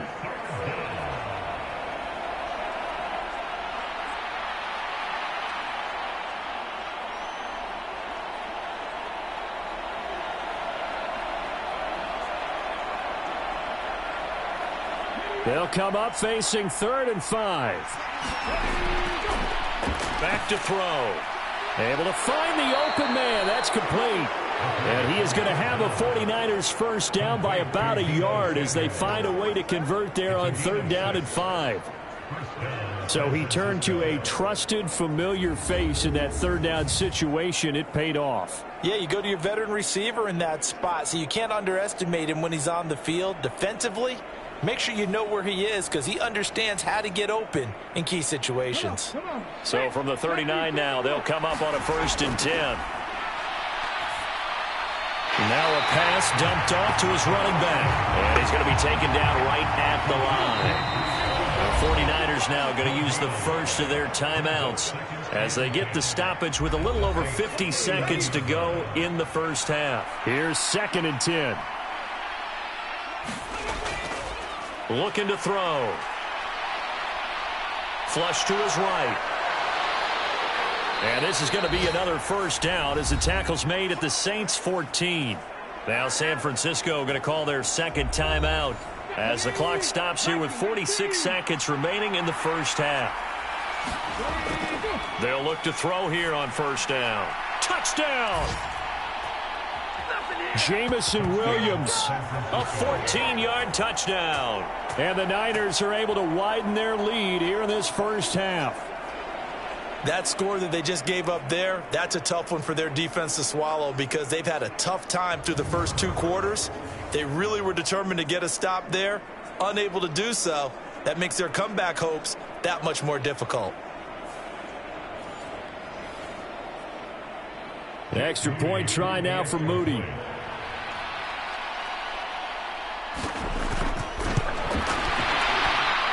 And they open the lead up now to 25 points. So that drive takes them down the field in 8 plays. And it was Jamison Williams wrapping things up with a touchdown. So here's Moody back out there now to send this one away. And Hall not going to bring this one out. The Saints offense going to head out now late in this first half. And with the score where it is, even though I think they'd love to get back to the locker room, they may be forced to try and get something out of this drive. Now Turner throwing to start the drive. And that one too wide and incomplete. An incomplete pass leads to 2nd and 10 from the 25. Now they'll throw here out of the gun. And a quick throw here that's complete. The Saints going to call the first of their timeouts as the clock will stop with 35 seconds to go in quarter number 2. Turner from the gun on third down. That's caught by Shakir. Now we'll get a quick timeout called by New Orleans, number 2.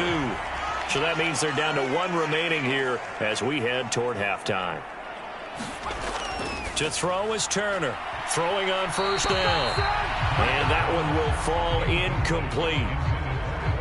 Clock here now just under 30 seconds to go in this first half. So many times when we talk about coverage, we're just about a defender running with a receiver, but a big part of it is understanding where the football is, finding it. In this case, when it arrived, it wasn't a surprise, and he was able to bat it away. And this will move the chains again as the tackle's going to be made at the 49ers' 41-yard line. The Saints passing game in sync and moving the football. It's a first down. And this offense going to elect to burn a timeout with 5 seconds remaining in quarter number 2. Now with 5 seconds left, not really enough time to run another play and then stop it. So on comes the field goal unit. And this is off target to the left. Didn't get there anyway. It's no good. So we have reached halftime here with the visiting 49ers on top. As we'll get you over to Orlando, where standing by is Jonathan Coachman. He has our EA Sports halftime report. Okay, Brandon, bye weeks, they're over. We've once again got a full slate of games to get to as we take you around the NFL here in Week 12. We'll start over at Raymond James Stadium in Tampa, and it's the Buccaneers who are out in front. The Buccaneers trying to finish that one off and claim victory. From there, we head up to Foxborough to check on the Patriots at home at Gillette Stadium. And you can see, currently they trail in that ball game. A touchdown pass there for Kenny Pickett. Finally, let's get up to the place they call Titletown, Green Bay, Wisconsin, to see what's happening with the Packers. And they've reached halftime, all tied. 17-all is the score. We were treated to a solid first half out of the running back, Breece Hall. He wound up finding the end zone on a touchdown run to help give his guys the advantage here at the break. Okay, Coach, thanks as always to you and the gang in Orlando as we welcome everyone back in for quarter number 3. It's the 49ers out in front, and they will get the football first as well as we are back and started in the second half. And no run back here as the third quarter will commence with a touchback. So here are the Niners to take over on offense. They've got the lead right now in this ball game, and they got the victory last week against the Rams, so some good momentum as they come up 1st and 10.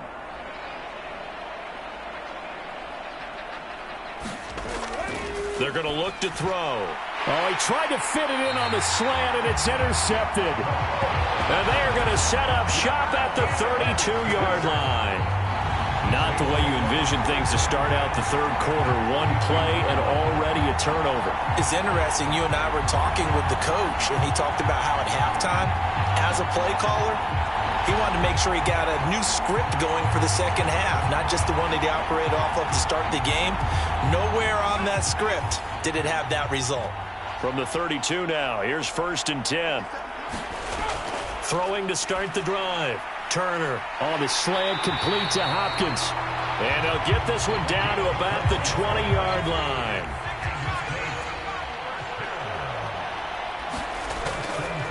They'll run on first down. Dalton. This will be a 5-yard pickup as they move it from the 20 to the 15. Here's a 2nd and 5. Back to throw. Turner. Nowhere to go here. He lost the football.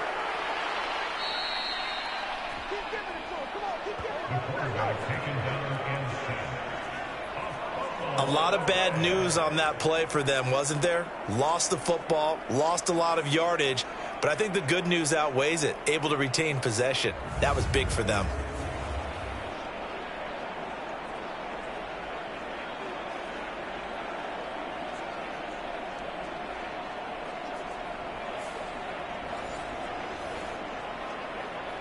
So possession still theirs, but now they face a 3rd down. Looking to throw. Turner. And that is incomplete. So now they're going to send out the field goal unit to, as they say, fire away from long distance. This from 54 yards away. And he missed it. It's no good. And they will remain well behind.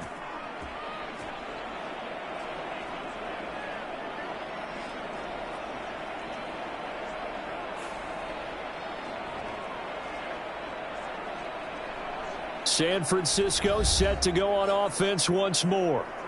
The last drive for this offense, Charles, you remember it ended in one play, that quick interception, but they do still have the lead as they start this drive here.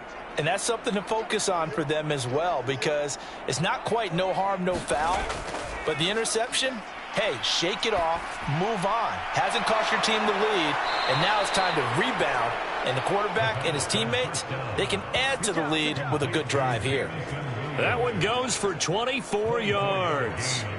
That last throw moves him past 27,989 yards for his career, so that means he moves ahead of the blonde bomber, Terry Bradshaw, on the all-time list. And boy, he loved to throw it downfield, didn't he? That's why he was the blonde bomber. Remember, he'd throw it downfield to John Stallworth and Lynn Swann. It was gorgeous. Big throws, big plays. Terry Bradshaw. They'll look to throw now on first down. Connects with Kittle underneath. And this will leave him a yard short. Nice pickup of 9 yards on first down.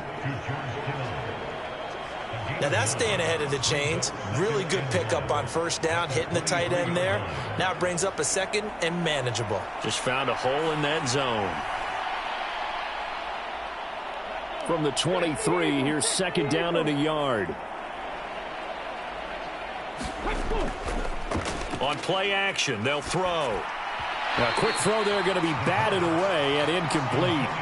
Textbook coverage right there. Played the ball, never lost sight of where it was headed, and stayed in perfect position to make a play on it. Able to keep the receiver and the quarterback in his sight lines. They tried to throw on second down, unsuccessful. Now it's 3rd and 1. They'll run with Hall. And he will have the first before he's brought down right on the chalk of the 20. A third down gain of 3 yards, and that'll be enough.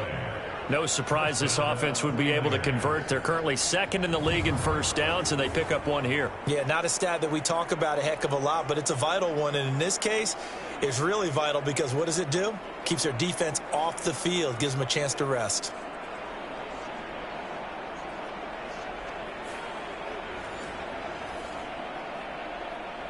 So 1st and 10, and if they score on this drive, might have to start digging in our second half blowout material. Hall again. And able to fight forward inside the 15 to the 13.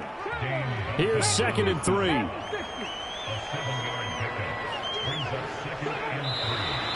Now whistles here, and I think one of the big boys for the 49ers might have jumped. That's on the tackle, Penei Sewell. They were looking good on second down, but now they're backed up 5 yards by the false start, and it's 2nd and 8. Hall ought to give up the middle. And they've got it inside the 10 at the 8. 78 yards for him on the ground now as he has been terrific here this afternoon. That's pretty much meat and potatoes right there, wasn't it? Just go right at him and let your big horse charge up the middle. Not too fancy there, was it? Nothing fancy at all, challenging that defense. And on that go-around, the offense won the challenge.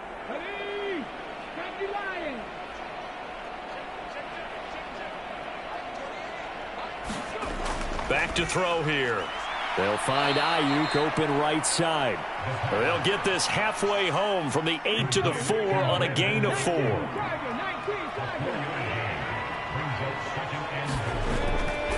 A handoff for Hall. And he'll take this into the end zone for a San Francisco touchdown. Breece Hall with his 19th touchdown, his 2nd of the game. And the 49ers just continue to roll. Well, this offensive line has really stepped up to the challenge here because those Mastodons, they've been sensational clearing holes all game long. And this is great work down here near the goal line to give their back the space he needs to work his way into the end zone. Now Moody for the PAT.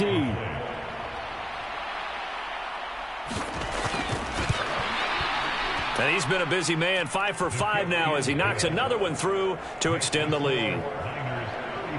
So that drive goes 8 plays. And it was capped off by a Breece Hall touchdown run.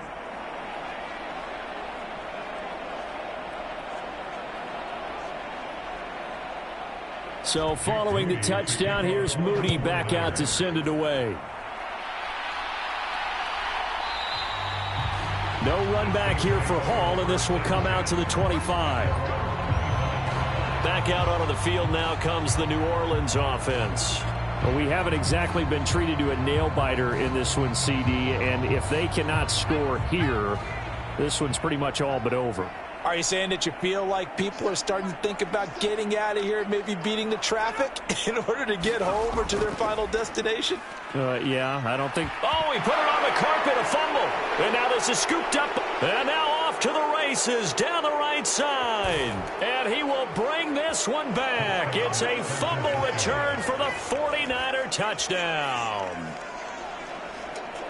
Fumbles, that's how you get in the coach's doghouse. The first one lost and it hurt. This time you lose it and it's taken in for a score. It really hurt. And about that doghouse, it won't exactly be comfortable, and it definitely won't be air-conditioned. Milk bones? None.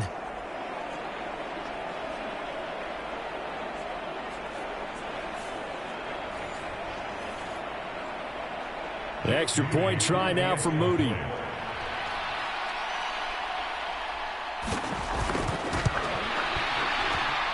And the lead grows even larger here in the third quarter. So not only the cough up, but then the pickup on the other side, the scoop, and the score the other way, the fumble return for a touchdown. So here's the kickoff now as they'll get it again following that fumble return for a score. Here comes Hall. He's going to bring it out. And they'll get him down right around the 25, actually the 26 officially, so a net gain of 1 there. The Saints coming out now to take the field. Well, we're still in the third quarter, so there's some time to kind of clean this up and make it look more respectable. Now, a win, that's probably gone out the window, Charles, but I don't know. Do you look at this as a time to just improve and maybe start to look towards the future? I think you have to find something to play for, something to grasp onto until the clock runs out. But, Brandon, we've been around this game a long time. This is an outlier. You don't get many blowouts like this no matter how the game looks on paper going in. This one has turned out to be everyone's worst nightmare realized. And able to get this one across the 45 before he's brought down. Now a play fake here on first down. Oh, he dropped it. And that's pretty indicative of the way this one's gone. 2nd and 10. Back to throw. Turner. Oh, the ball comes out on the hit, but they'll say it's incomplete. Now they face a 3rd and 10 after back-to-back incompletions. Operating from the gun. Turner. Oh, had his hands on it. Couldn't bring it in. Pretty symptomatic of how this game's been going. Here comes the Saints punter now, as he'll punt it away for the 4th time today. This is away, but boy, headed straight for the sidelines. Breece Hall helped leading out this offense for another series. He is hoping to find the end zone for a 3rd time, and we sit now in the 3rd quarter. And nothing would excite him more, but I think even more so, his offensive line. Anytime you've got a guy scoring that many times, that means you've done a really nice job in front of him. You're always giving props to the big fellas up front. It's always a good idea. Those are some massive men. So from the 39 now, they'll come up on a 1st and 10. On the counter, it's Hall. And he's able to break out of 1 tackle, but then quickly brought down. 5 yards is the tally on 1st down. That brings up 2nd and 5. Brandon, all things considered, they have to feel pretty good about getting that type of a gain, considering the blitz that they just had against them. Ball placed at the 45 for 2nd and 5. They'll set up a throw. That pass caught. It's Williams. And this is going to be another first down as the tackle's made at the Saints 39. 17 yards on the pickup there. The drive will continue. This is just more of the same. This defense has had no answer on a lot of these throws. They've let these receivers run wild, and here's another completion for good yardage.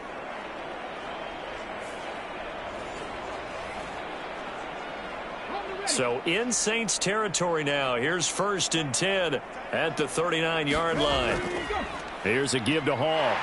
And down inside the 35 he goes to the 32-yard line. From the 32-yard line now, here's 2nd and 3. He'll drop to throw. This will be caught. It's Samuel.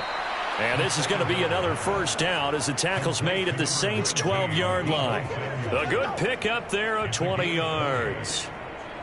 The partner still in the third quarter, but they've got this one well in hand and still airing it out with gusto and picking up some nice gains. And even in lopsided games like this, you don't really see starters get lifted or the foot come off the gas before the fourth quarter. No one wants to leave any doubt when they're playing well.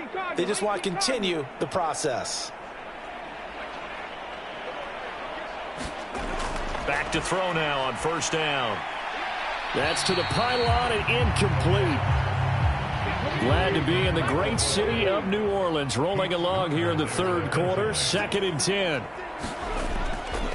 They'll set up to throw. That's complete out left to Ayuk. They get 6. That'll leave them with 3rd and 4.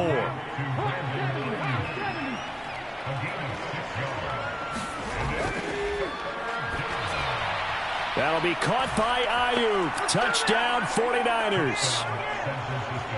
A 7-yard touchdown grab. And the 49ers get another third quarter touchdown to add on to that lead.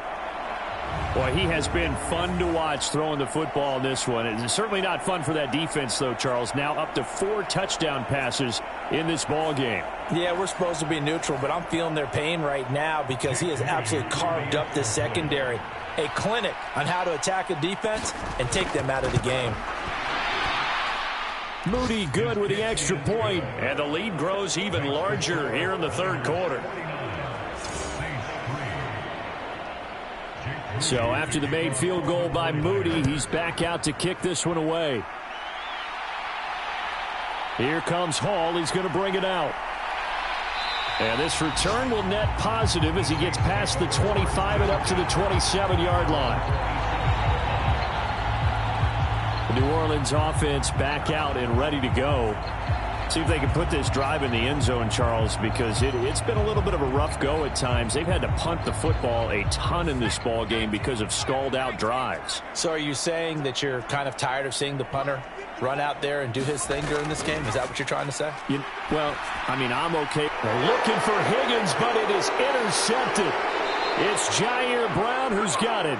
And he's going to get this one to the 23-yard line. This defense, Charles, coming up with another interception. They have really done an excellent job of locking up these receivers. Yeah, they're really on fire. They are actually doing what they talk about all the time, which is plastering to receivers when they're in their zones. They didn't give up a touchdown the first half. Haven't done so here in this half either. Blanketed the field going all the way back to the opening drive, and they come up with a pick right there. And a short gain here down to the 22. Now 2nd and 9.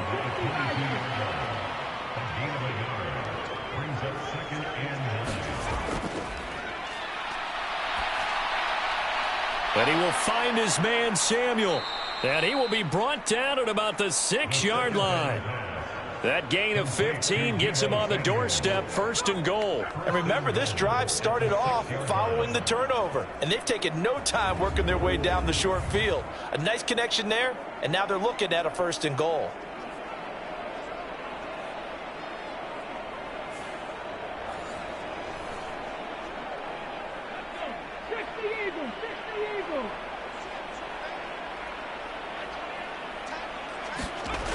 They'll look to throw. And it's complete. In the end zone, touchdown 49ers. Jamison Williams with his second touchdown of the afternoon. And the Niners take the interception on defense and convert it into 6 points. Boy, another score. This lead gets even bigger. And, Charles, we haven't even hit the fourth quarter yet. Well, forget the deficit, right? They're really not going to cut into that a heck of a lot. But how can they get out of here with some dignity? Can they get a stop or two? Can they make a play on offense themselves? Anything to start to feel better about what's happened to them here in this one.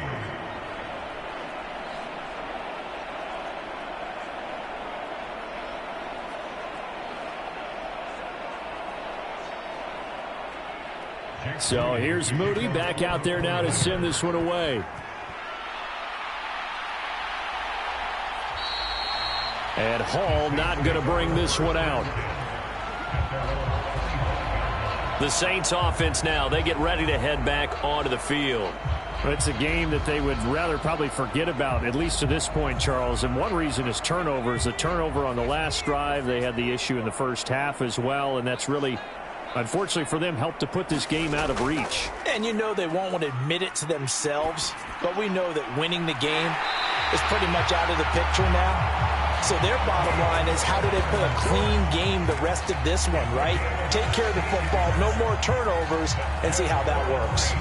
Well, the margin on that scoreboard, obviously, for them, it looks daunting. But I don't know, Charles. They're probably not focused on that right now. Maybe just chaining together a positive drive with plays like we just saw, giving themselves something to build on. Yeah, I think you're right about that. And what they have to be careful of is getting glued to that scoreboard, trying to do too much. Because if you do that, you're all but guaranteed to start making mistakes. Just focus on one play at a time and make each one successful. This is 2nd and 8.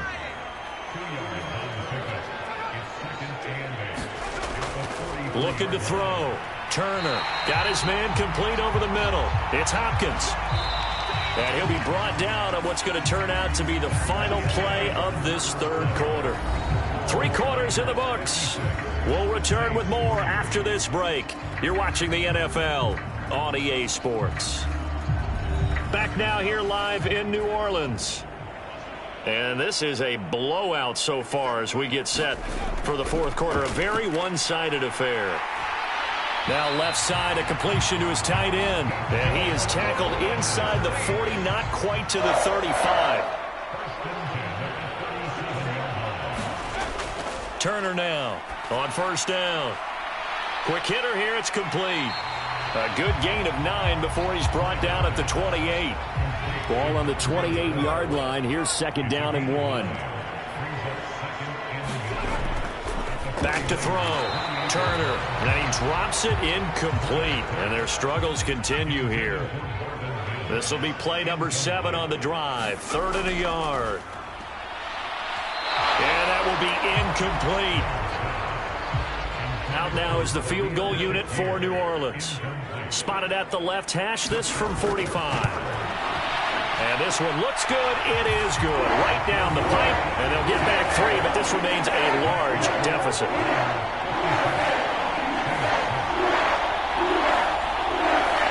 So we'll get the 3. It was 4th and 1, and I think you were doing what I was doing. I was looking down at the sideline. I'm not sure the offensive unit wanted the 3. They wanted to go for it. But when have we ever seen a unit that didn't want to go for it in that situation, right?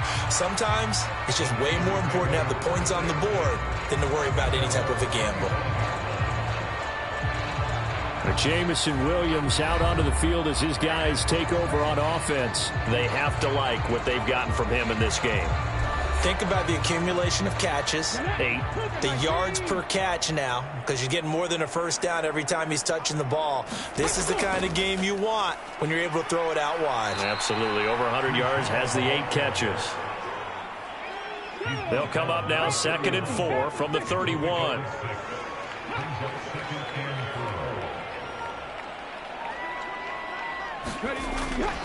Here's Hall again.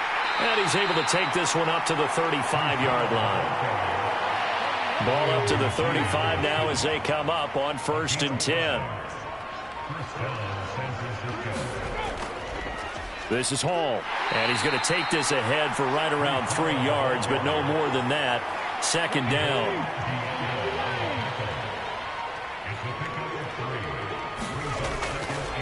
Out of the gun, they run it with Hall. And he takes this up right near the 45-yard line.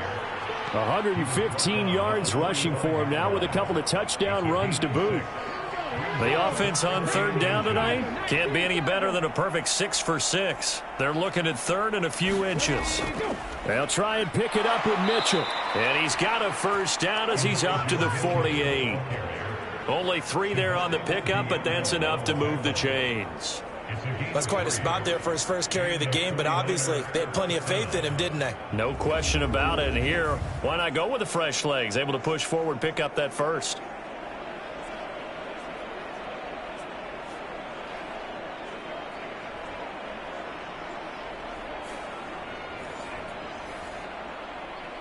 Ready, set. All runs on this drive so far. It's 1st and 10. They'll run. It's Hall. And he's going to get a solid gain of 9 before being brought down. Second and right at a yard. Now before this second down play, we'll get whistles and a timeout. And as the two teams talk it over on their respective sidelines, we take a break. On the throw, led him too much that time. It's incomplete. This will be play number 8 here on the drive. It's 3rd and a yard.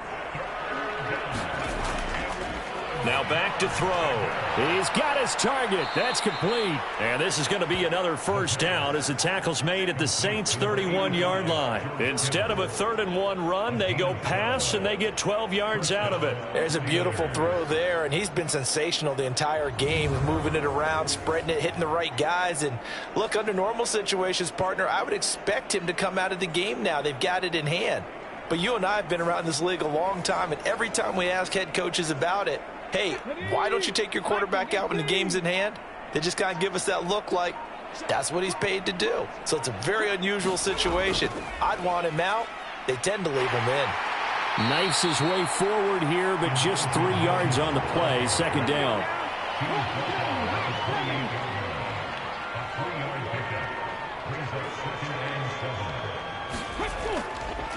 They run over center with Mitchell.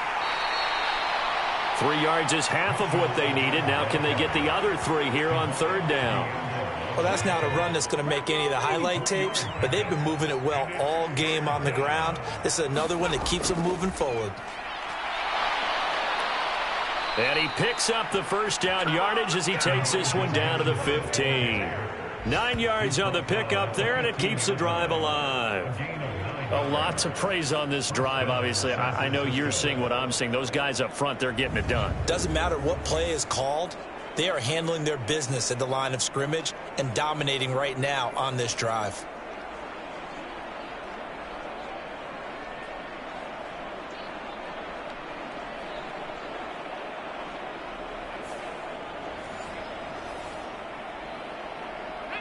Line of scrimmage, the 15. It's 1st and 10. Here's Hall. This will be stopped about 2 yards shy of the marker. 8-yard gain, 2nd and 2. And hold on here, because on that last run, it looks like we have a player who was shaken up. Well, now they're going to come out and take a look at this injury, and we'll be back in a moment.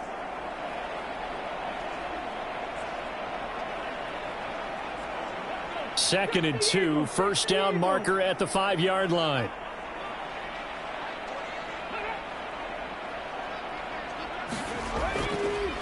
Now Hall. And the stop will come inside the 5 at the 4.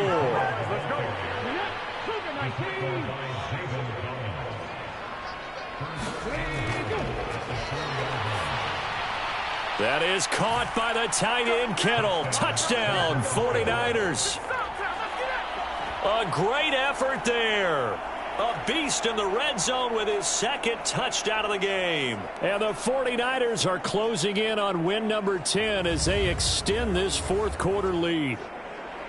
As that lead just swells and swells. Look, this has been dominance in all 3 phases, offense, defense, and special teams. So don't we have to give a lot of credit, not just to what we've seen today, but the preparation in advance, Coaching staff, commitment by the players to the game plan, and being ready to go in this one, you're exactly right. Clean sweep. And, boy, they're going to celebrate this one after it's over. And on the other side, this is the game film you just flush and never go back and review.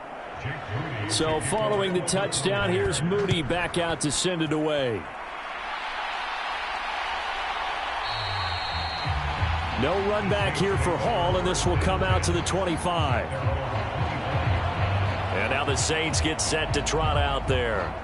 Facing a big fourth quarter deficit here, things not looking good. You know, this offense, though, they've been in the top half of the NFL so far this season, but in this one, well, their defense has really struggled. And here's Turner on 1st and 10. Firing quickly here, and that's complete. And he'll get this up past the 25 before he's out of bounds.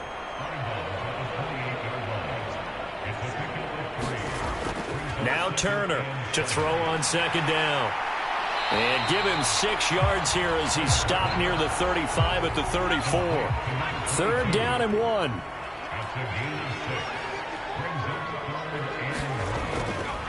Looking to throw. Turner. And he will not be able to hang on through the contact. It's incomplete. The coverage strong, and now it's 4th down. So they're forced to punt on 4th as this one's away. With it is Brown. 13 yards, the tally on the return there. And out will come the offense as they take over. The 49ers offense now, they work their way back onto the field. Well, they don't really need the points here, Charles, given what we're looking at on the scoreboard, but they've scored on 3 consecutive possessions, 3 consecutive drives, and I'm sure that they would like to keep that streak going here and continuing to pour it on. And things have gotten that way in the NFL, haven't they, partner? Because in the old days, people would have, they'd get off the gas a little bit, right? But now, people continue to accelerate, but we'll see what they decide to do as they come out for this one. But the way that this game has gone, they've got to be awfully happy with their execution overall.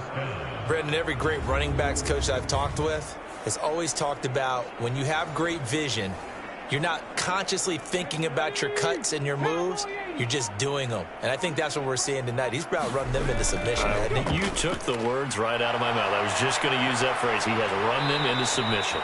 Wave the white flag. And they'll get this well past midfield before being stopped just before the 35. 167 yards rushing for him now as his sensational afternoon continues. And having built that kind of a lead, they're able to do whatever they want right now. All momentum on their side, especially now running the football. Yeah, you talk about a defense being on their toes. They don't know what's going to hit them next at this point. No, they went from toes to heels, and they're trying to figure out how to get back to the toes part. Coming up on the final 2.5 minutes, and boy, has it been fun to watch this offense operate. Quite the display, and now they look to polish it off.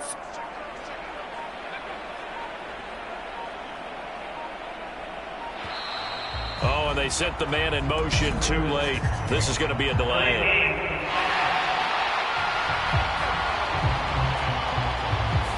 That flag accepted, and it backs the offense up a little bit.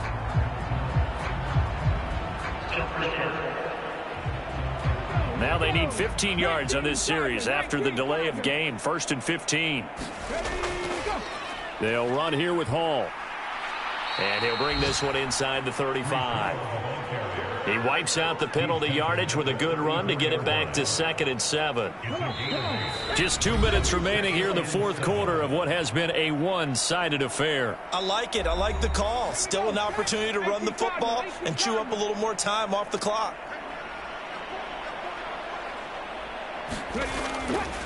On 2nd down now. It's Hall. Only a yard on the pickup there, and it'll bring up a 3rd down.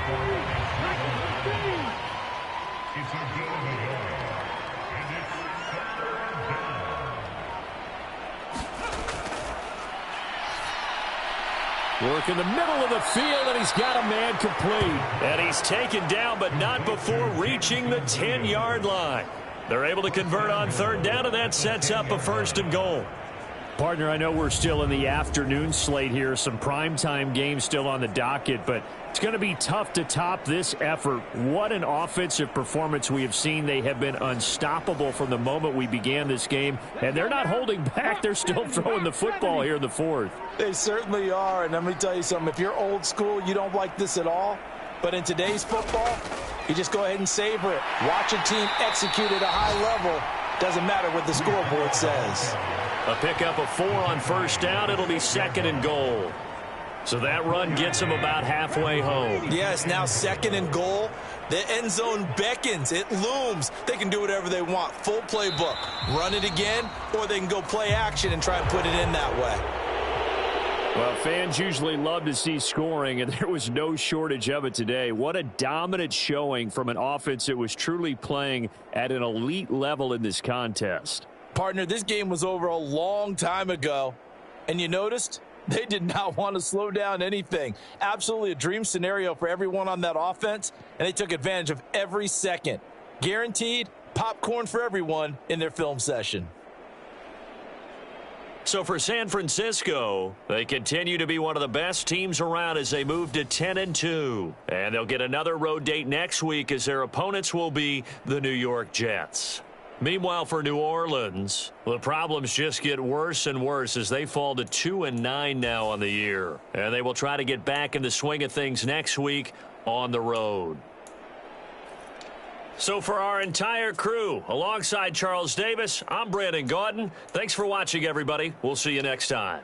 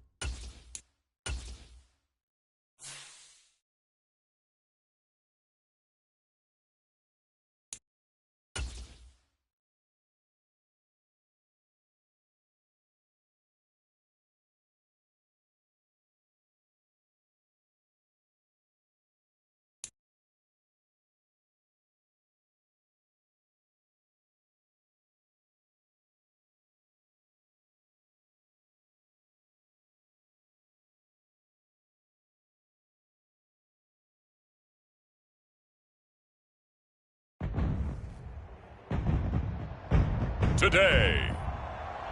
From State Farm Stadium in Glendale, Arizona, it's Week 12 of the NFL on EA Sports.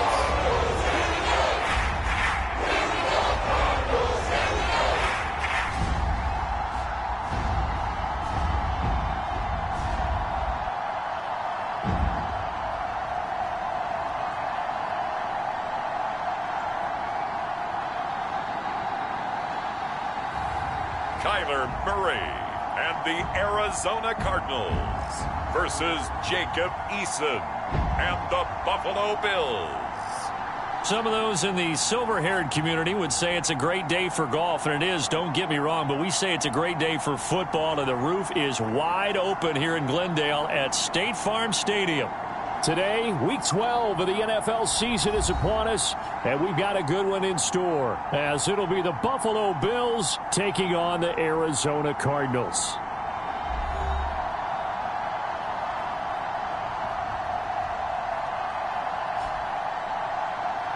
With Charles Davis, as always, I'm Brandon Gaudin. And Charles, you talk about storylines in this one. I think it begins and ends with our two quarterbacks, certainly two of the best in the business. And nowadays, I don't think you can get by for long periods of time without a top-flight quarterback. The way the game is played, with all the responsibility he has and how the game flows through him, if he's not on the top of his game, your team's not going to benefit at all.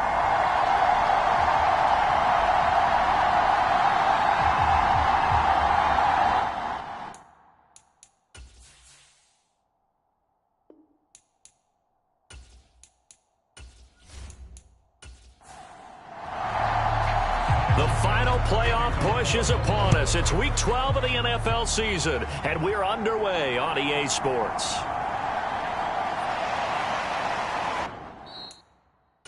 And they'll get him down inside the 30 at the 27.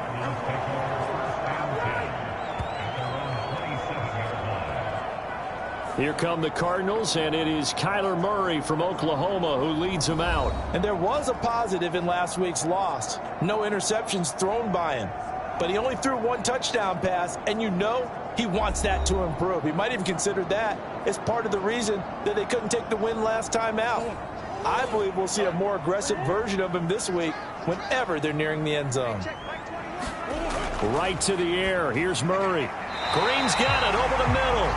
And he gets this one just shy of the 40, down at the 39. So from the 39 now, they'll come up on a 1st and 10. He'll take it past the 40 to the 41, 2nd down. You look at this Buffalo defense. They're a top 5 unit right now against the pass in the league. In fact, they sit at number 5. And not just speed, not just their physical skills. You know what pulls it all together for the secondary? Their smarts and communication. They play really well as a unit. And that is incomplete. A lot of force bearing down on him there. He could not hang on. It's 3rd down. From the gun, Murray. It's a short one here, complete to the tight end. And he's got a 1st down as a tackle made at the Bills' 45-yard line. They give him 14 yards that time and a fresh set of downs. For a tight end, he's got good straight line speed, and on that route, he's often the guy that gets overlooked. Nice job there finding him in stride for really good yardage.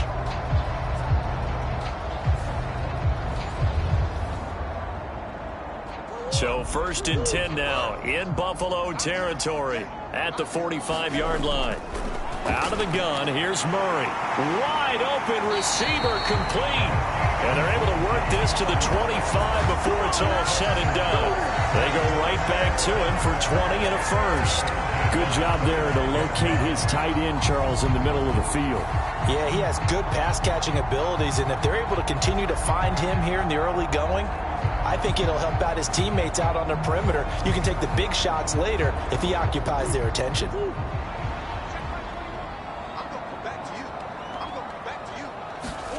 Throwing again, Murray. Throwing middle, and it's complete. Call it a gain of 6 on the play, and it'll be 2nd down.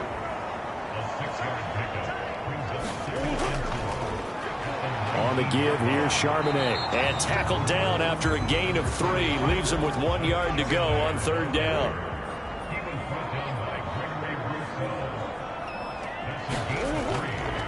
Again, it's Charbonnet. And he takes it down to the 13 and picks up the first. A gain of 4 that time as the drive continues. Had a chance to maybe limit them to 3 if they could have gotten that stop there, but a new set of downs. And with a new set of downs, you got to take the mentality of the whole thing. Right now, everyone's looking at the offense and saying they've got the advantage. The best defenses just say, okay, new set of downs, gives us another chance to make a play ourselves and maybe change things up. From the 13 now, they work on 1st and 10. Now Murray. Shoves him away. And he's tackled a yard short of the marker. Good gain of 9 on 1st down. From the 4, this is 2nd down and 1. And now a handoff to Charbonnet. And he's able to get it down to the 2-yard line. A terrific opening drive has them knocking on the door. 1st and goal. Charbonnet is into the end zone. Touchdown, Arizona.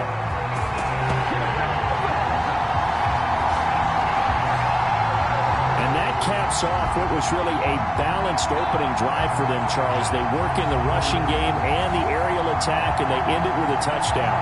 Strong in so many ways, wasn't it, partner? Their ability to throw it and run it and accomplish their goal, they've got to like the way that they started this ball game.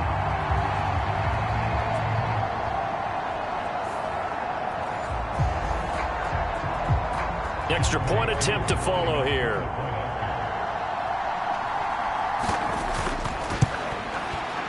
And the Cardinals will go up 7-0. A pretty long drive that time. 11 plays all told. And it's culminated by a 2-yard touchdown run. Following the touchdown, here's Koo to kick off. Austin elects to bring this out of the end zone. And they'll get him down right at the 25-yard line, so the same result, and he opted for the touchback. So here come the Bills on offense for the first time. They'll be led out by the man from the University of Washington. This is Jacob Eason. Now, the meeting we had with him this week, that's one of the briefer ones we've ever had, isn't it? He wasn't too happy after last week. Not happy. Really determined to play a whole lot better, and he really can't play a whole lot worse. He's got to go out and show the team that the goods that he exhibited early are still there. Otherwise, he could lose the confidence that they have in him. Yeah, hoping to get rid of that interception bug. And able to stay on his feet past the 30 to about the 33-yard line. From the 33, here's 2nd and a yard. Now Eason. Rolling to his right. 4 yards there as they let him out of the pocket, and he got enough for the first. And that's an early scramble that can be viewed positively by either side. From the offensive point of view, it begins to establish him as a possibility to keep it on certain plays. And defensively, they avoided giving up a huge play in one of their first tests in containing a quarterback on the run. And that is knocked away in the middle of the field and incomplete. Eason sets to throw it. It's a short one here, complete to his tight end. And he'll be out of bounds after getting this one across the 40. 4 yards the gain, and it'll bring up a 3rd down. You look at this Arizona defense. They come into this one ranked number 17, so just starting the bottom half of the league against the pass. What they lack in pass defense, they do make up for in run defense. They're a top 10 unit against the people trying to move the ball on the ground. But this is a passing league, so there's a conundrum for them. How do they get better defending the pass? Only able to get back a yard for his efforts, and that leads us to 4th down. And, partner, I would guess that in his headset he was hearing from his coach, it's 3rd down, don't take a sack. And in this case, he's able to avoid the pressure and get out of there. He doesn't get the 1st down, but he does turn a possible loss into positive yardage.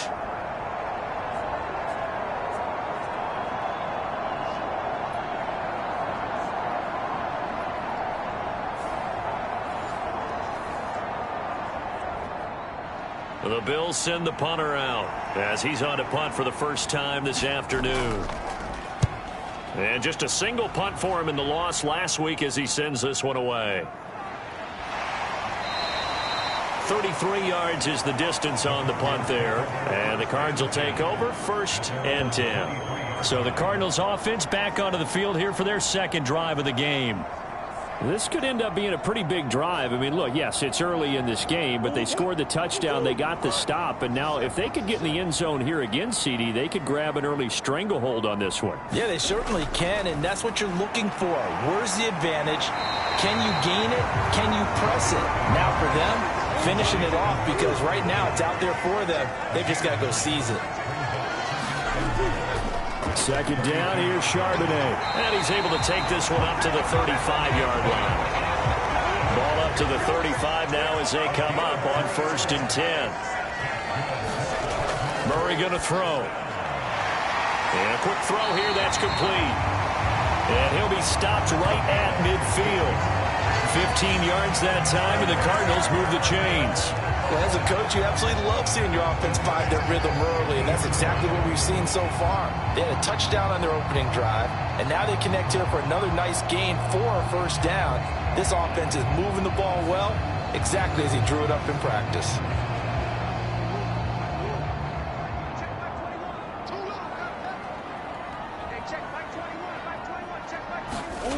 Here's Murray from midfield. He'll get this complete to Rondale Moore. And they're able to work this to the 25 before it's all said and done. 25 yards that time. But one of the ways that quarterbacks keep all the receivers alive in a play, never lock in on any one guy. Make sure you keep your eyes moving, scan the field. And here he finds the open guy for a nice pickup.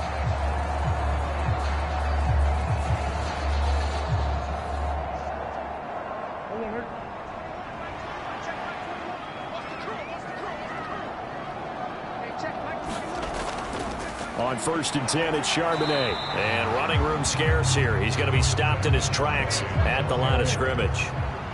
Now a 2nd and 10. Here's Murray.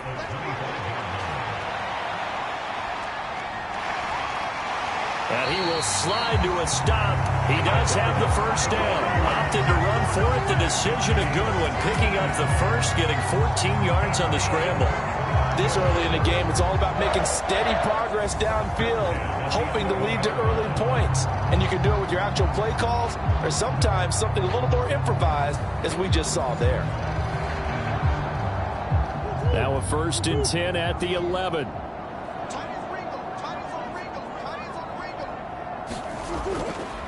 A run now with Charbonnet. And he's going to be brought down just shy of the 5 at the 6. He did have the touchdown run earlier, but not a heck of a lot more than that throughout this game. No, not at all. In fact, I would say that this defense has done as good of a job on him as they have on any runner in recent memory. Now 2nd and 5. Snap will come from the 6. And now Murray's going to set up to throw. Flushed out right. Under pressure now, and he's going to go down. Sacked back around the 8. Kirby Joseph able to drop him for a loss of a couple. Partner, we had their game last week where they had 6 sacks, so a little bit more momentum here again in the first quarter. And last week it appeared that they were coming out of sprinters blocks, chasing the quarterback. So how do they continue that? How do they keep making it happen? Different looks, different disguises, different angles that they chase him. They were so disruptive last week. We'll see what the trend is here as we go forward. From the gun on 3rd down, Murray. And the defense has it covered. It's intercepted. Jair Elam makes a pick. And the Bills are going to take over once again with a football at their own 20-yard line. Definitely not the ideal time to see that mistake, partner, because this is still a one-possession game, and that's at least a field goal that just vanished with that turnover. Now, pressure's on defensively to prevent that pick from turning into points for the other side. So here come the Bills out for their second drive. The last series for them, a little disappointing, forced to punt. And now they'll try to do better here and come away with some points as they begin this drive. 1st and 10. Here's Cook as they begin on the ground. And he finds a little bit of room, enough for 4 yards. It'll be second down.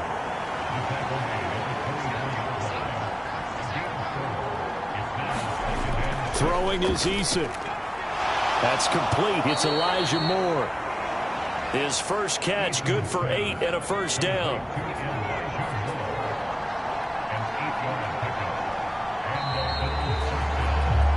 After one, 7-0 on EA Sports. The Bills with the football as we start quarter number 2. From the 32 now, here's 1st and 10. As they've got it as we resume action. And now a throw on first down there, but it's incomplete. The Bills at 6-4 now on the year. And they've lost 3 straight here. It kind of goes without saying, I guess, but they could certainly use a win. Yeah, no doubt about that. There's a difference between a losing stretch and a losing streak. And right now, they're not playing their best football, but if they were to fall here, and now you're looking at going 4 games without a win, things can start compounding themselves pretty quickly from this point forward. A gain there of 21 yards. Great change up there on the route and got that inside release, made it a successful pitch and catch. Well, the first thing you want to do is have him thinking that you're going outside, make a move in that direction. Then you really don't run the route against the whole body of the defender. You run against a half of him, and the inside half, and he took it right across his face, got inside, and won that route in a big way. So into Cardinal territory now. It's 1st and 10 at the 47. And he is tackled inside the 40, not quite to the 35. Nothing open downfield. He keeps it himself for 11 and a first down. I can't be sure how much of that was planned pre-snap, but it certainly opens up some avenues for their offense. And if he can stay a threat to break off those kind of runs, it'll pull defenders away from coverage and open up some choice throwing lanes for him moving forward.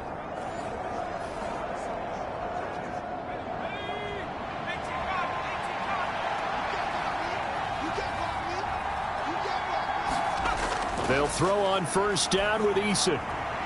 He's got a man on the crossing route. That's Moore. And he's got this down almost to the 20 before he's dropped. First down, here's the run with Cook. And they work this near the 5. He'll be stopped at the 6. 15 more there, and they're on a roll. It's another first down. Well, if they continue to run the football this strong, right up the middle, I don't know if they can wait till halftime to make adjustments. They better find a way to get it done series to series. I don't know if they need to sub some guys out, bring in extra people, maybe change what they're doing on the defensive side of the ball. But right now, they're running the ball very well right at them and right up the middle. They'll run with Cook. And this time they're able to bottle him up as they'll stop him at the line of scrimmage. No gain on the play that time, and it sets up 2nd and goal.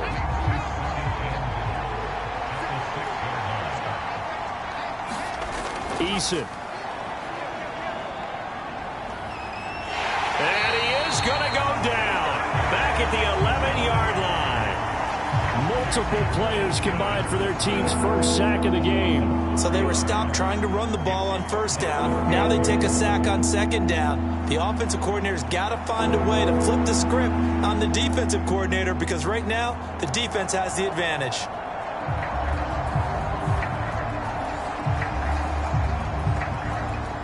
This has been a long drive. You got to figure a field goal would be a letdown. Can they convert now on 3rd and goal? Buying time to his left. Losing 2 yards that time, and now it's 4th down.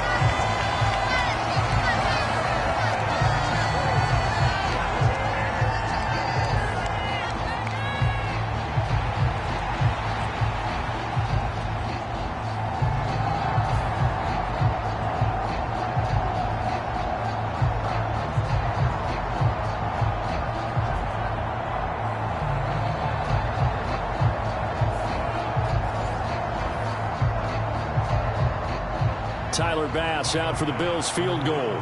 From the left hash, a chip shot here. The kick by Bass is good. And they are on the board, but still trailing. It's 7-3.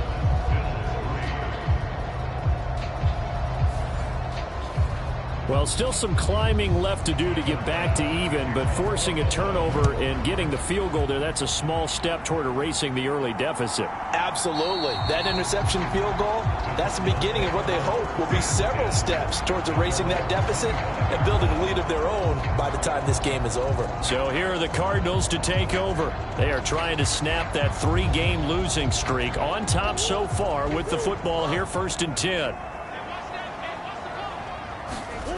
Trying to shake off the interception. He'll look to throw. He finds his man complete. It's Shaw. And he'll be upended at the 28-yard line. Just a 3-yard gain there. He's a rookie, and you don't want to get hung up on the word potential. But when you see him make catches like that, you keep thinking to yourself, he's good now. He's got a chance to be great with plenty of work. Here's 2nd and 7 now from the 28. Throwing now is Murray. And he's able to take this one up to the 35-yard line. 8 yards that time, able to take off, and the result is a 1st down. They made a nice effort to stick him with a loss for that play, but it's going to take more than that to keep him from advancing the ball. Should be an entertaining battle anytime he tucks and runs over the second half of this contest. Ball up to the 35 now as they come up on 1st and 10. Murray now to throw. It's a short one here, complete to the tight end. And they'll get him down after a pickup of 8, 2nd and 2. I know exactly what's going to be said about that play from the defensive perspective. What's that? That's why I tell all you guys we need more than one tackler to the ball. He broke the first tackle. Luckily enough, there were more people there to get him down. And he'll get it into enemy territory just across midfield at the 49. That one a 1st down pickup of 8. 2nd and 2 is prime time for a little bit of a gamble, isn't it? Open up the playbook, go play action, toss that bad boy deep. But in this situation, go ahead and give it to your back. Let him pick up a 1st down, keep the sticks moving. So 1st and 10 now in Buffalo territory at the 49-yard line. To throw is Murray. On the slant, complete to Green. And he's got this down to the 35.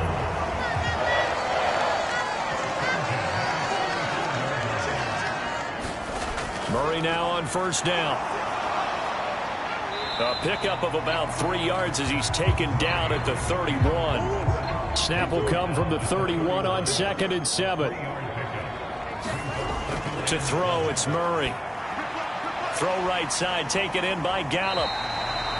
That was play number 7 on this drive, and it got him 7 yards. The offense on 3rd down tonight, they've been okay, 2 for 3 thus far. They're looking at 3rd in the nose of the football.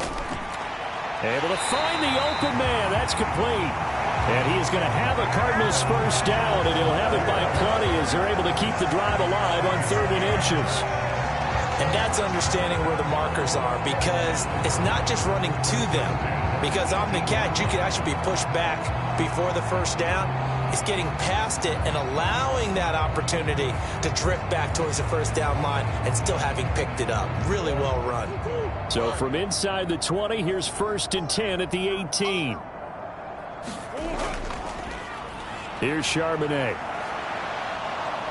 Looking to find a lane, but he can't. Reined in at the line of scrimmage. Call it no gain on the play, and it'll be 2nd down.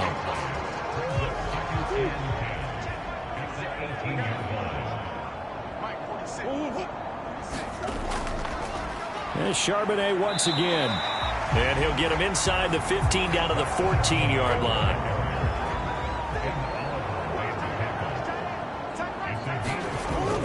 Murray now. He's going to leave this for his running back. It's complete. Touchdown, Cardinals. A great play there. His 4th touchdown on the year. And the Cardinals are able to extend their lead. There are several elements to a well-executed screen pass. This one resulted in a touchdown. It had all of those elements. Yeah, you're so right, because you really need the rush to almost get to the quarterback, almost get to the passer. Then you got to get the ball thrown perfectly, whether it's to the running back, the wide receiver, whoever the screen guy is. And, of course, the blocking has to form in front to get him downfield for the touchdown.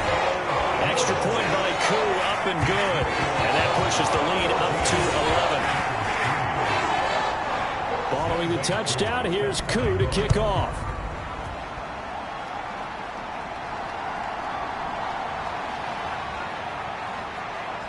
And it's a pretty good return here as he'll get this up to the 29.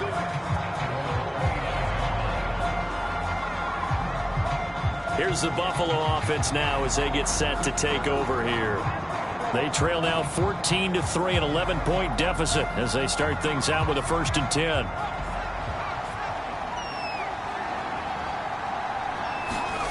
Here's Eason to throw. They will find Davis. That's complete. And this will leave him a yard short. Nice pickup of 9 yards on 1st down. Well, it's time for them to be good teammates right here. And what I mean by that is possess the ball for a little while. Get at least 2 first downs. Give their defense a chance to settle down a little bit after they give up a touchdown. From the 38 now, here's 2nd down.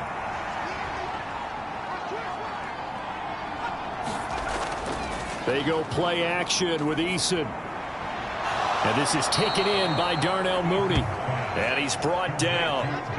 19 yards that time for number 19. Well, this is an awfully tough route to defend in man coverage because he lines up on the right and then runs a crossing route back to the other side of the field.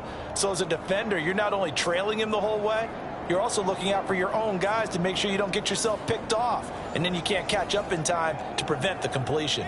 This offense finding its legs now. Here's another 1st and 10. Back to throw. Eason. And a penalty flag comes in as that one winds up incomplete, but the contact is going to move the ball well downfield. Well, obviously they never want to see penalties on that defense, but this one a little bit more significant there on the downfield pass play.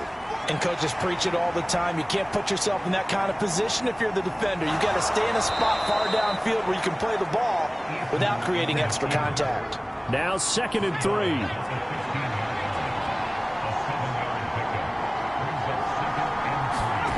Eason going to throw it out of the shotgun. And that'll be incomplete.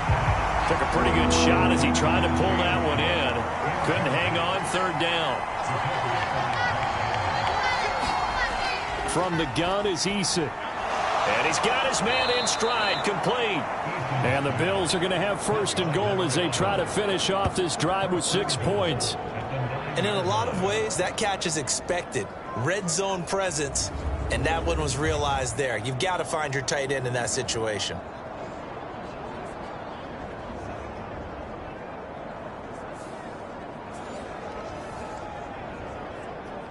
First and goal, and they got to be thinking a chance to get right back into this football game. And Cook has it, left side. And he's going to be brought down just shy of the 5 at the 6. Nice job defensively to hold him to 4, and now it's 2nd and goal. And that's a good job there by the corner. We do talk about this a lot, that a lot of corners see their job as simply covering receivers. Tackling isn't everyone's thing.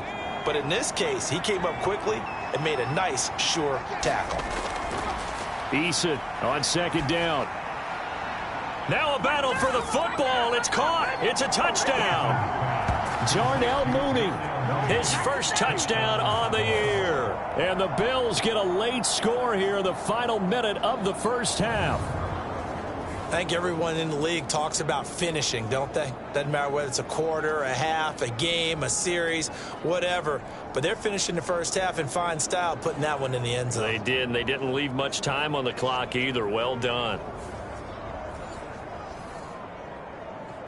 And Tyler Bass on for the extra point attempt. And he's got it. That cuts the lead. It's now 14-10. So that drives 7 plays in length. And finishing it all off was Darnell Mooney with a touchdown reception.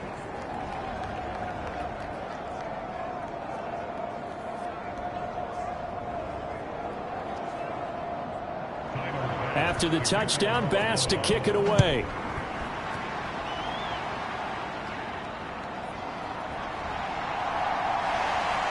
And he's up past the 20 to the 22-yard line.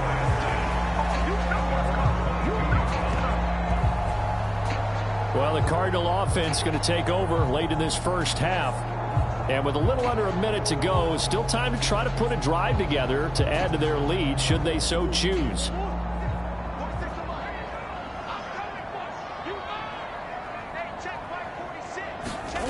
Throwing on first down is Murray. He's got Green.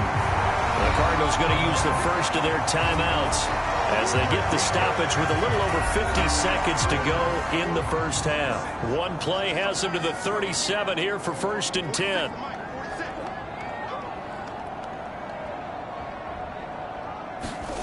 Here's Murray as he sets to throw it. Over the middle and into the hands of his receiver Moore. Now the Cards going to call another timeout, their second, as the clock stops here with 46 seconds remaining in the first half. Back-to-back good plays have them on the move on first down. Here's Murray. He's going to flip that out to the flat. It's complete.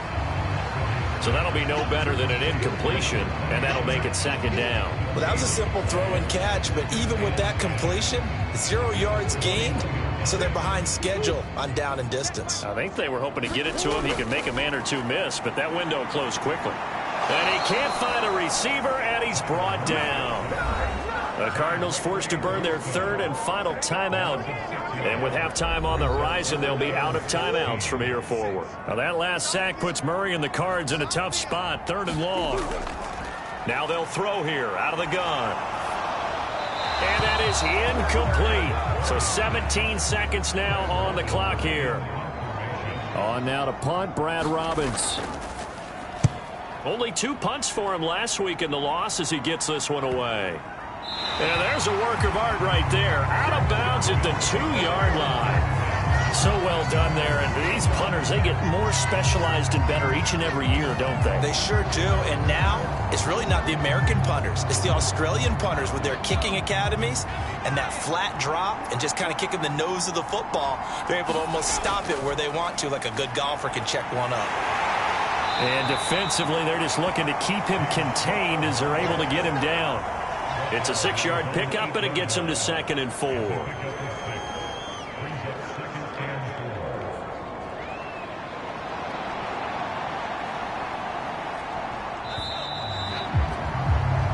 So we've reached halftime here in a 4-point game. As we send you on out to our studios in Orlando, here's Jonathan Coachman at our EA Sports Halftime Report. Okay, Brandon, bye weeks, they're over. We've once again got a full slate of games to get to as we take you around the NFL here in Week 12. We'll start up at Gillette Stadium in Foxborough, where it was definitely a game with some intrigue, as you can see by the scoreline. Kenny Pickett leading the way in the victory with 3 touchdown passes. From there, we take the long trip across the country, about as far as you can go. Check on the Seahawks in Seattle. And you can see, currently they trail in that ball game. Deontay Johnson, 2 touchdown catches on the afternoon. Lastly, let's get you to Charlotte, North Carolina. Check on the Panthers at home at Bank of America Stadium. As you can see, the score there in the second quarter. The Panthers trying to hold on and claim victory.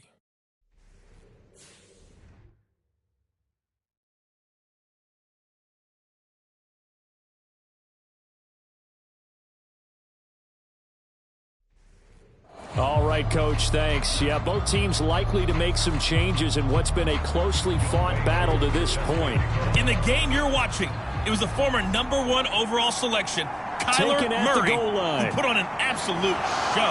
He's thrown for close to 200 yards already, and that's helped propel his guys into the lead. As we send you back to Brandon Gaudin. Out come the Bills now as they'll go on offense first here in this third quarter.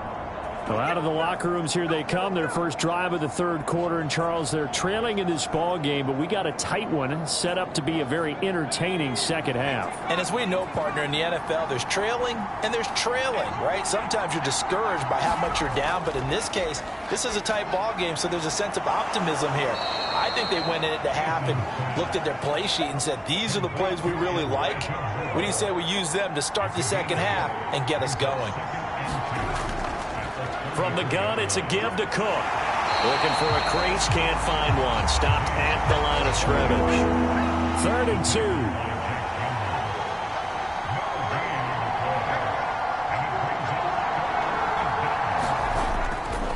2. They'll run it. Here's Cook. And he will have a first down as they get him to the ground at the 37. 4 yards on the pickup, good enough to extend the drive. I don't know about you, but that almost felt like old-time football there. 3rd and 2 is not necessarily just a running down anymore. A lot of times they want to throw the ball. They went back to the roots and powered forward and got the first down.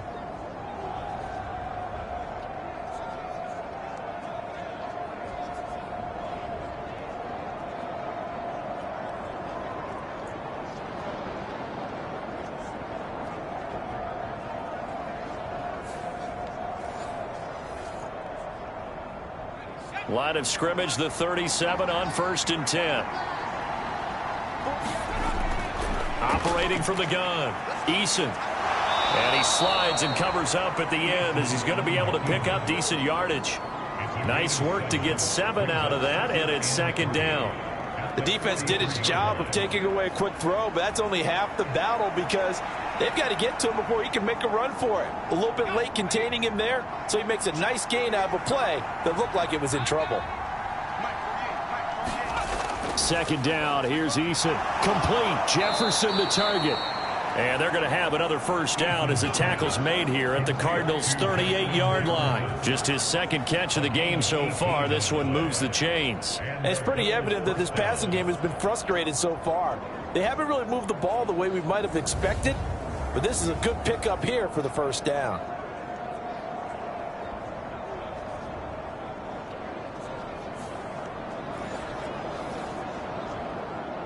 So into Cardinal territory now. It's 1st and 10 at the 38. Looking to throw. Eason, quick hitter here. It's complete. And brought down, but not before they're inside the 25.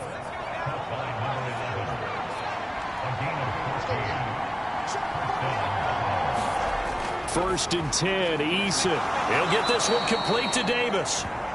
So the completion good for 7 there, and that will bring up 2nd down.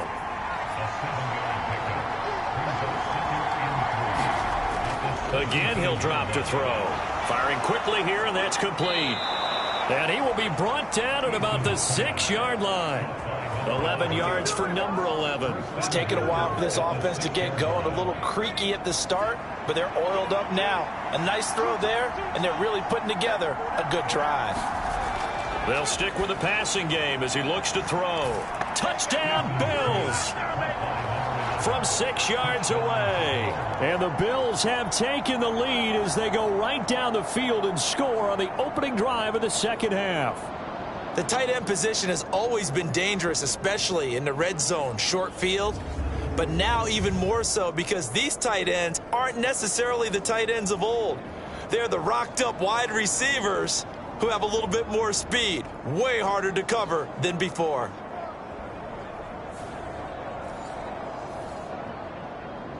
Tyler Bass now for the point after.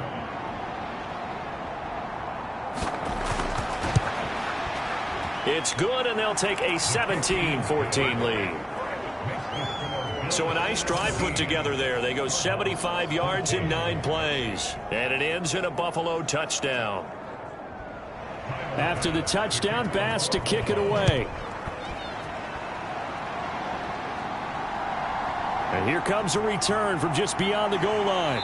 And ultimately cannot get this out to the 25-yard line as he's dropped at the 23.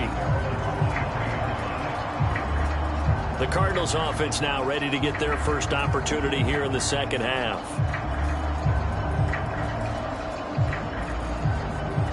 Murray and the Cardinals with a 1st and 10 at their own 23. They'll start this drive out on the ground. And he's going to get this one across the 30-yard line. Give him 10 yards there, and about by the nose of the football, he's going to have a 1st down. How many times do we say in this game that speed kills, and it does it in so many different ways? In this case, you got a back who's quick and shifty, can make moves, make people miss, but also gets to and through a hole before it can close down. That's some of the benefits of that speed, not just outrunning people in the secondary, and that led to a really nice gain.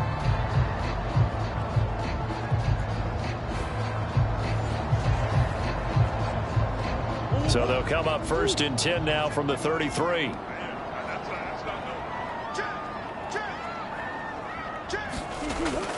Play action. Now it's Murray. The improv on the scramble there gets him 6, and it'll be 2nd down. Partner just a second earlier, and they might have had him because they certainly thought they were going to close in and drop him behind the line of scrimmage, but he had just enough time to dodge the pressure, and he ends up getting yardage before being stopped. And only a couple for him there as the tackle is made at the 42. 2 yards still to go. 3rd down now. Shotgun now from Murray. And that is incomplete. Oh, he had a defender right there with him to force that to the ground. And 4th down now coming up. His first punt, 45 yards. This looks good as well. This is taken at about the 14. 8 yards on the return following a punt of 41. And the Bills will take over the football with a 1st and 10. Time to see Jacob Eason and company go back to work. Last series, the ball never hit the ground. 6 of 6, touchdown pass, so whatever he did then, do it again, right? Yeah, it reminds me a lot of when I watched the best quarterbacks throw 7-on-7 or even routes versus air. They're accurate. The receivers catch it. The ball never touches the ground. Or if you want to take it to basketball, a well-executed fast break, right? Pass, pass, pass, finish at the rim, basket. Yeah, ball never hits the ground there either. As they began this drive, I was wondering how they were going to attack since they're playing with the lead. Would they continue to try and push the ball downfield? Well, after one play, it appears that the answer is yes. So one play, and they're already just shy of midfield. Cook up the gut. And he'll get it across midfield and down into Cardinal territory. Now a 2nd and 6. Play action. It's Eason. It's incomplete. Took a shot, couldn't connect. So after the 2nd down incompletion, they'll come up now against a 3rd and 6. Back to throw. Eason. He's got his target. That's complete. And they're going to have another 1st down as the tackle's made here at the Cardinals' 34-yard line. 14 yards, and the Bills will get a new set of downs. I don't care how many times we say it. I still get a kick out of watching quarterbacks and receivers do the pass tree in pregame warm-up. But I always remember that when we go to practices, we see that after practices as well. They really tune it up, don't they? They tune it up. They know why they do it for these situations. 1st down. And they build that trust, and that's why they're able to find him in this type of a situation. On 1st down, Jacob Eason. And he's got this to Jefferson. And he gets this one inside the 15, just a yard or two shy of the 10. Back-to-back receptions for him, and it's another 1st down. That was an excellent read right there. Saw cover 1. That means it's just a single high safety.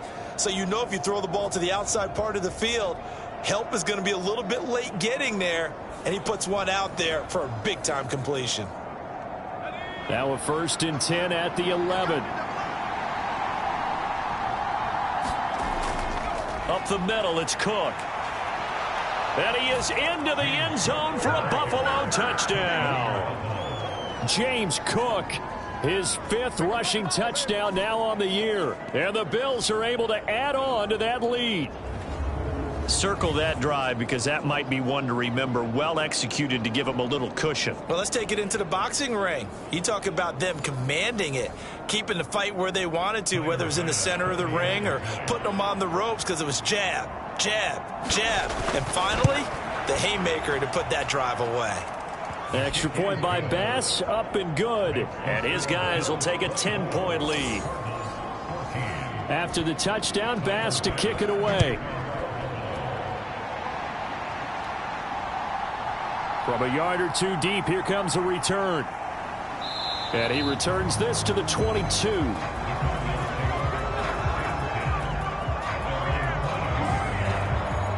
Arizona getting ready to go as they take the field. They're down now 24-14. Work to do as they come up on a 1st and 10.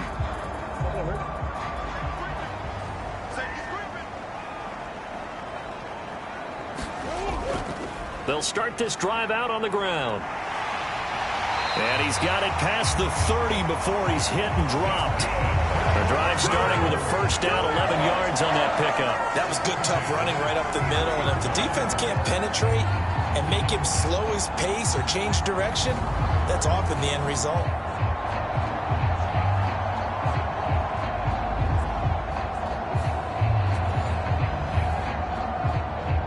So they'll come up 1st and 10 now from the 33.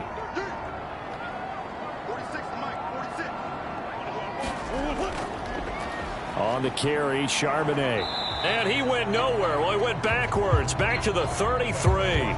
He'll lose a yard there, and it's 2nd and 11. Well, that's pretty symptomatic about how things have gone here. That play was just shut down right from the start. And not going to give him a lot of confidence to help turn things around.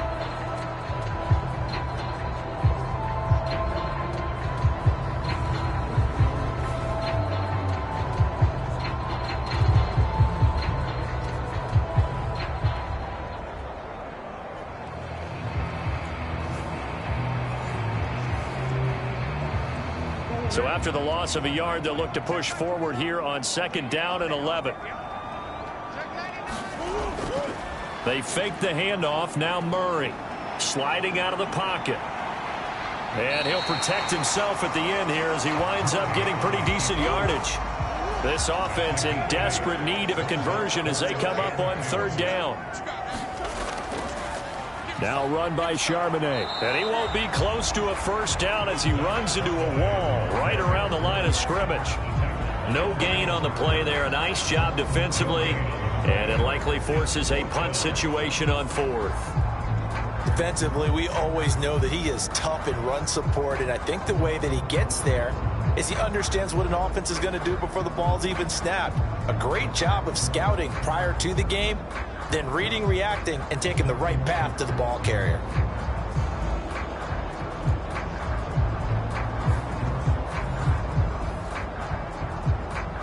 Here comes the Cardinals punter now, as he'll come on to kick this one away.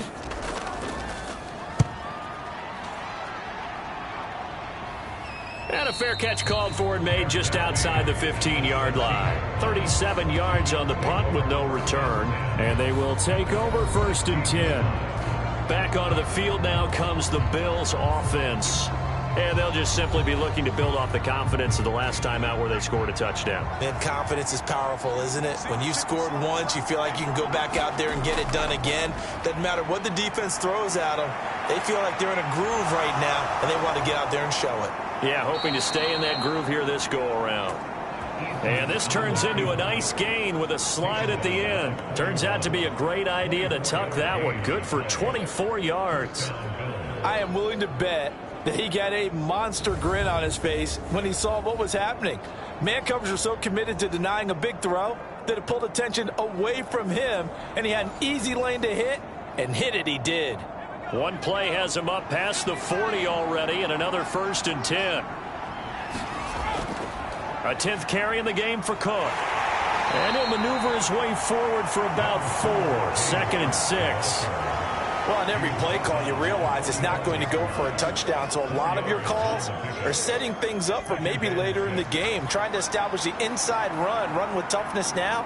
Hopefully get to the perimeter later, and let's face it, you could do worse than a 4-yard run on 1st down. Eason's throw going to be caught by Davis. And he is tackled inside the 40, not quite to the 35. 50 catches for him now on the year, and he's got a first down.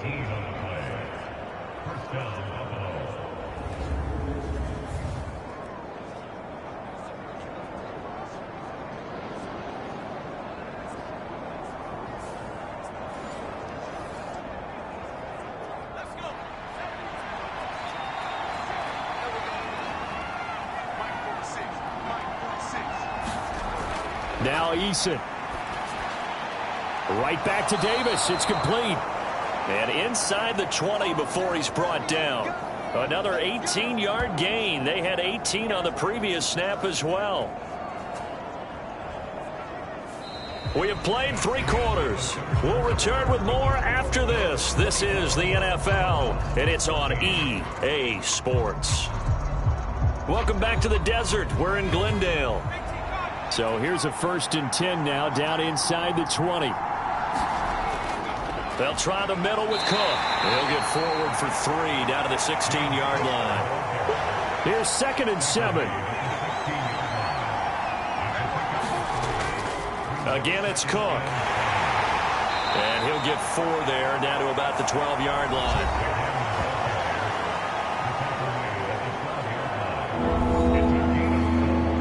Seventh play of the drive now as they come up on a 3rd and 3. Eason sets to throw it. And he'll take it into the end zone for a Buffalo touchdown. Jacob Eason with his 3rd touchdown and 18th on the year. And the Bills look like they're going to get back in the win column as they extend their lead here in this 4th quarter. If you're going to play quarterback in the NFL, you've got to have great vision, and you've got to remain calm when things break down in the pocket. Both of those traits were on display there. He surveys the situation, sees the middle of the field open, so he's just going to step up and take it himself. Very well done there. Extra point by Bass, up and good. And that'll make this a 3-score game now. The lead moves to 17.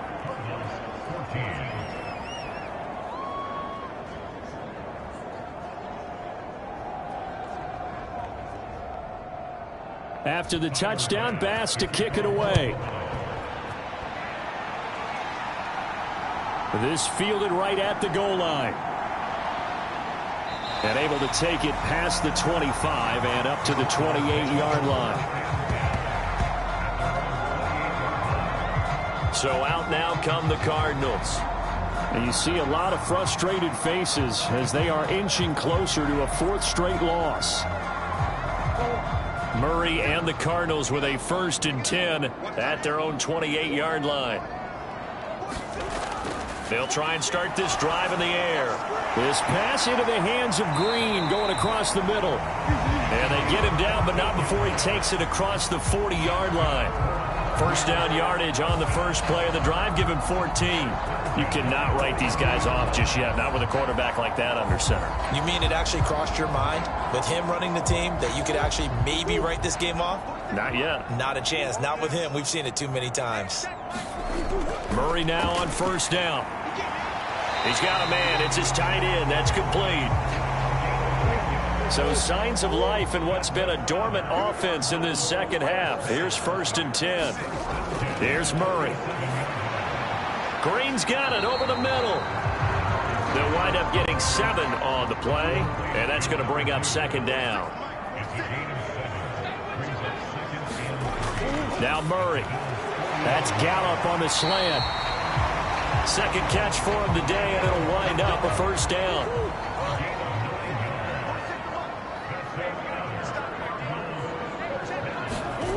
Murray going to throw. Over the middle into traffic, and that's complete. The result, only 4 yards there on the play, and it'll be 2nd down.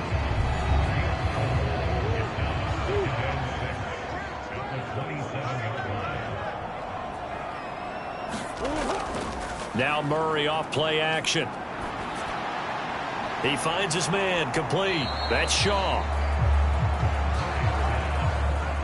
The offense on 3rd down tonight, they're at 50%, 4 for 8. They're looking at 3rd and a few inches. Pass taken in by his big tight end. And able to get him down, but he does reach the 5. They're able to convert on third down, and that sets up a first and goal. Well, those are the types of plays they probably wish they had made more of in the first 3 quarters. And this deficit going to be tough to overcome here in the fourth. But a nice first down and a pickup on that throw. Yeah, and this is where as coaches, you're looking for effort and execution, even though the scoreboard is going against you. You want to find out who's going to fight, who's going to scrap, who's going to keep their heads up and continue to play. First and goal, and they got to be thinking a chance to get right back into this football game. Now Murray again. And a quick throw here, that's complete. That'll bring up second and goal after the gain of 5.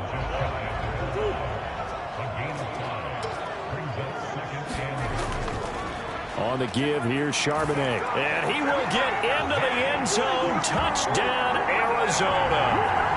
Zach Charbonnet, halfway to 100 now with career touchdown number 50. And the Cardinals have got it back to a 2-score game here in the fourth. Now he's doing his part, but still facing a sizable deficit.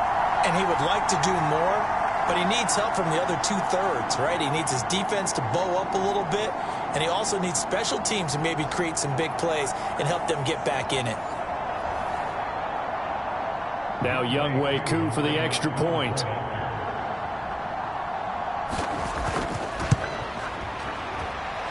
And the lead is trimmed down to 10. So that drive consumes 9 plays all told. And the Cardinals cap it with a touchdown. Following the touchdown, here's Koo to kick off.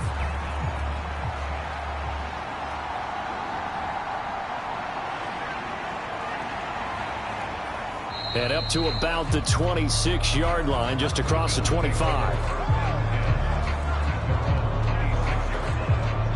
Here's the Buffalo offense now as they get set to take over here. This game was really a tussle, seemed like just a moment ago, and now they've got the momentum. A couple of scores on their last pair of drives and a 2-score lead. I think here now you go conservative, right? Run the football, work the clock. You know, I usually agree with you, but I'm going after them right here. I really want to put this bad boy away. I wouldn't be afraid to throw it. They've got all the confidence, all the momentum on their side. Go ahead and take your dagger shots and try and finish this one off. I disagree vehemently. I say run the football. You've got the lead. Well, let's watch it and find out who's right. Well, it may seem a little unorthodox to some people. Got the lead, fourth quarter, yet he's still firing away. I think he believes that's the best way to go ahead and win the game. Yeah, a lot of coaches say, let's just run the football, be conservative. He's sticking to his game plan. No, that is his game, and that's what they're going to ride. They'll throw on first down with Eason. This one brought in by Jefferson. And he's brought down. 18 yards the gain for number 18. The passing game continues to be their friend. Even with a stable lead here in the fourth, Charles, they're going back to that well. Yeah, with their overall philosophy, you know that they trust their quarterback. He's been able to throw it well. They continue to throw these safe passes. Who can blame them? So into Cardinal territory now. It's 1st and 10 at the 41.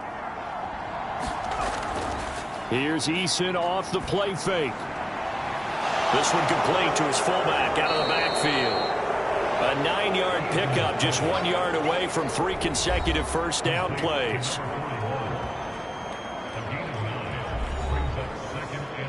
From the 31, here comes 2nd and a yard. A give to Cook out of the gun. And he'll work it inside the 30 to the 29-yard line.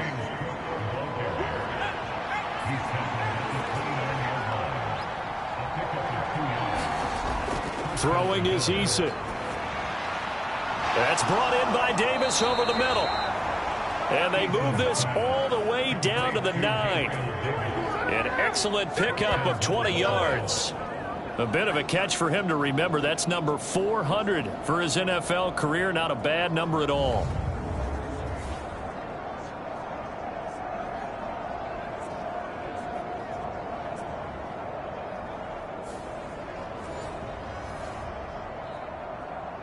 A good chance now to put this game on ice. This is 1st and goal. A give. This is Cook. He pushes forward for maybe 3 down to the 6-yard line. Now we're going to get a stoppage here as we've got an injured Cardinal on the field. Well, the medical staff is going to come out here and take a look, and we will take a short break.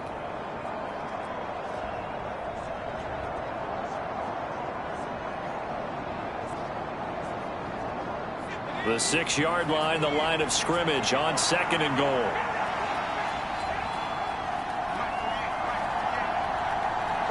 In motion left is Davis. They try again with Cook. And he is into the end zone for a Buffalo touchdown. James Cook with his 2nd touchdown of the game, number 7 on the year. And the Bills are an extra point away from making this a 3-score game. And that right there is the definition of a statement drive. You're in the 4th quarter, trying to get to the finish line, and here they were able to hold the ball for a long time and move it down the field. And how about them finishing it off with the touchdown run? Winning football 101? Check that box.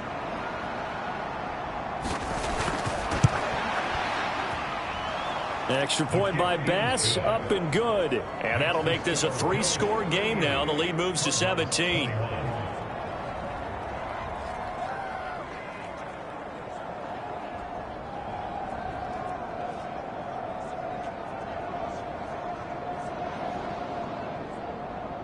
After the touchdown, Bass to kick it away.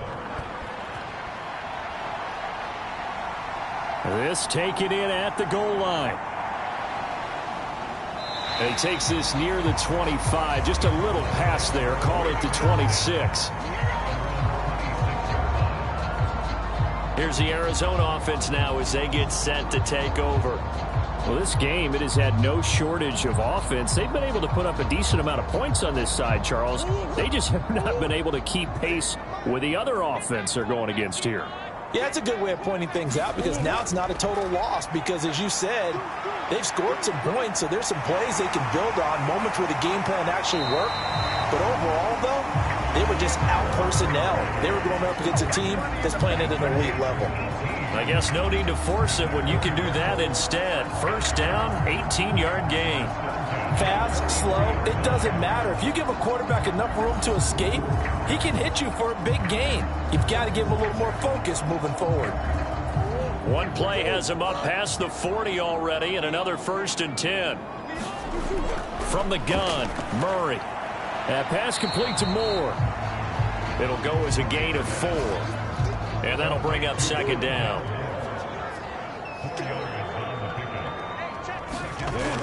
Murray now to throw. Shakes up, but he can't get away forever, and down he goes.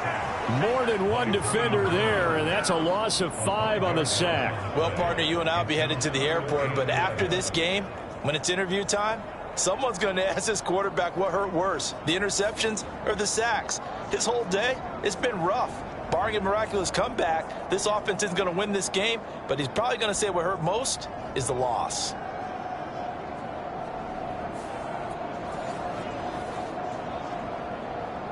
Well, that last sack puts Murray and the Cards in a tough spot. 3rd and long. Out of the gun. They'll look to throw. This one incomplete. Probably should have been picked. A little nonchalant with a throw to the safety valve, but it's 4th down.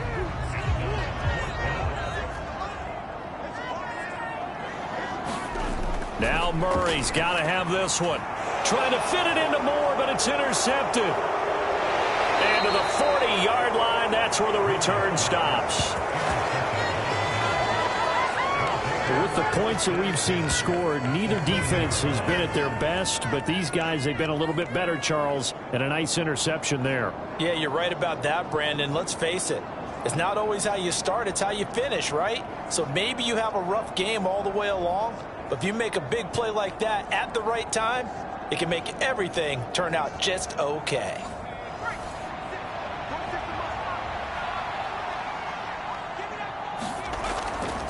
Another tote for the workhorse this afternoon. It's Cook. And he works his way forward to pick up 4 yards there. 2nd down. It's a pickup of 4, and it'll bring up second down. 2 minutes left to play in this football game here on EA Sports. They'll work from the 36 on 2nd and 6. Here's Cook again. And down right around the 32-yard line, 4 yards on the pickup. I like the call there because that was one to take time off the clock and get them closer to getting out of here with a W. In the mind of the play caller, all you want to hear is tick, tick, tick. Third down. Here's a run by Cook.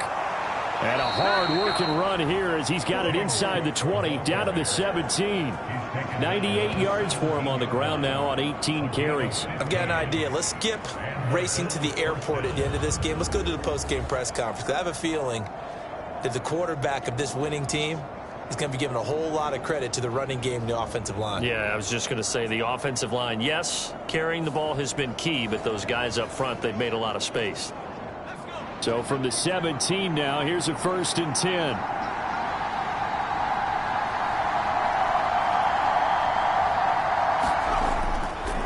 Handoff comes to Cook. And he'll get 7 yards from the 17 to the 10 before he's taken down. Now we're going to get a stoppage here as we've got an injured Cardinal on the field. So as the medical staff takes a look, we'll step aside.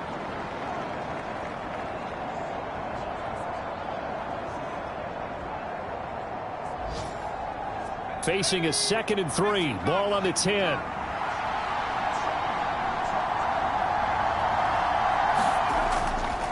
On the carry, it's Cook. And he'll be brought down this time at the 5-yard line. A 5-yard gain there makes it 1st and goal. Starting to become a tough spot for this defense. You're down 4th quarter, looking a little fatigued maybe on that side of the ball. Partner, we've seen this before, haven't we? Because every coach we've ever talked to says body language is important. And now you're seeing guys with their hands on their hips, they're bent over, hands on their knees. And the offensive guys, they're just saying, let's just keep running it at them. We've got them now. Well, somebody lit a fire under that offense during the break, Charles. Remember, they trailed at intermission. They come out, they have the big second half, and that lifts them to the victory. And Brandon, trailing at halftime, we always talk about teams making adjustments. You know what the best adjustments usually are? It's just executing better. Because the game plan you put in place at the beginning of the week often still holds. You don't have to make wholesale changes. You just have to do it a little bit better, a little cleaner. And they did that in the second half, and that led them to victory. So for the Bills, their playoff chances take an uptick as they move to 7-4. And they'll get another road date next week as their opponents will be the Tennessee Titans. Meanwhile, for the Cardinals, they've fallen out of things now as they sink to 3-8. And they'll get a chance to redeem themselves at home next week.